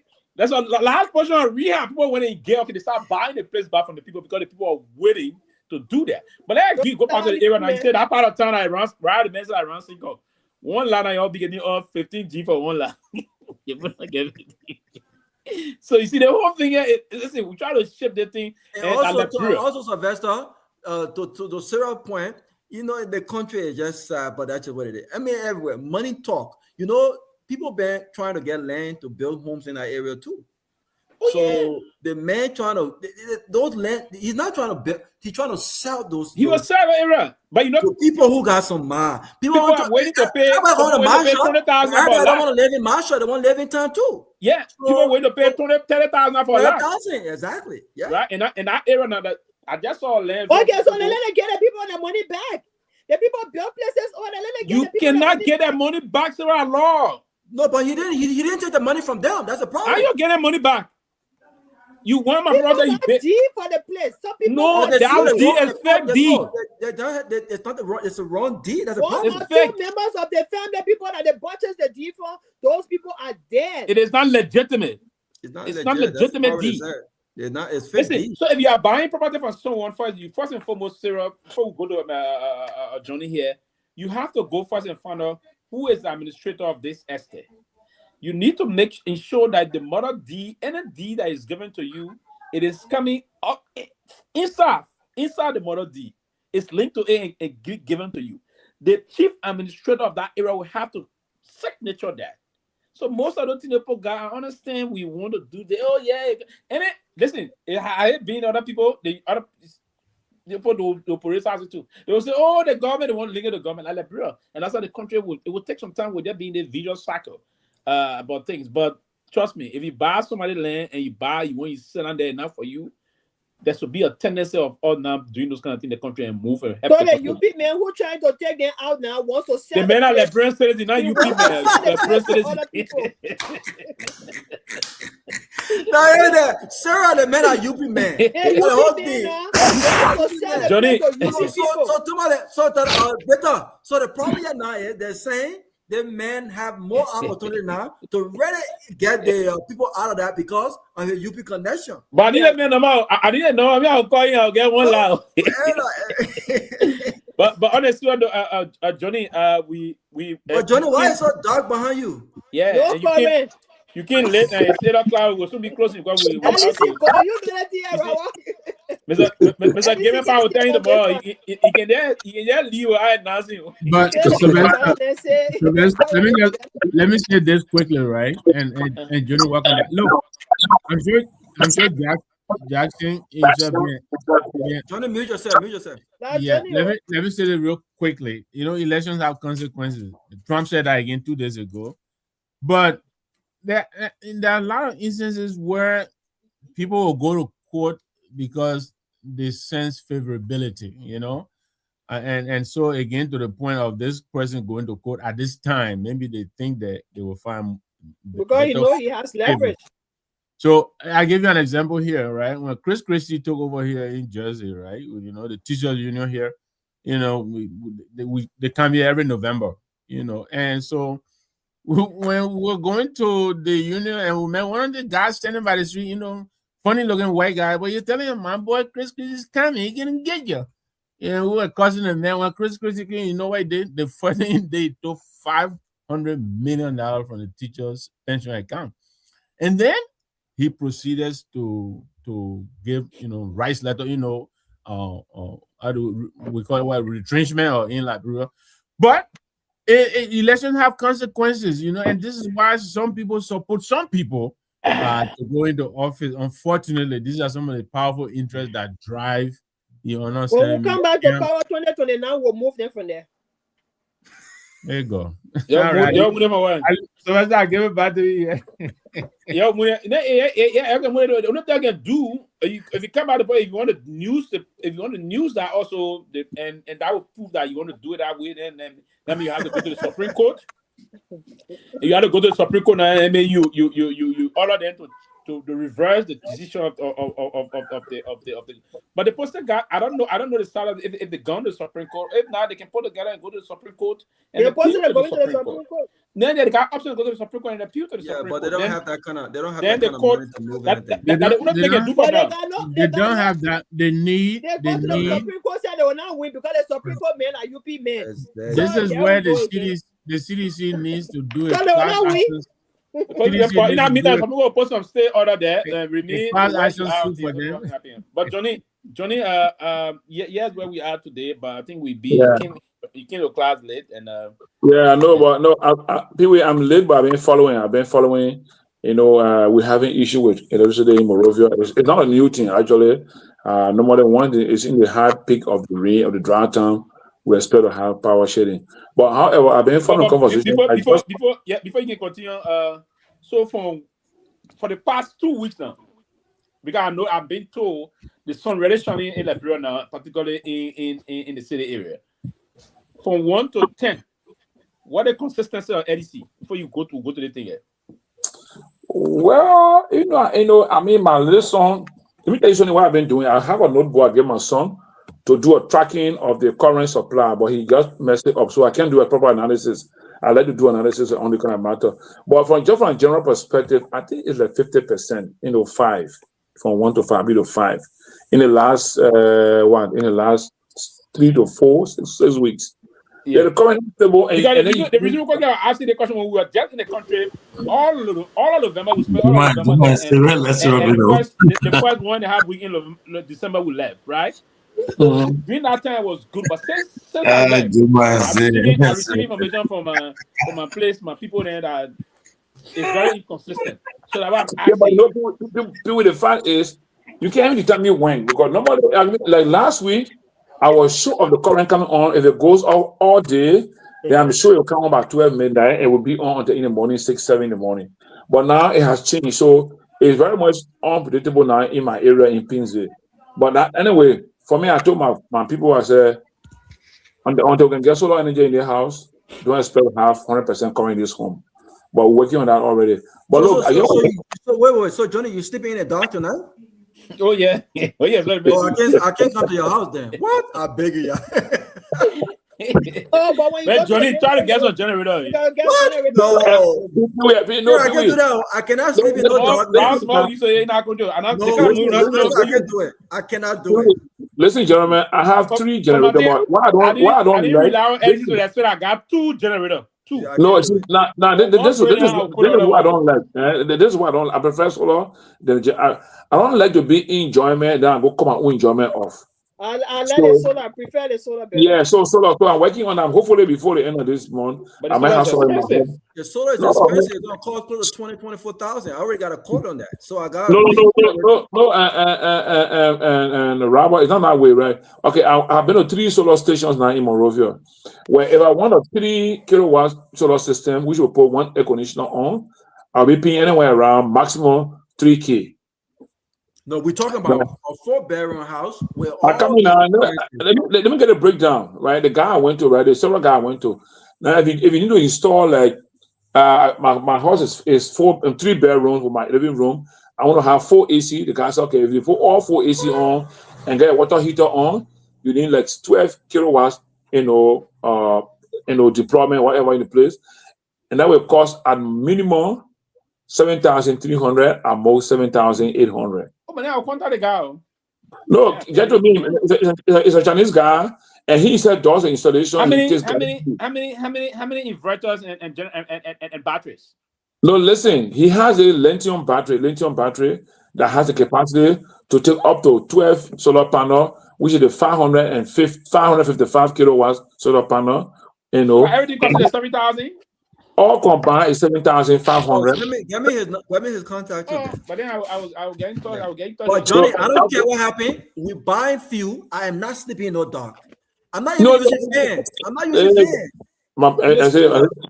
I mean, wait, Robert, I'll quit my picking now. Be careful if I quit my picking. But anyway, we are into it, but we're coming gradually. But I want to come back to the issue of this, moving people, because I got some training, some education in urban housing, urbanization, and social housing. And coming back to that issue, if they want to quote, right, and the private property, in a case between 2 private property owners, that is why if we have a functioning local government system where the government under our Liberian Constitution Article 2, the government must always be there for its people. So in this case, there's a whole mass of people, families are being affected. So even though the law will take its course, if we had a functioning local government system, the leader of that community through the city corporation will meet with the Internal Affairs Minister. So look, we have a population of up to 30 families or 100 families that are going to be affected by this law action. And we as a government have an obligation to our people. How can we provide some social housing for them to be evicted? And that is where government is an institution. It's not just an individual thing. You call the party that has won the case, and you, the government, say, look, people are our people. Give us some time. We, as the government, will work with our people to see how they can be compensated or relocated from this place. Government is the duty bearer. I repeat this. So there should be no excuse. You are responsible for all. Government is like a parent in the social contract, right? So my view on this matter is that, look, if they have been going on for the last 20 years or 15, whatever it is, and the thing has come to the point, just meet with the Internal Affairs Minister. The Internal Affairs Minister, go and meet with the president and discuss this matter. This is where we are. How can we address our citizens' condition? And that community is a strong community. You know what I'm saying? Look, I can go more if we had it, I will go more and more. In a country where the population is less than 6 million, we should not have that much of slum communities in the country. If we are planning our budget to serve our people in this country, we can do social housing program. And with social housing program, with minimum amount, government can take that initiative. That will have National Housing Authority. It should address all the issues of social housing program. Even the West Point, the Douala, the Nuku Town, the Clara Town, all those areas where people live, even beside the eviction, just by the way they live there, Robert and everybody here, our people are living under bad, under very, very bad or hygiene condition. Go Clara Town, go to Seleke. Hygiene is so poor. Even besides breaking their homes, we should act as government immediately to alleviate all these social problems that have to do with poor hygiene. And hygiene is sanitation is part of the arrest agenda. What are we doing to address Clarota, Seleke, or Satan? All the makeshift toilets hanging with the water. You know what I mean? You know what I mean? In this 21st century, people living inside of Morovia and gotta go sit on the water to go latrine with the water. So even before they property owner and the people had to go to conflict, the government, through the Department of Social, the Department of Urban Planning, and the Ministry of Internal Affairs, should have these things allocated into their plan. And so just how can we address these urban problems? These are urban problems. So let's talk about even the men going to court and win the case. Where people live is not already conducive for them. It's not. Every home along the whole Du River there in Morovia is not conducive. I have done a lot of research in communities. I have done one in Clarota. Not only the Du River, the Moserado River also. That's it. I mean, that's the Stockton Creek. Exactly. All the places. And the Buka Fish there. Yeah. I mean, all along there, right? Everywhere. All along there. And we as government must see those things as problem. And government duty is to solve problem. If you can't solve problem, we'll try to bring Fatima here to tell more about organization. No, listen. And but I think Johnny is making a very good point. We'll bring Fatima here to tell about organization.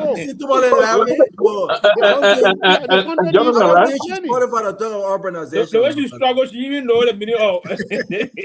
But Pewee, right? Pewee, I got my graduate degree from regional science at University of Liberia. It's taught there. Yeah, I know. It's taught there. I know. Everything I speak to here, I can reference is social urban planning, rural planning. I said, Tomalin, can y'all holler at Jomo Jala comment what he said? Fan cannot help. It blows hot air when the temperature is very high. so Johnny, tonight you don't have no fan. You go into bed with Jeddah. I'm sitting. As soon as the program ends, I'll sit on my post. I mean, under the moonlight, and then when the current comes on, I go indoor. Quickly before continue. The issue about the fan or the kind, and at the time, you can have some disgruntled mosquito. The power of 3 mosquito ring can you whoa. No, people speaking for experience. No, but that's it. I'm telling you, I have let me say this, right? When I was staying UL, when I'm moving in UL, another team, my Jew myself together, my wife myself. There was some times when I know current. When you in that kind of thing, I thought we used to have this. When I moved first, I still got to. We used to have this. How they call it? This small blue tag up machine. When you put on something, you go in the net, you got to put it back in. Then in the net, the plate get hot, right? So now the heat. Then you do something kind of thing. I experienced that. You see, I'm disgruntled on 3 mosquitoes. We on this note, right? Let's realize that I'm sure all of us that I want to experience this. Most of the students that you see around Satan, Jaratan, Sinko, Buzikoro, they don't really live there, but because of their distance, they are in Pinsville, they are in Mount Barkley, and so they come close by to reduce transportation costs and get work on campus. And if you check that situation up, most of the guys in that area are affected by this particular action now. So I'm just saying, it is time. This is time that our government in the 21st century be proactive rather than be reactive. You know what I'm saying? Let me tell you. Johnny Mucho said, let me tell you this story. Why, right? People said, Johnny, tell them again. I remember when I went back, Mr. Nagbe, I went back to Ghana. It was in 2009. This is after I left a very long time. When I was 14, 15 years old, I left, went back after I graduated. But I went with my cousin. And so she said to me, Robert, I said, why don't we get a hotel, Tomalin? She said, no. We have this Ghanaian from London, and he has a nice house in Accra. So I said, okay, are you sure? She said, yeah. I said, okay. So we landed at the airport by 10:30. We got a car and everything. I got a nice car at the airport. We got in the car. We drove from the airport going, Mr. Nagbe. I kept going. We drifted off the road, and then the road turned into a dusty road. So I whispered my cousin E. I said, cousin, we're now on a dusty road. Where are we going? She said, don't worry, the man got a nice house. Okay? But what caught my attention was, before we got to the house, the man's son came to the car to start picking up our luggage, and he had no shoes on.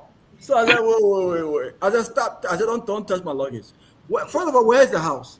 He said the house is this. I said, but why the car came? Why you had to come with your feet? He said, oh, they were over there. I don't want to talk. So I said, where are we going to park the car tonight?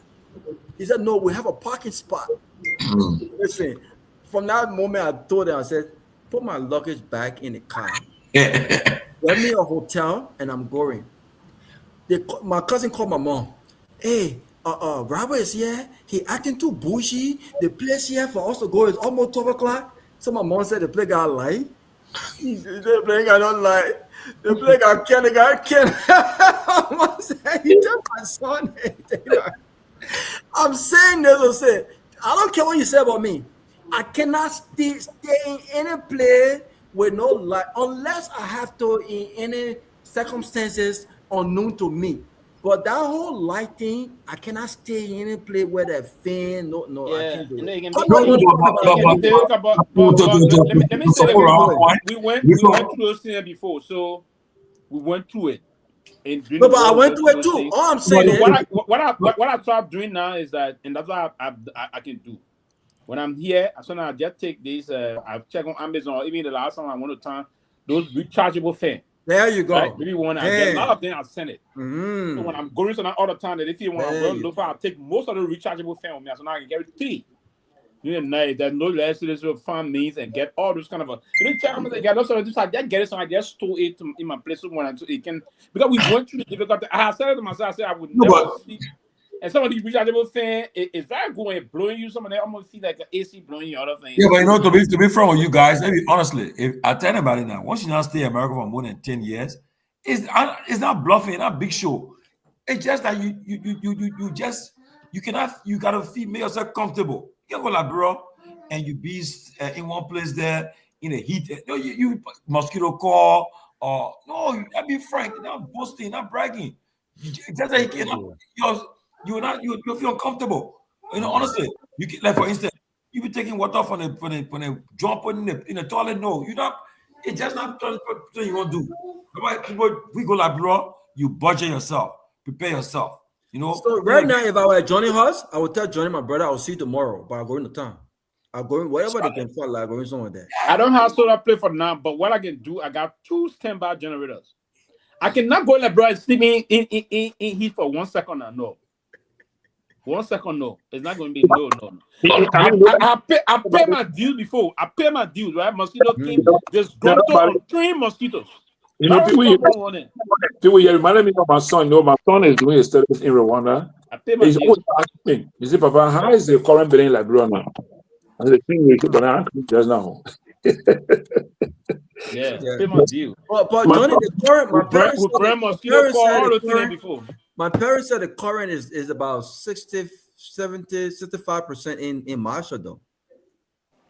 Yeah, maybe that's but my fear is beginning March, late this month, there will be a lot of outages. One thing I know, when I was in, because there will be more sunshine. In March, I'm moving to the hydro going to drop, so we need more power now from the CRSG line. If we don't have the money to give to the Ivorian government, and there's going to be some problem. When I was in Liberia, Brandon, I'm mosquito coil, but I'm not part of the clan. I can use mosquito coil now. No, that's true. God bless me. No, but too many, you know it, right? Because the temperature in my room, it can be very, very, very, very cold. So, I end up doing better when I say, wow, that boy is living. So, but that's how you do it. That's how you do it. I can't do that. I pay my due. Mosquito now do a thing before it will struggle. Yeah, Johnny, yeah, you're down. So, government job, no government job, anytime. No, can't lie. But maybe Johnny used to it. But that kind of darkness right there, that. Don't mind people. People don't ain't hard things. Other people on every campus. You're going through all the hard times. Seeing get one people, get one more time. But sir, go ahead. I was saying that when I was in Liberia 2023, I went to register to vote. But sorry, you voted during election? No, I didn't go during the election time. I had some problem here. I couldn't go. Oh, okay. But I did register to vote. I put an committee to the party. I did register to vote. That vote important. You see, that's part of the reason why we didn't win. That's why that. Hey, bro. What I want to say is, the place I was talking about, you are going, bro. You would have carried out 20% of the poll to vote. Can I just say what I want to say first? The way you watching the show, the place I was stopping across the bridge to my brother's place. The current did not blink. When I we are brother. The representative at the time. Yes. But you called the representative. And that was weird town. The current did not blink. The same people say, they team of weird town, Bogger town, Ellington. I think. Yeah, but I don't know that experience. Tomalin, experience. The reason why I'm saying that, don't mind Tomalin. I don't know why he can be talking. That's what you want for me to say. Round. Let me be very honest, right? The way Edison been stable in this recent time. Edison have now been stable on any ambition that way. No, but it's right now, it getting exposed now. It's fluctuating now. Now the real, now they come in. Yeah. It been stable. But no. This past rainy season, it's been very stable than any other rainy season. My own experience when I was there, the current did not blink. I'm telling you true story. But Round, they got privileged community also. Now, those that are around the Bourgeois Island area, not too far from the hydro, because they generate supply these people because that's the other H12 machines that are around there. Those that are situated in high commercial area. Now, the reason EDC is doing the high commercial area, you always have electricity because those commercial areas pay a lot of money, right? So they'll supply those lines going to the area, like the Douala area. They got a lot of stores, right? Storages and other things, cold storage and other big area there. They will pay more money if they're burning the EDC. Like the Waterside area, they will pay more money if they're burning the EDC. The Central Town, those big stores. Like those that are living around the rehab area. I don't know why joining the I know they're joining that on our line, the presidential line. That line also always stable. The presidential line always very stable. So those that they can really enjoy the EDC. Even when there's no EDC, they will have like. That was always and people want to know, right? During the CDC term, where I live, I'm just letting be the 5 or 7 kilometers away from President's house. Yeah, I didn't have that much problem with energy. Maybe now they are changing the direction of the line. Even we should say, "Oh, we're on the presidential line," and they will be boasting and making some morale. But the other one we should know is that we are still generating 84 megawatts. Until we can go above 84 megawatts, we should not expect any difference in the current system. That's all. That's all we can do. But I agree. Here's the thing. Not me. Sarah, don't mind Jomaja. He's trying to distract you. But who okay. I beg you. Me talk on the thing for 2 minutes. Tomalin, we're smart now. I beg you. I forget. My thought, yeah. This today on the show, your comments clarify that nobody asked to be Baga VP. Many people believe that he was acting, he refused. He clarified today that nobody ever asked him that he be Baga VP. So that notion that the asking he refused, he made it clear today they were never asked by anybody. Just want to make this clear. Thank you. Okay, let's take the picture down. But what was I going to say is that talking about so in Liberia right now, and this is why the economy is they call it the rich people economy. Imagine dealing with LEC. You know how many people pay and bought whatever, and they're not utilizing the LEC. And fuel is very expensive in Liberia. Fuel is expensive in Liberia, depending on how consistent you want your generator to be on. It's very expensive. So imagine people who have to purchase fuel, Sylvester. Let's say LEC went. Every time LEC go and you are home, like my old folks right now, the generator have to automatically switch on, unless they are not at the house. So imagine if the LEC had to go from, let's say, 2 o'clock and it doesn't come back until 12 a.m. and your old folks are home. You know how much fuel you're burning? It's expensive. So to Johnny's point, we need to reach it. The country have expanded. We have grown as a people, as a country. These are some of the things that the government should be addressing now. How do we get LEC to reflect the population we currently have? How do we do that? And I can't answer that question because I'm not an energy expert. This is when we recruit the energy experts, the people who know what needs to be done. Pay them, compensate them. Let them give you the blueprint. And let's invest. These are things we'll be investing in, because the money people are taking to purchase fuel for generator. And you know what? People don't understand this wiring thing. This generator thing is causing a lot of fire outage in our country, because people are not wiring. They're not wiring properly. So switching from generator to LEC is causing a lot of damages too. But beyond that, it's expensive. People are spending thousands of dollars on a monthly basis on fuel in that country. When we can be addressing how do we expand LEC and how do we make it consistent? We have to do something about it. We definitely have to. But the country is expensive. Yeah, my man was telling me that David Kule was telling me yesterday. We had a very long conversation. He's in China currently. He's saying to me yesterday I heard this, and I worked with him to see some possibility of that. They got solar generator now. Have you guys heard about that? Yeah, I heard about it, but you see,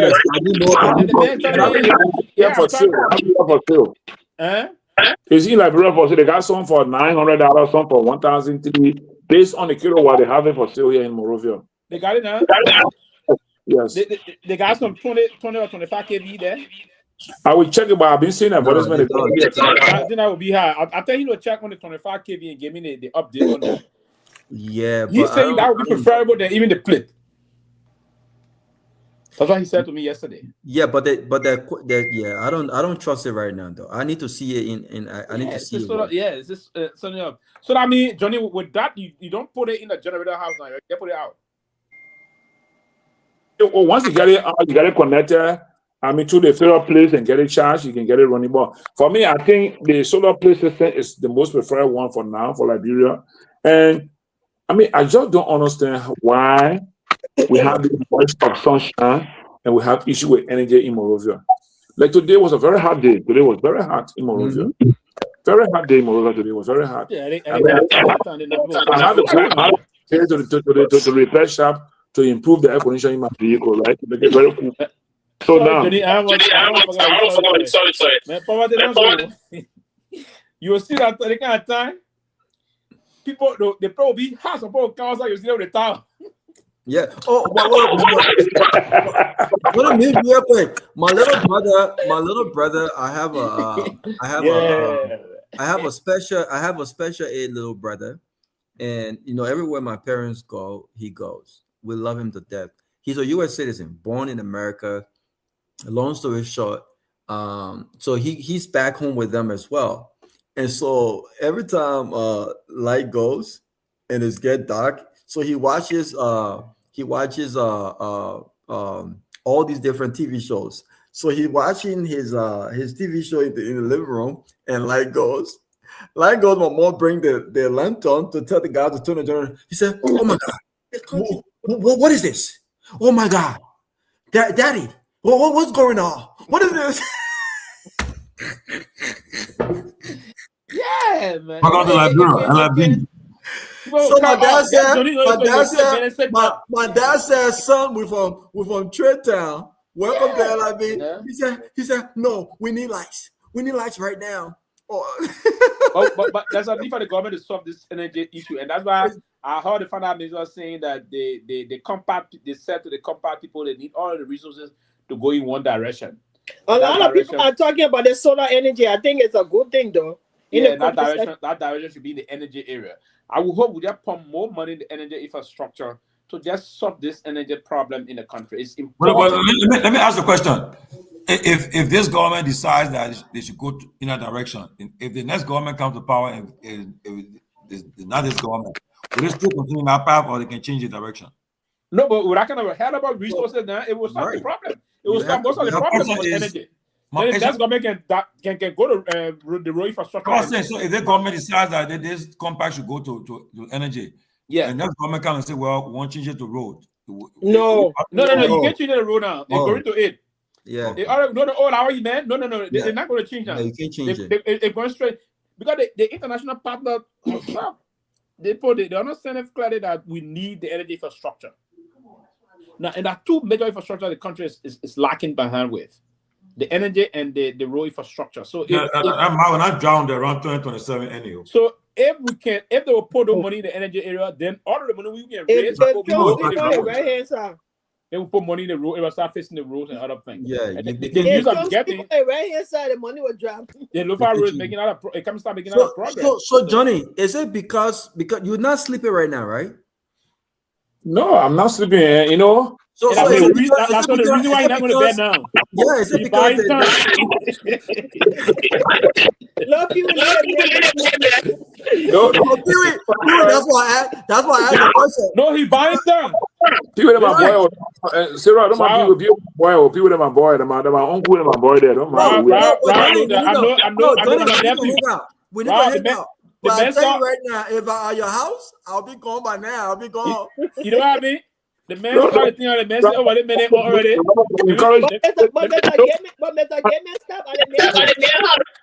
No, Raul, we were outdoor. I got my neighbors here. We're sitting outdoor in the moonlight, having refreshment, even refreshment with some bottles of stout and beer, everything. We're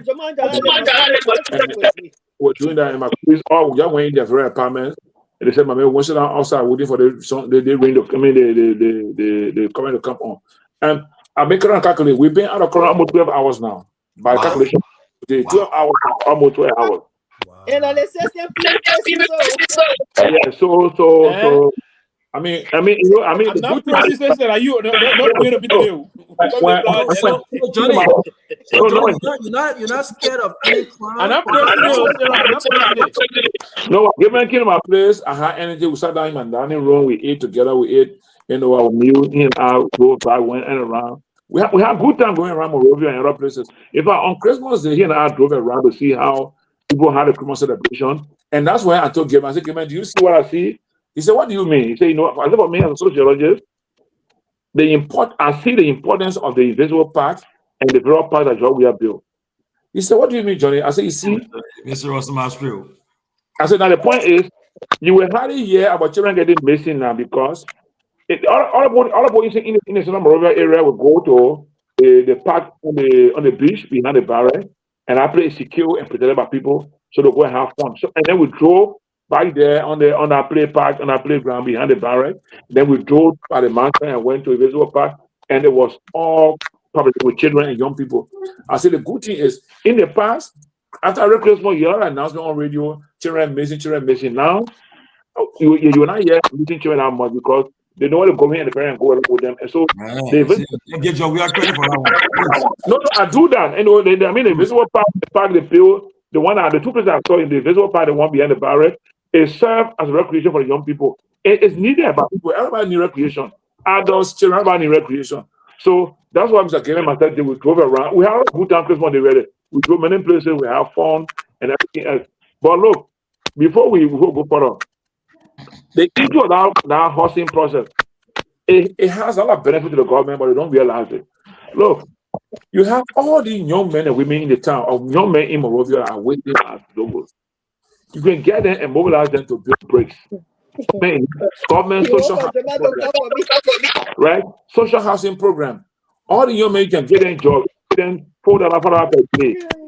They move, not break the house and lay around on the Kakata highway, on the Kehleboe, whatever. There have been new business for people, right? Because I always had issue with all those on the all the areas are good for tourism.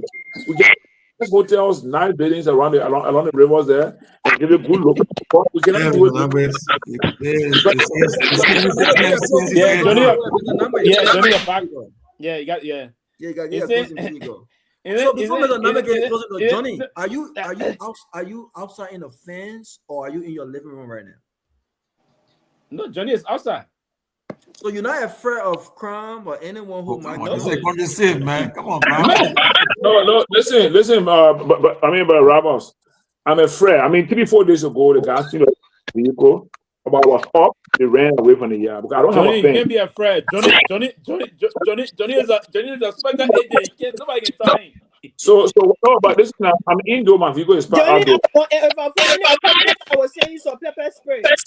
Thank you. I will appreciate that, Harley. I will appreciate that. So your vehicle is parked outside.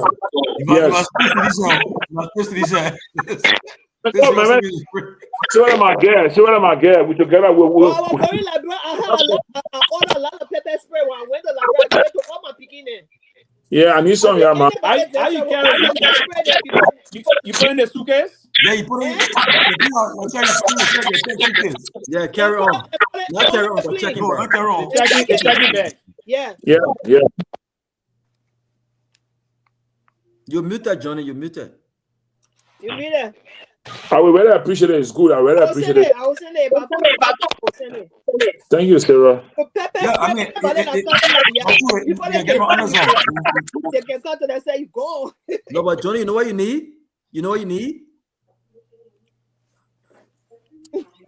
No. What's that? You know, the thing is, the thing, Robert, my point is, I have the humanitarian background and social worker background. These guys are coming to steal battery, coming to steal jack from the car. I mean, that tells you something else, So, no, if we get improve our economy and get young guys to continue to do, we'll be safe than this. So we need to when you get a president listen, a guy cannot steal my car. I want to see battery. The last time when I broke through the car, what do they carry? They carry the battery. The battery was if you get it, your 5 less than yeah, but listen, $15 million. So the point is, I look at myself so good. Later, I can see battery $50. Even if I had gone, I shot him and kill him. But the guy who making the project will take all the money from me to deny me the security I need. What am I doing to them? So sometimes I just look at it and say, well, I'm being victimized, but then there's a children issue they call blaming the victim. So these guys who kind of can't steal from me, they are the victim society. So how can I blame them? So I mean, it's just like it just made me feel like, Lord, let me get leave it. Why happening that? Yeah, I would the problem with that, Johnny, real quick. The problem with that is not all of them. You see, not all of them are just coming to just steal. Some of them are coming to do more than just stealing. And I believe in this thing where it says my brother is a senator, Nora. He's not a representative, he's a senator. A man who steals, but even better said, a man who steals from you can kill you, right? You see what happened. You see what happened to that girl from Canada who got burned and killed in her house. In her own house, yeah. So for me, now that my parents are in Liberia, it's very personal. And so we've taken some serious steps to make sure that, if you come into that house, if you're better off just coming and asking. How you go like you stop to your parents? I can stop. Yeah, I got my. But I from the house now. I got my room. I got my host. I got my own section there. Robert, you put CCTV camera. I got my own section. The only thing the CCTV camera. The only thing I don't like about that CCTV camera, it can mess up something and sometimes too. That's what I told them. But only I don't like about the CCTV camera. But Right, you talking crap to me now. What they get mess up? You're talking too much. They're too funny. They get mess up. So man, the first thing I talk about more, I said, so the position of the CC camera and not the way it's gonna be. But anyway, a different topic there. You can adjust it. No, but that's why when I go, she said, yeah, that's why I put it there. I put it there because I don't want you and your dad doing anything crazy yet. But anyway, so when I go there, I can make my. But it's just a camera there. But beyond that, to enter the fence, Sylvester, to jump. When you think about jumping, I'm not gonna say what we got there. But when you try to even jump over that fence, my brother, don't even try it. Don't try it. The problem is just ask. Hey, my people, we need small things. Just get every day you be taking battery out of your car, your own country again. Just get one bag of rice. No, but that battery thing, that thing not gonna work. But the problem is, for me, Johnny, I found parking lot. Another minute will hit your car all the time. Yeah, they will hit your car all day. But I don't know that parking outside all that stuff. Yeah. But other than that, coming to just kill. I broke you the car. They took some item for the car, and that money are driving to Dopoh Junction. The car, so right though. The guy was selling the item right at Dopoh Junction. So I saw him, I slowed down, and I stuck him slowly. I went to him, I said, man, Mr. Tina in your hand. I said, but you want my car, I'm gonna go steal from me. I said, give me that item. Yeah, I mean, the very thing I had my car, you know, I saw him selling in the morning at Dopoh Junction. So when I took it from him, and I said, I'll take it to the police, I ran away from him. I said, no problem, go back. Yes. I mean, the bottom line is, and that's a young, the guy, that's a young guy, that should be around at 20, 24 years old young man. You know, like my son or my daughter. So, I mean, we're getting to try our best, though. They cannot cram in the country, and that crowns we have in the country. They're not crammed in there. You can't steal battery, you can't steal phone charger. You know that phone charger from the car that you pay $150. In Accra. Put the AC there, all right. Put AC up in Accra. AC. They will not put out iron bar around it. No, you can see the whole house. Everybody that not in fancy Liberia, you put AC, you got to put iron bar. Yes. That's the what they did to me last year, they keep the copper wire, the land up, send the front one to the house and made the house cooler. They took it away. It's copper wire. Yeah. How much is that? How much is that copper wire? They made the copper line. And it's still the meter, they can still in the drill. In Ghana, they all that low, they will not take it. They won't do it. But Ghana is way ahead of us. Two countries out there that risk million Liberia. They will steal those things. Bob, when you hang Bob, people that hang Bob outside their porch, the porches, the Bob out. Even the Starlink, even the Starlink, you know, we put the Starlink up in the actual yard, so you can see the Starlink from on top of the house. So recently, when my mom was going, I bought the Starlink and it's up there. It's perfectly fine. So those guys, they will. You got the security. So the security thing is all the way up. So the security is not standing to the gate. The security is all the way up. So the security can see what's happening down. Those guys have a way where they. I got current now. I got current. We can see your back. But Johnny, don't laugh too hard. Don't laugh too hard. Those guys will have a way. They will put the car. I don't know who car they're using, and they will. I don't know how they did it. My dad was explaining to me. They will try to. The country is some kind of way, man. So the security told them. The security looked at the window and said, "My man, y'all stop doing what you're doing. Somebody gonna get something that you don't deserve." You know. So Johnny, you need to really find a parking lot for your car because yes, it's easy for these guys to come and take stuff that maybe is not expensive. But if they're taking stuff like that, at what length are they gonna go to take more? You know, including your life. So that's the fear you can have. So I rather focus. Ask if you need something, just ask for it.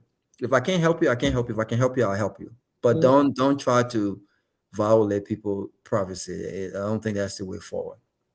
But we need to do something. But we need to get ready to get out of here, man. 12 minutes. Okay. Let's call you. Sarah, close. We'll start with you. No, I mean, I know I came there, but it was a great show. My only concern here, as much as you guys are all saying, "Oh, there's a private property and the government is right," I mean, the people are right for doing what they. I think at the end of the day, the government, just like Johnny said, government should be there to serve the people. So in that kind of a dire situation wherein people are being homeless and staying sleeping all in the street, they should be able to engage on behalf of the people. Well, other than that, that was a great show. I mean, this was a great show, and we'll come here again and discuss. And also, like I said, I'm so excited for my sister.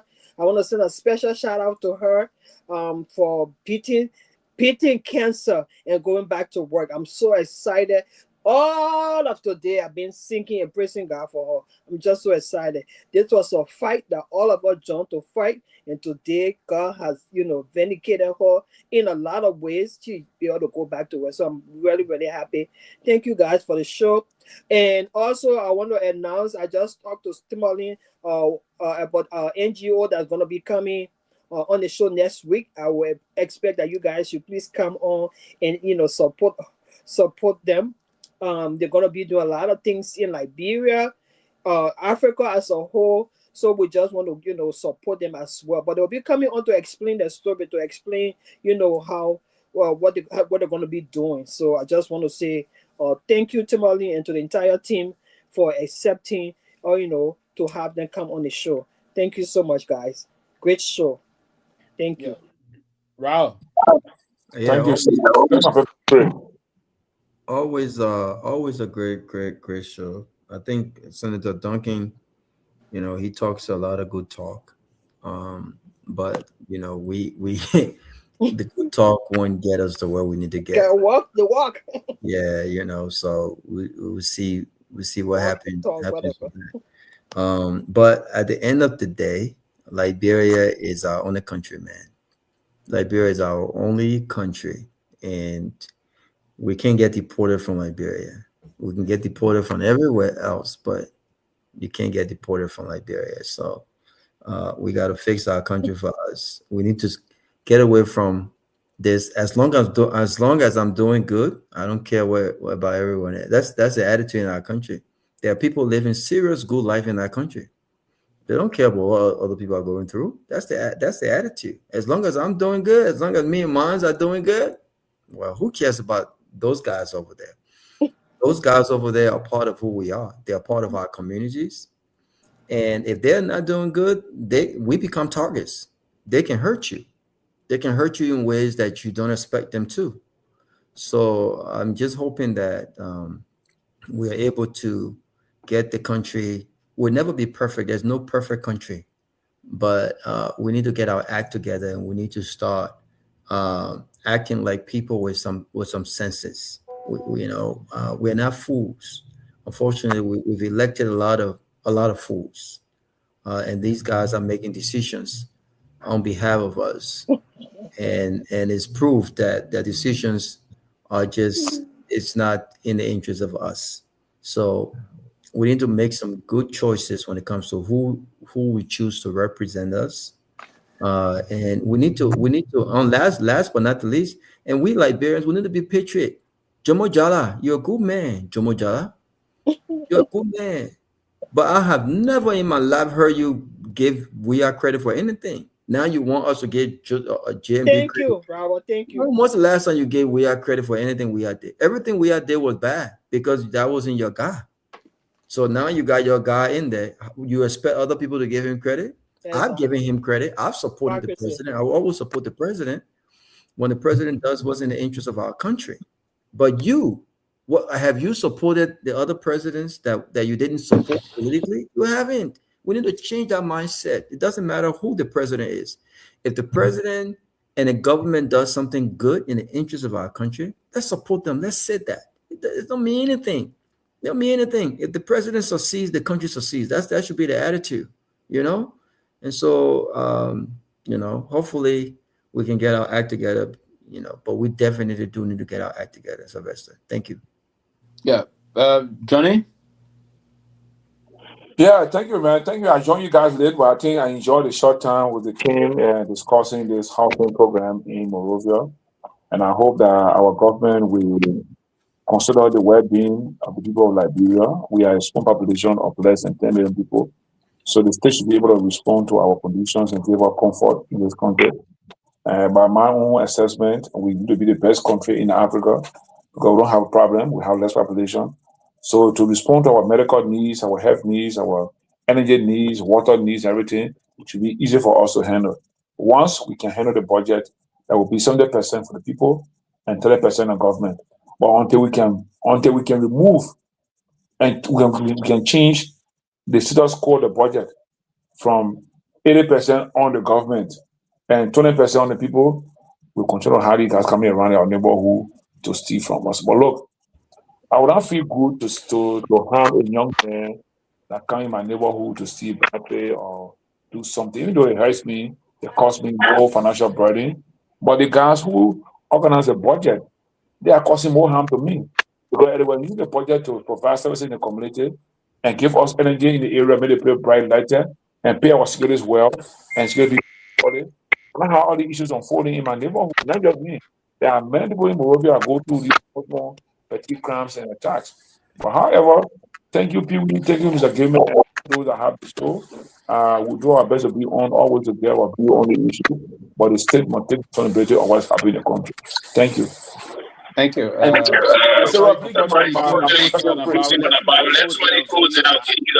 last word. 20. Let me say, great show, and I'm happy that Senator Duncan came today and provoked a lot of debate. That discussion will continue. We gotta get serious, and I'm very. Many of you guys know I'm very worried about our country on a serious note, especially us who want to move on very soon. We are worried if we don't do nothing to make sure that the right thing happens in 2029. We'll all be victims. So we gotta work hard towards it, and put a joke aside. Once, if they can, whoever will become the next who will run and make who you want to see over there, Tomalin? I mean, the best person will make Liberia better for all of us. We'll look for that person. We'll find that person. But I will end on this. The decision of CAF against Senegal, it bothers me. I mean, I'm happy because they said that the decision will not impact Senegal's World Cup qualification match. So that's good by it. But what it did, it only suspended the coach and the player, Papi Tia, was suspended for 5 CAF matches. And Senegal was fined $615,000. And the result stands. And Senegal accept the results of the action against them. But the good thing, we're happy that the decision will not affect Senegal's World Cup participation. The coach was suspended for 5 matches, which is good. Yeah, but CAF got nothing to do with the World Cup. Yeah. CAF is Africa focused. Yeah, I mean, at least it took a decision for CAF, but we're worried that FIFA was trying to say they might affect Senegal. But Senegal didn't listen to FIFA. That's a good thing about it. So Senegal will be there. FIFA was said that? Huh? FIFA were pushing for it. FIFA said that CAF should take decision to not allow them to be defeated. They wanted to affect in the World Cup. They wanted FIFA to carry the World Cup, which is happy that Senegal will be there in full strength. Everything will go on as planned. I'm only happy for. But besides that, I'm happy for the show. Thank you, Pewee. Yeah, thank you. Safa, we were just closing, so we'll get you the last word. Go ahead. Yeah. Yeah, I was following you guys, listening to you guys, the senator. I mean, for this 2026, I've taken the approach. Me personally, it's a waste of time talking to any lawmaker. I would say that bluntly, because these people are the biggest problem the country is facing today. These people vote on bills, they don't read, they don't share with the public, and then they obligate the country for 25, 30 years. Then they come on platform and be all sacrilegious. I'm not going to buy that anymore until they can really act like adults, people who are supposed to have check and balance to represent the people. It's a waste of my time. I don't know what you got, but it's a waste of my time talking to them. They pass Orwell, they pass HPX Rail, they pass Asalamita. Hey Johnny, have you seen any of those agreements? You in Liberia prior to being passed. Have you seen any of those agreements? The HPX, the Asalamita? No, not yet. I'm hoping to find it online or through some agency. Well, but if you find it, it's gonna be too late because it's already law. You know, I mean, so these are people that obligate the country. I'm getting feedback, yo. These are people that obligate the country, and they feel that the population don't have the right to see the document. So I mean, which is a complete affront to us. So personally, it's a waste of my time. And then coming to LEC, these same lawmakers were taking all the energy to break up the port. I would like for them to have experts to see what kind of law we can pass to open our energy sector so that we can have a stable electricity. I mean, because LEC cannot be cooking and dividing at the same time. So probably LEC can just go into distribution and we can open our energy generation market and then we'll have reliable energy. But instead of them focus on things like that will move the country forward, they focus on things that will stop the pockets. That's why I say it's a waste of time having these people to even talk to them. Thank you, folks. Pewee, quickly. They say the Minister of Finance says what he said today. He said when you say left, critics predicted doom. Some claim the sky was about to fall, but we instead closed leakages. We increased domestic revenue last year. We beat the record of domestic revenue collection. But with all these things you say happen, what impact on the people's lives? That's my question for him. But go ahead. Yeah, but every government will come, they will beat the record. When we are government, they beat the record, they push it up a little bit, they push the revenue envelope. So you can tell me you'll be running government all the time, the budget remains the same. And that means if other people brought it, we are brought it to $800+ billion. My question is, what is the impact on the people? What are the things you talk about? So what the impact? They're telling the police to create Ministry of Brand Borders so they can do things. I mean, come on, man. Let it find place so sunny up. You know, there'll be another deal for another debate on that. But I believe with people like him around and losing track on the real issue and then going to trivial issues and other things, playing fun of major things, it will just go to affect them. But I wouldn't be surprised if they were to keep it in. I mean, they don't have nobody in their room to really do the job. But he's running out of idea, and I think I wouldn't be surprised between now and end of this year if he's out. Yes, on a serious. But people not just to add something. They have no idea. The only idea is the World Bank or IMF. I mean, you have a whole country that that seek validation from World Bank and IMF. I don't know of any country that always try to seek validation from those folks. I mean, do you have any idea? Your budget go from 800 million to 1.2 billion, $400 million increase, but you don't cap no recurring expenditure. You just increase the recurring expenditure. So how are you going to reinvest in the country? In the history book now, they say they will be the credited that they're the first government that carried the budget in a billion. So it's not how much you bring. That don't mean what you did with it. No, Tomalin, do not re-echo those foolish things. We asked them what you did with it when it came in. That why makes a difference. Yeah.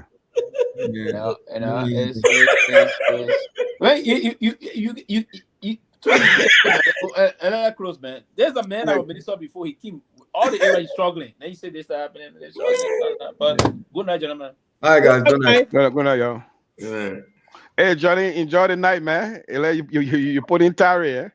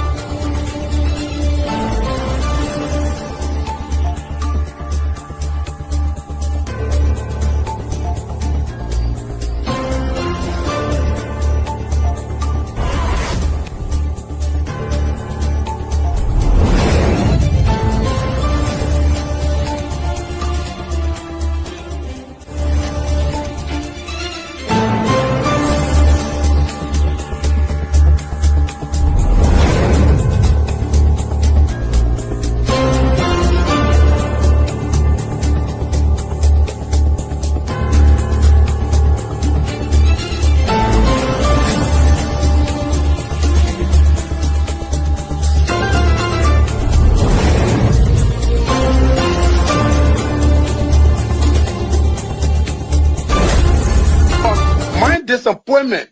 Now the vice president often tell me since he got a seat as vice president, how many persons have I recommended in this government to serve in the government as presidential appointee? Zero. Every appointment in Nima County was done by him. He and I would discuss something as a brother to implement it. You will bypass me and do different things. I better keep it. I don't talk on it. Now you need to see us. The thing we saw, it frustrate us. So why can't you lie? Why can't you steal? Why can't you allow the citizens to be? You see, we just tell you that why we vote tell you. But you fool us. You screw us, you use us and later on abuse us. So why? The government makes you lie. Why? But that's the question that we ask. The good person in our whole United Party, that President Bouaka. You want to say that again? The only person that appreciate good among all the United Party for the President Bouaka. The rest are ungrateful. They use you and dumb you. But President Bouaka, if all of them were thinking the President Bouaka and behaving the President Bouaka, United Party will have another chance in 2029. Just for now, they do not regard people that help them. Three of our soldiers were executed on this party ground. 2 at the back and 1 right at the headquarters. The man who shot and killed our people today is a darling boy in the Liberian National Police. They brought him back to shoot more guns. Get ready to shoot. Because we challenge the status quo appropriately. Inform that the violence or still any student because of their action, it will be the day the entire Bouaka administration will cut down. We will massively violate the students in this country and we'll shut down the Bouaka administration. They care that happy. We have the capability to do so. And if they think this renovation project is a joke, let them try it. The fall of the Bouaka administration begin with this. If they think they will tumble on any student in this country or at the university like go and work away with impunity, while our children saving opponents and logic in the Western world, while we are subjected to agile poverty and bad learning conditions here, and the thing will say. In the first 100 days, no car will get stuck on a major road in this country. And I mean it.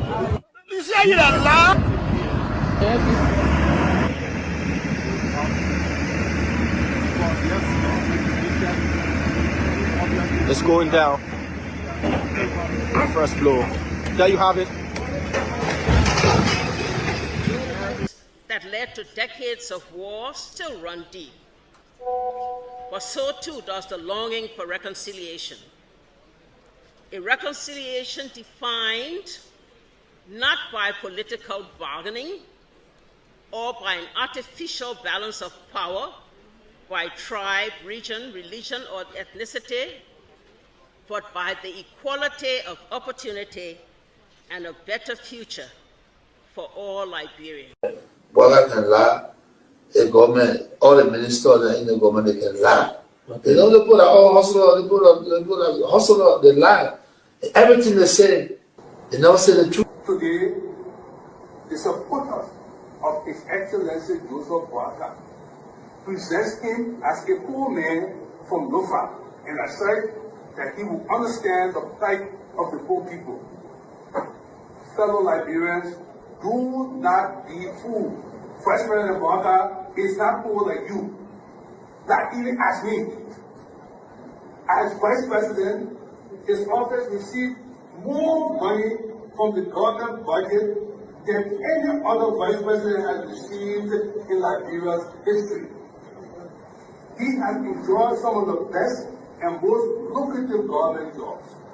First of all, there's this, what I call sort of vicious lie about the fact that Mr. Pewee is gay or bring gay lifestyle to Liberia.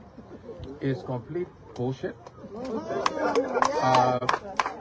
When people can accuse you of stealing people's money, when they can accuse you of being involved in war, anything, people don't make up stuff. They don't make up shit. Excuse my language, right? So it's complete nonsense. I'm married, 8 Teresa, 2 children, 5 grandchildren. I believe in traditional family values, so it's complete bullshit, complete nonsense. Jamaku, young man, vice president, young man that are vice president, the major stole 500,000. I mean, Jamaku, the major went to I forget that Jamaku, the majors went to Ghana, the fit and they may bring it all company in the country. I mean, Kun can reach yourself. Kun man, you know, Kun, but I want to sophisticated, quiet. Hardcore rule in Liberia. But Liberia when 2029 come and pass, then you finally leave. Mission is completed. Now what the rules of engagement? When the war ended, the guy said, the captain, the commander said, mission complete. There wounded out first. All men on board. Everywhere there is no school, I will build school. And everywhere there is school and school in bad condition, I will renovate it. I told them, towns and villages, everywhere you will have lights in a town for children to play, for people to see. I told them, every town will have safe drinking water. If Charles Taylor is the problem, he will be out of here in the twinkle of an eye. And I say, let well-meaning Liberians come home. If we respect this constitution, a government formed in Accra is a violation of Article 1 of the Constitution. Let them come home. Let that government be formed in Monrovia. The government that capital road, small road, B road, all kinds of place. I think the reason Joseph Boakai will not do much because the old man, the papa is suffering. The papa loves the country, but he can't make it. The criminal there around him, they sophisticated than him. They are sophisticated criminals, so they can't make it. Your league Costa, God knows how to pay people. It's just simple. Costa that accused everybody but himself. Everybody, Joe, we join, we accuse Joe, he killed Joseph Boakai. Boakai still living. Joe, no, you leave better. He made me senator. He almost made Joseph Boakai president until he screwed up. We gave God the glory. Yeah. Well, Boakai, when he screwed, he said, oh, we don't want to make sure we will fought for him to be reconciled with the president. And then the people who fought for him. Look, you Costa, you come. And Costa was in a podcast, he said, they don't been calling me? Okay. The time you were calling me for me to kind of Boakai, did I put it on radio? That immaturity to do what you're talking about. And I no, son, guarantee you, when we finish, there will not be a winner or the loser. Today we all wear the jersey of Liberia, and the victory belongs to the people, to the peace, and to our democracy. As we begin to build upon the foundation of this new Liberia, I, George Seleke Kromah, the new president, will first give thanks and praises to the Almighty God for the blessing He has bestowed upon our country. And I say, my people, thank you, We elect on 85 irresponsible men what happened to our country. We elect on 85 irresponsible men to govern this country, not to be very irresponsible.